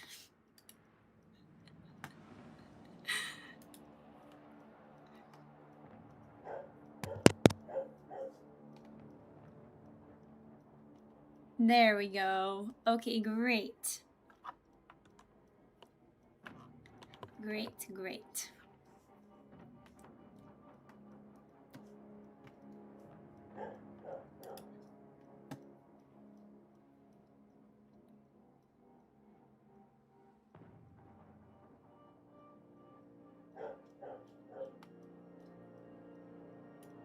Chione, can you hear me? I can hear you. I was finishing reading a verse. Someone in my chat was like, I should go to church more. Good idea. I thought I put you to sleep because I made you wait too long because I saw your eyes closed. Yeah. No, I was looking down at the book. Taking a casual nap, waiting for me to get back. Okay. Where were we? What verse did you read? I was reading Acts 2:42, and it was talking about the church groups under Paul coming together and making more believers, them being generous and giving things, and day by day they were growing in number. Ah. Relevant to what your chatter was saying. Mm-hmm. Also, am I holding you from, like, eating dinner or doing anything? Oh, no. Okay. I ate while you were gone. Oh. My jaw hurts, so I just eat really slowly right now. Okay, what are we doing now? But I'll probably end after this mission. Sounds good. Because I still have a burger to eat, and I ate my one hot dog, but the burger's getting very cold. You need your protein. I do. I'm staying away from carbs, but I'm doing lots of protein. Are you doing, like, the carnivore diet or just, like, less carbs? Just less carbs. I always wanted to try the carnivore diet, but I'm afraid. I don't know. I shouldn't be afraid. It probably You is can do fine. it for a little bit of time, but I wouldn't do it for a long time because a lot of those, like, the meat is high protein, but it's also really fatty, so you can get, like, clogged arteries and stuff. But if you get more lean meat, like 90%... Or, like, chicken and stuff. I've heard also, like, it could affect your, like, your cycle if you don't... I don't know, if you're just eating meat. It could, like, mess up your hormones. I don't know. I haven't looked that into it, but I do think it's interesting. Some people say it makes them feel really good. I know that less carbs definitely makes me feel good, but that's because I have a metabolic issue. It's funny because I say a metabolic issue, but when I describe it to people, they're like, oh, it's diabetes. And I'm like, no, it's not. My body doesn't know what to do with the carbs, and so it just stores it all. And then my blood sugars go really, really high, which sounds just like diabetes. But it's not like you have the not making insulin. My hemoglobin A1C, which is how you determine if you have diabetes, it has to stay under 5.5, and mine's 5.1. So I, like, don't have diabetes, but my body doesn't know what to do with the carbs, and so they still put me on a diabetes medication to help with stuff like that, with the blood sugar. My blood raises at the thought of them. Because I know that when I don't have it, when I don't have my medicine, as soon as I eat a carb-heavy meal or something with a lot of bread or pasta, like if I ate a box of mac and cheese, I would pass out afterwards. Oh, that doesn't feel good. That only happens to me if I don't eat, like, any protein with it, or if I just have straight sugar. But it sounds like you're even more sensitive to it. Yeah, but if I have my medicine, I'm, like, not tired. That's why I typically would stop like, I wouldn't eat lunch at work because I would just get way too tired. Yeah, I remember you talking to me about fenugreek. Okay, yeah, I think it's this way. Let us put this to use. Oh, I don't have high blood pressure. I have good blood pressure. Isn't fenugreek an herb? Or, like... Yeah. Right? Mm-hmm. Yeah, it's like a supplement. One of my chatters wants me to try it. Is it supposed to be good for blood sugar? They said blood pressure or Oh. blood sugar levels. It's probably good for a bunch of things. It's a catch-all.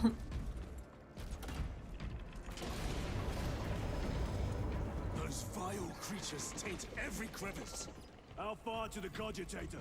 With no direct To the route, data banks. but take longer than I'd like.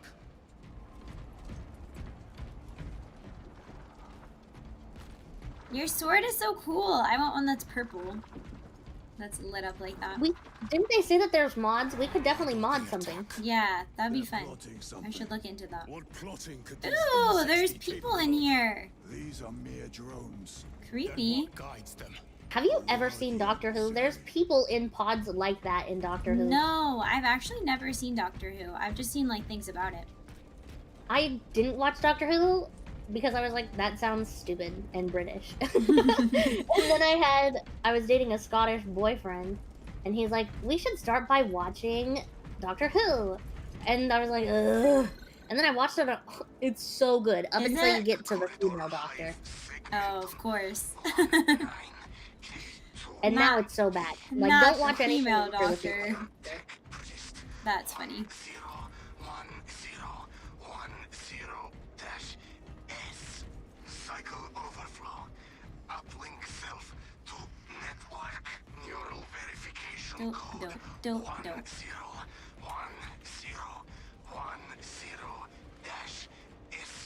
10-10-S-8Y. Attention. Xenos element. Tyranid classification. Claw damage recorded. Cannot feel lower extremities. Do you think there's anything hidden in here? It's like a little sneaky. I don't even think we can get in there, so never mind. No, I Thought don't could. think so.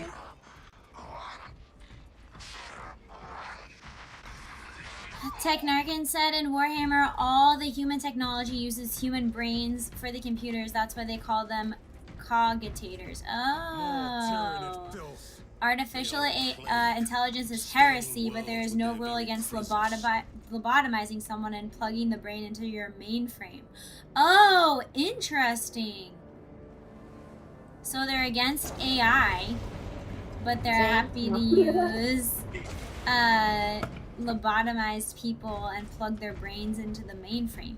Spooky. Gotta appease the machine spirits.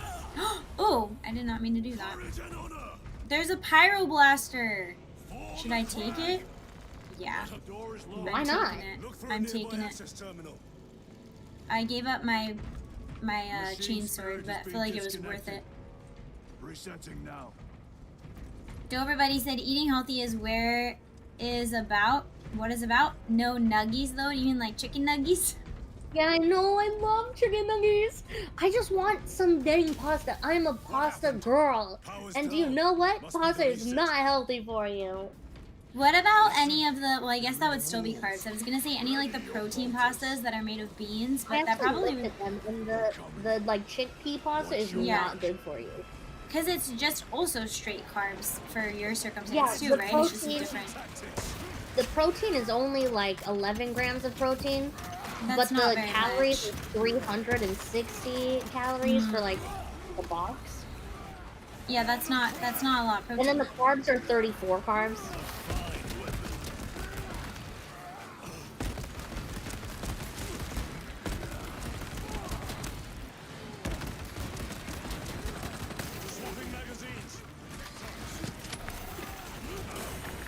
Ah!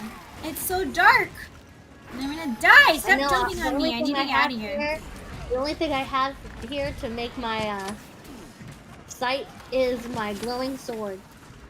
I need more ammo, and also I don't like the pyroblaster because it's just like little bursts of flames. It's not like the other one let you kind of like spray it. The one that you had then? I switched back. I picked up my other weapon. Okay, good. Because I don't like that. That was not good.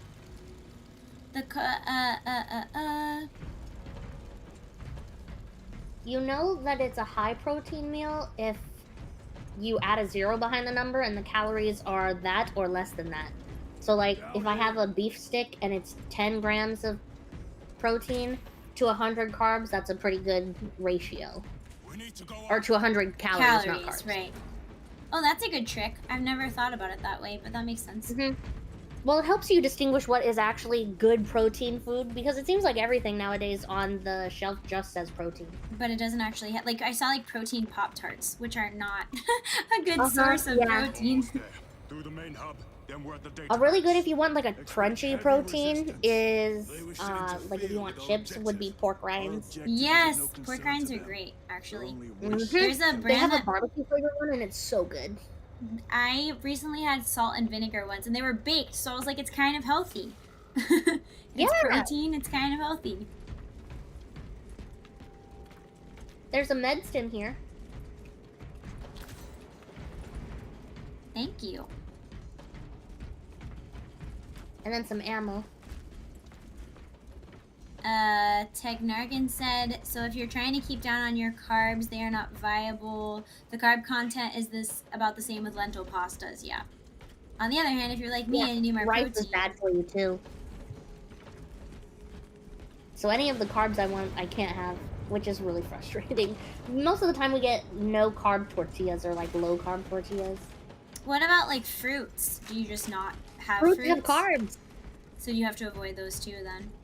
I can only have a very little bit of fruits. Like, the best fruits that I can have are strawberries and blueberries and blackberries.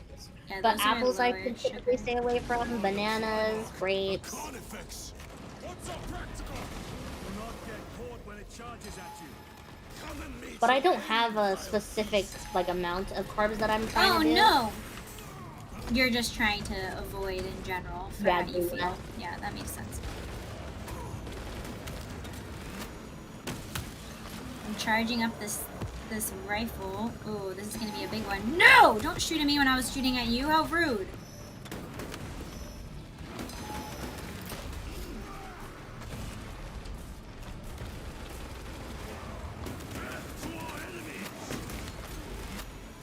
Ooh, that looked painful. Carnifex is going down. Ah! Okay, I made it. How absolutely rude.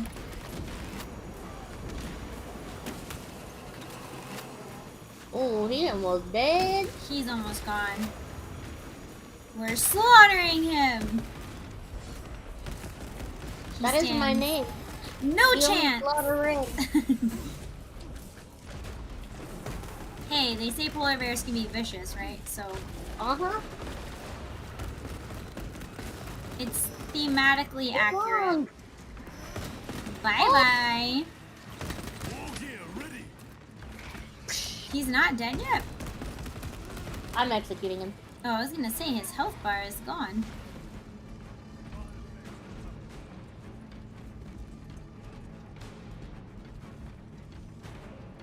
Grabbing equipment. Yuck. Ammo. I I wonder if you could eat these. What? These animals? The carnifex. Well, there's some meat right here, so I guess that would be good protein for you. Face the carnifex alone, with nothing but a bolt. Well, I was just wondering what we eat. Was sport. I do always wonder that when I'm playing games. Like, when do they go to the bathroom? What are they eating? My suit has a built-in toilet. Yeah, maybe it does, and it like routes out, and I don't know, maybe it incinerates for cleanliness. Yeah. Because, I don't know, they have to be pretty sweaty in here all day.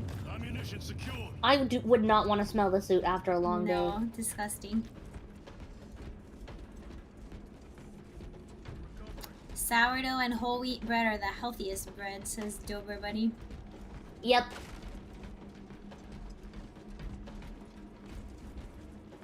Okay. You ever have a Hawaiian roll? I just like to watch. It's so funny because I hate mukbangs. But I like watching people eat food that I'm not allowed to eat. I like or I've watching watched those super size versus super skinny shows. Oh, I'm like, those oh, ones are I so. can't believe that you ate 17 sausage bakes this morning. Those are so interesting. They're like, I only eat like 100 calories a day. Yeah, those are funny. I like watching the like food competition ones too, where they have to eat a lot. I don't understand how that works. But yeah, it's like oddly entertaining. I watched this, it was a video about the show, and it was about I think it was a South Korean dating show, and it was like 30-year-old men who were virgins with, or maybe they were even older, maybe they were 35, with divorcees, females, or women who have been divorced. And it was just the most, like, secondhand, like, cringe. They were very mismatched. And the women were actually generally pretty sweet. But the men were just being so weird. Like, it was just such an interesting, like, social demonstration, I guess you would say. I actually thought about finding another one for stream, but I couldn't find a good version, or a different version of the video. It was just, like, a one-time. The guy's commentary was good on it. Yeah. I wonder if it's just because guys don't interact as much. It seemed like that's what it was. Korean, like, social system. It seemed like it was that, like, they weren't exposed or, like, didn't really interact with women, but then they were also, like, weirdly... They were, like, the guys were all kind of, like, nerdy looking, like, they didn't really take care of themselves, and the women were, like, pretty attractive, relatively, like, quite a few points higher. And one of the guys, like, one of the nerdiest looking guys, who was a little chunky, if I remember correctly, like, turned his nose, like, I don't want that one, to, like, the objectively, like, very attractive woman. Like, it was just, like, they were really out of touch, and, like, it was just weird. It was, like, just a weird display of social behavior. They weren't doing themselves any favors, let's say. And the women didn't seem like, for the most part, they weren't, like, feminist-minded, so it was just a weird back and forth.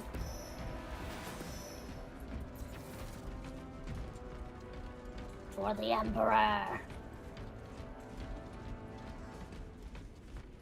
When did I miss this? When did you miss what? Us playing? Door function inoperable. Adjust pathing. Xenos, they have us boxed in. A mistake they will soon regret. Ouch. Oh no! They be shooting. Oh, I almost shot your ear off, Chione. Was a close call. I don't need that ear. You have another one. Exactly. God gave me two. One for you to shoot off and one to hear the zombies. the aliens.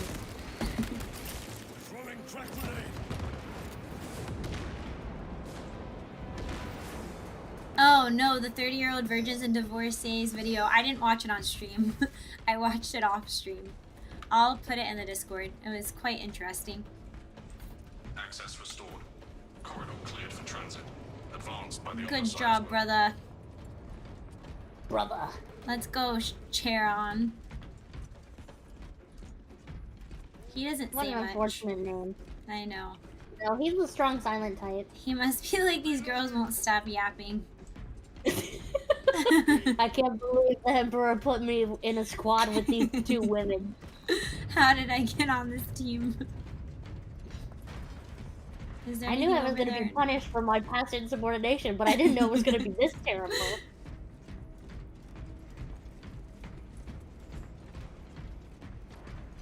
Hello, Imagine Gyarados. Welcome. Ammo here.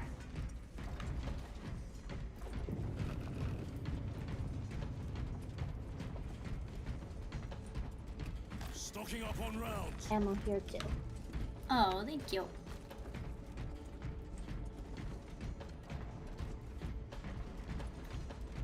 Space Marines, assemble. Okay, we ready. Oof, my hair's looking rough. At least Charon doesn't have any hair to worry No about. sign of the arch enemy. Maybe they've been Yeah, it looks like you just got out of bed. After all. I can see my future in Charon's hair, though. Or in Charon's head. I'm merely observing the data. Her lack thereof. By the Codex Astartes. We're now honorary sisters of battle. Sisters in Christ and sisters of battle. There you go. The Volkite reactor, still running. Let's hope the machine spirit has it under control. Oh, look at that Meltdown thing. will be catastrophic. We'll disable it once we have the data. Check this area. Okay, we will. Thank Some you. of the bad guys in Doctor Who used to be humans that are now in robot suits, which is why I brought it up earlier. Oh, aren't you're they like, oh, called? there's people in the walls. Yeah, aren't they called like Dobics or something like that? There's the Daleks, which are apparently based off the Nazis, which I didn't know. Oh. But they're one of my favorite bad guys. And then there's the Cybermen. I didn't know that. They're in one of Skybrow's videos. I think it's the A Million Amelias, but I didn't know what they were called. I think somebody commented that on one of my videos, that it was from Doctor Who. I love Doctor Who. It's so good. Elias is making me watch Star Wars, so I'm gonna make him watch Doctor Who. I wonder what Doctor Who is on. I should look into watching that. I think it's actually only on BBC iPlayer. Oh, really? I can look. That's funny. Vitals are elevated. I'll box for a Thunderhawk. Wait. Oh, you can watch it on Tubi for free. Oh. Open file Project Aurora. And Disney Plus. I might need to do that. File. Open the file. Open the damn file.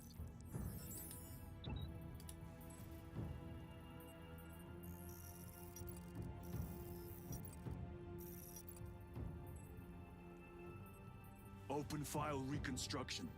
Brother, those are classified. Those are classified. Can't be looking Yeah, at you that don't watch stuff. the newer seasons, obviously.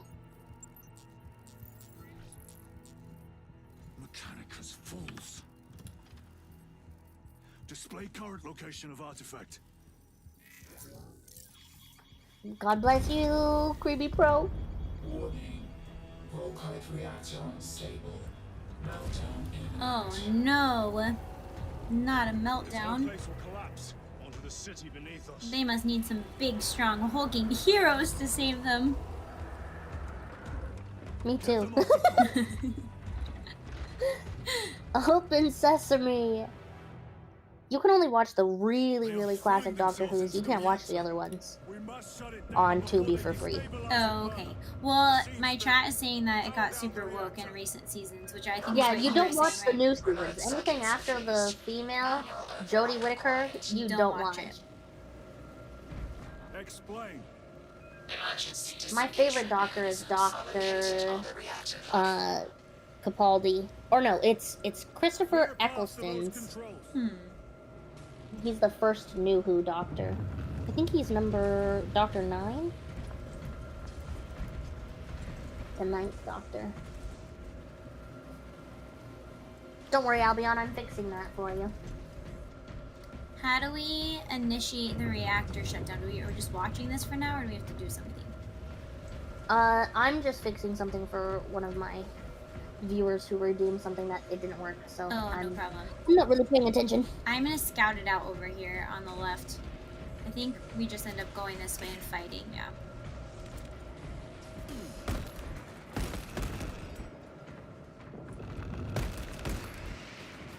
Here they come!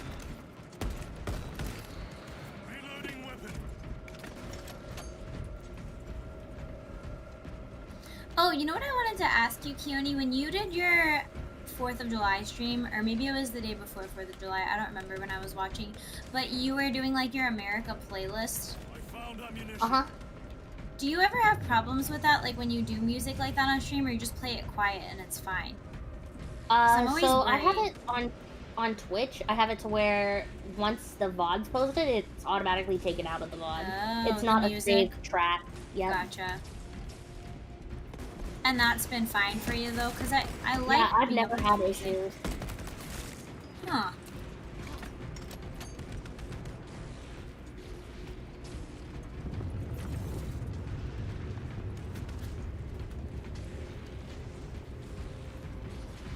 One of the things I'm stressed out though is when I do my multi-stream, because I haven't done a multi-stream yet besides to like Twitch. And I only do Twitch once I've already finished with the audio. But I know that multi-streaming I can pick what audio is played where. So I can just pick to not do the music audio. On the other platforms. That makes sense. Mhm.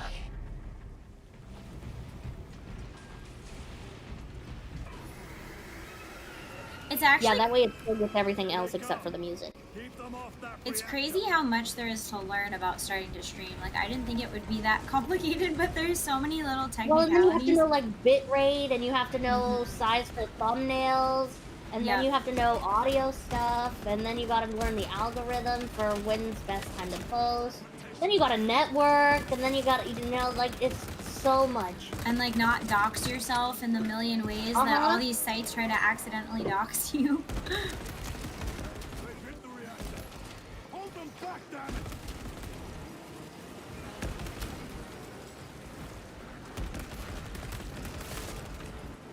More tyrannies incoming, brothers! Oh my gosh, there's 5 million. Ultima's hospitality!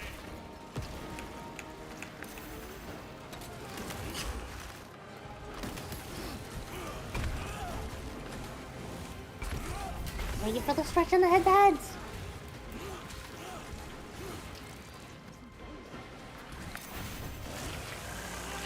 Bye. Reactor integrity is not fantastic. What isn't? The reactor integrity. Oh. Bye. Sorry that you had to die, but Jumping into the reactor.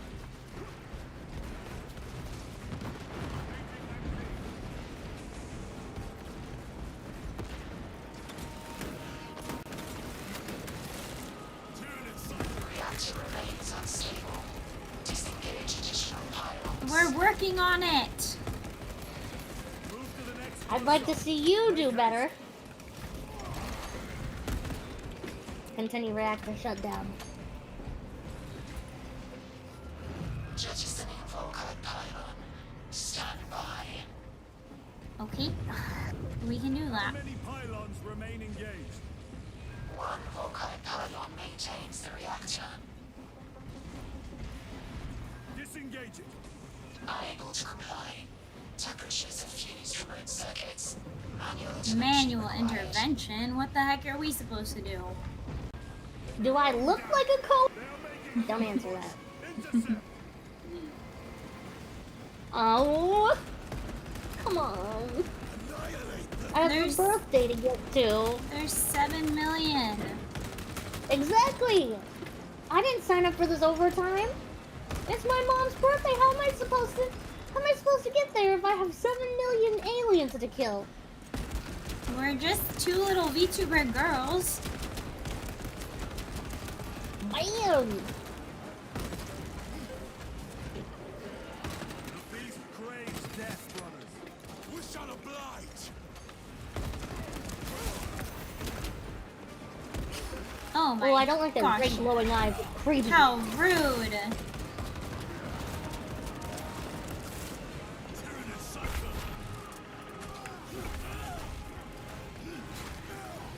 Oh, I threw somebody into the reactor.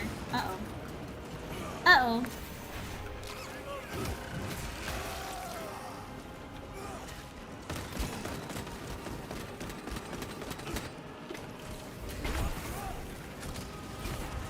Oh no, they're getting away! They've destabilized the core. Oh no. We're I'm trying to our kill the best. person. There's too many. Damn.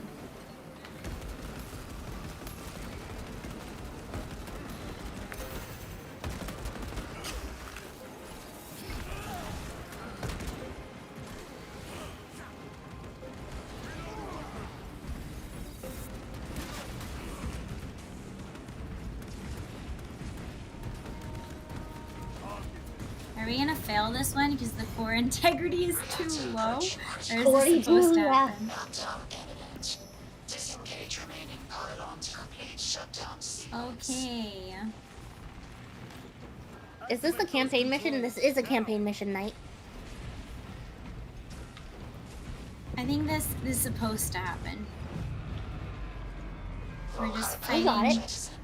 Okay, great. Has entered entropic decay. That was the last of them. Okay, great. Generators have been awakened. No essential systems returning to hibernation. No sign of Tyranids. The smell of burnt ichor is enough. We have what we came for. Move to the extraction zone. To the extraction zone. Loading. Unadulterated loading. We made it. Blur your face, your voice, your clothing. Let's just say I loaded all.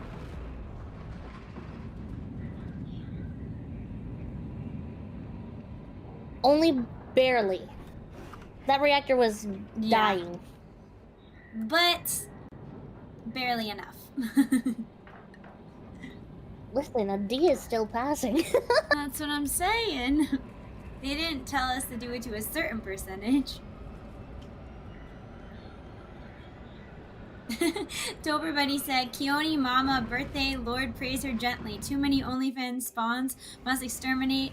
Chione raise cross. Singing Chione. Amen to her singing hype.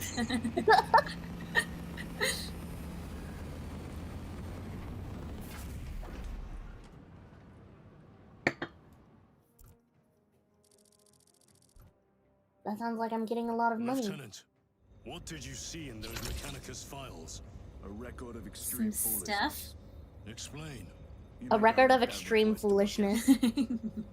That's my lore book. How did he even get his hands on that? Give me a tactical overlay of the city. Captain! A minute. The Adeptus Mechanicus must be stopped. What? If they trigger the weapon, the results could be catastrophic. Yeah, what he said. You're suddenly an expert in Mechanicus research. They're using an artifact to power the weapon. I've seen it before, on a planet named Graia. A traitor by the name of Nemroth called it a fragment of the Dark God's power that almost destroyed the planet. Graia. Titus, the Mechanicus are acting on orders approved by the Primarch. And here are you, talking of Graia, of all places. Damn it, Captain, if Chaos is here, if they get their hands on this thing... Enough! I will hear no more on the subject. Now, did you get a location for Luz? Aye, sir. Then get down there and find him!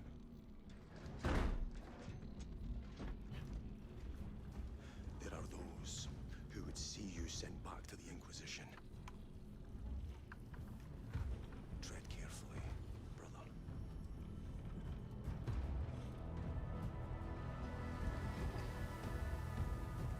We will. Eugene McDonald super chatted. First time catching you live. I thought I would donate to a fellow brother. Love the videos. Thank you for the $5 super chat. Thank you. Glad you're here. Hello, Okay. brother. Hello, brother. We need every gun on that planet. We made pointed at it. the High Fleet. We did, thank goodness. It was a little sketchy there for a second. All those Tyranids rushing us. This is a cool. Looks like something exploded, or maybe something is on fire out there. Yeah, it does. It does. Okay, we can stop here, right? I think we can. Yes, I pause believe here we 'cause you can. said-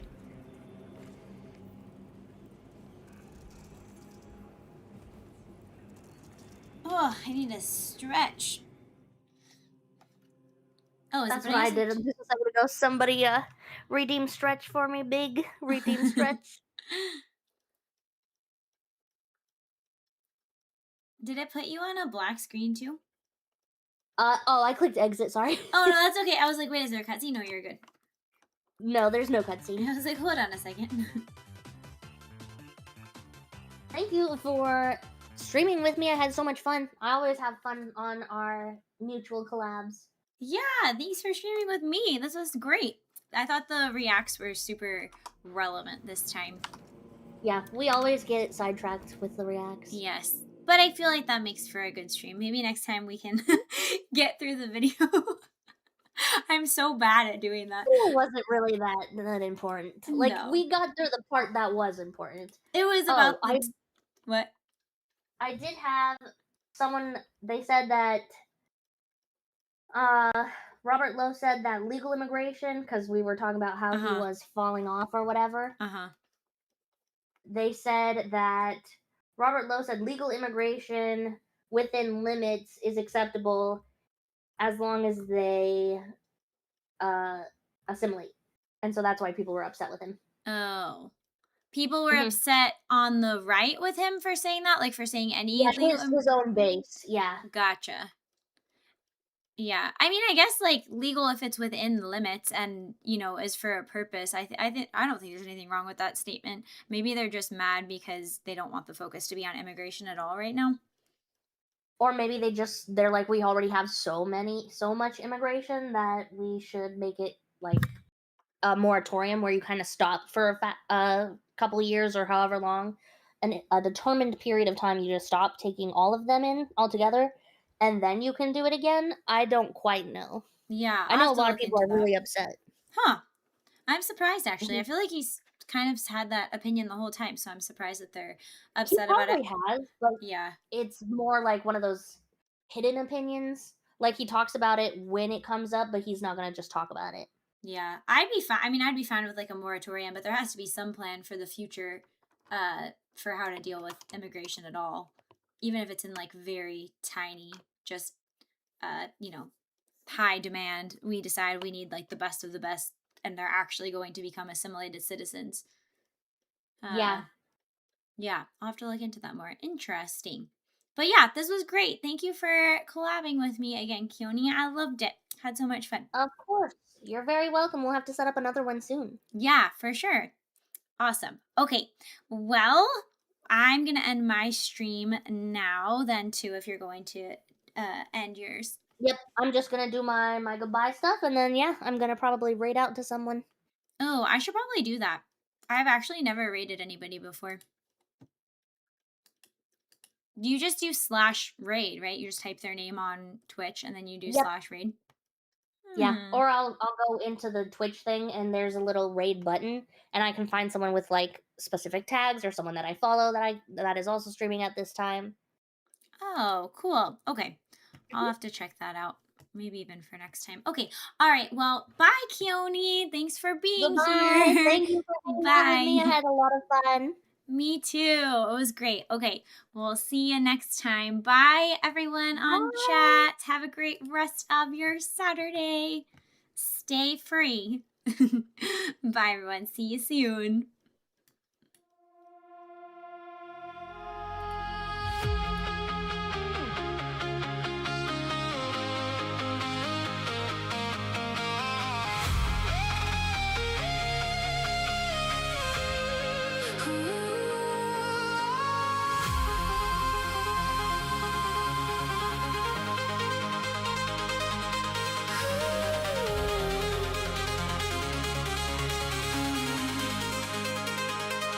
Every breath feels heavy when the truth is treated like a crime. Living honest in a world that forces you to toe the line. They twist the words, they sell the fear. They keep the masses blind. But deep inside the fire's growing, and it's burning through my mind. Purple flame is rising up, no more bending to their game. Anger turns into rebellion, and the rebellion calls my name. Sick of the poison, sick of the chains they wrap around our souls. We carry this weight too long, now we're ready to let it go. We're coming to life, turning the tide in this crusade for truth. We're coming to life, Chuppies rise together, armed to the teeth with proof. They attack the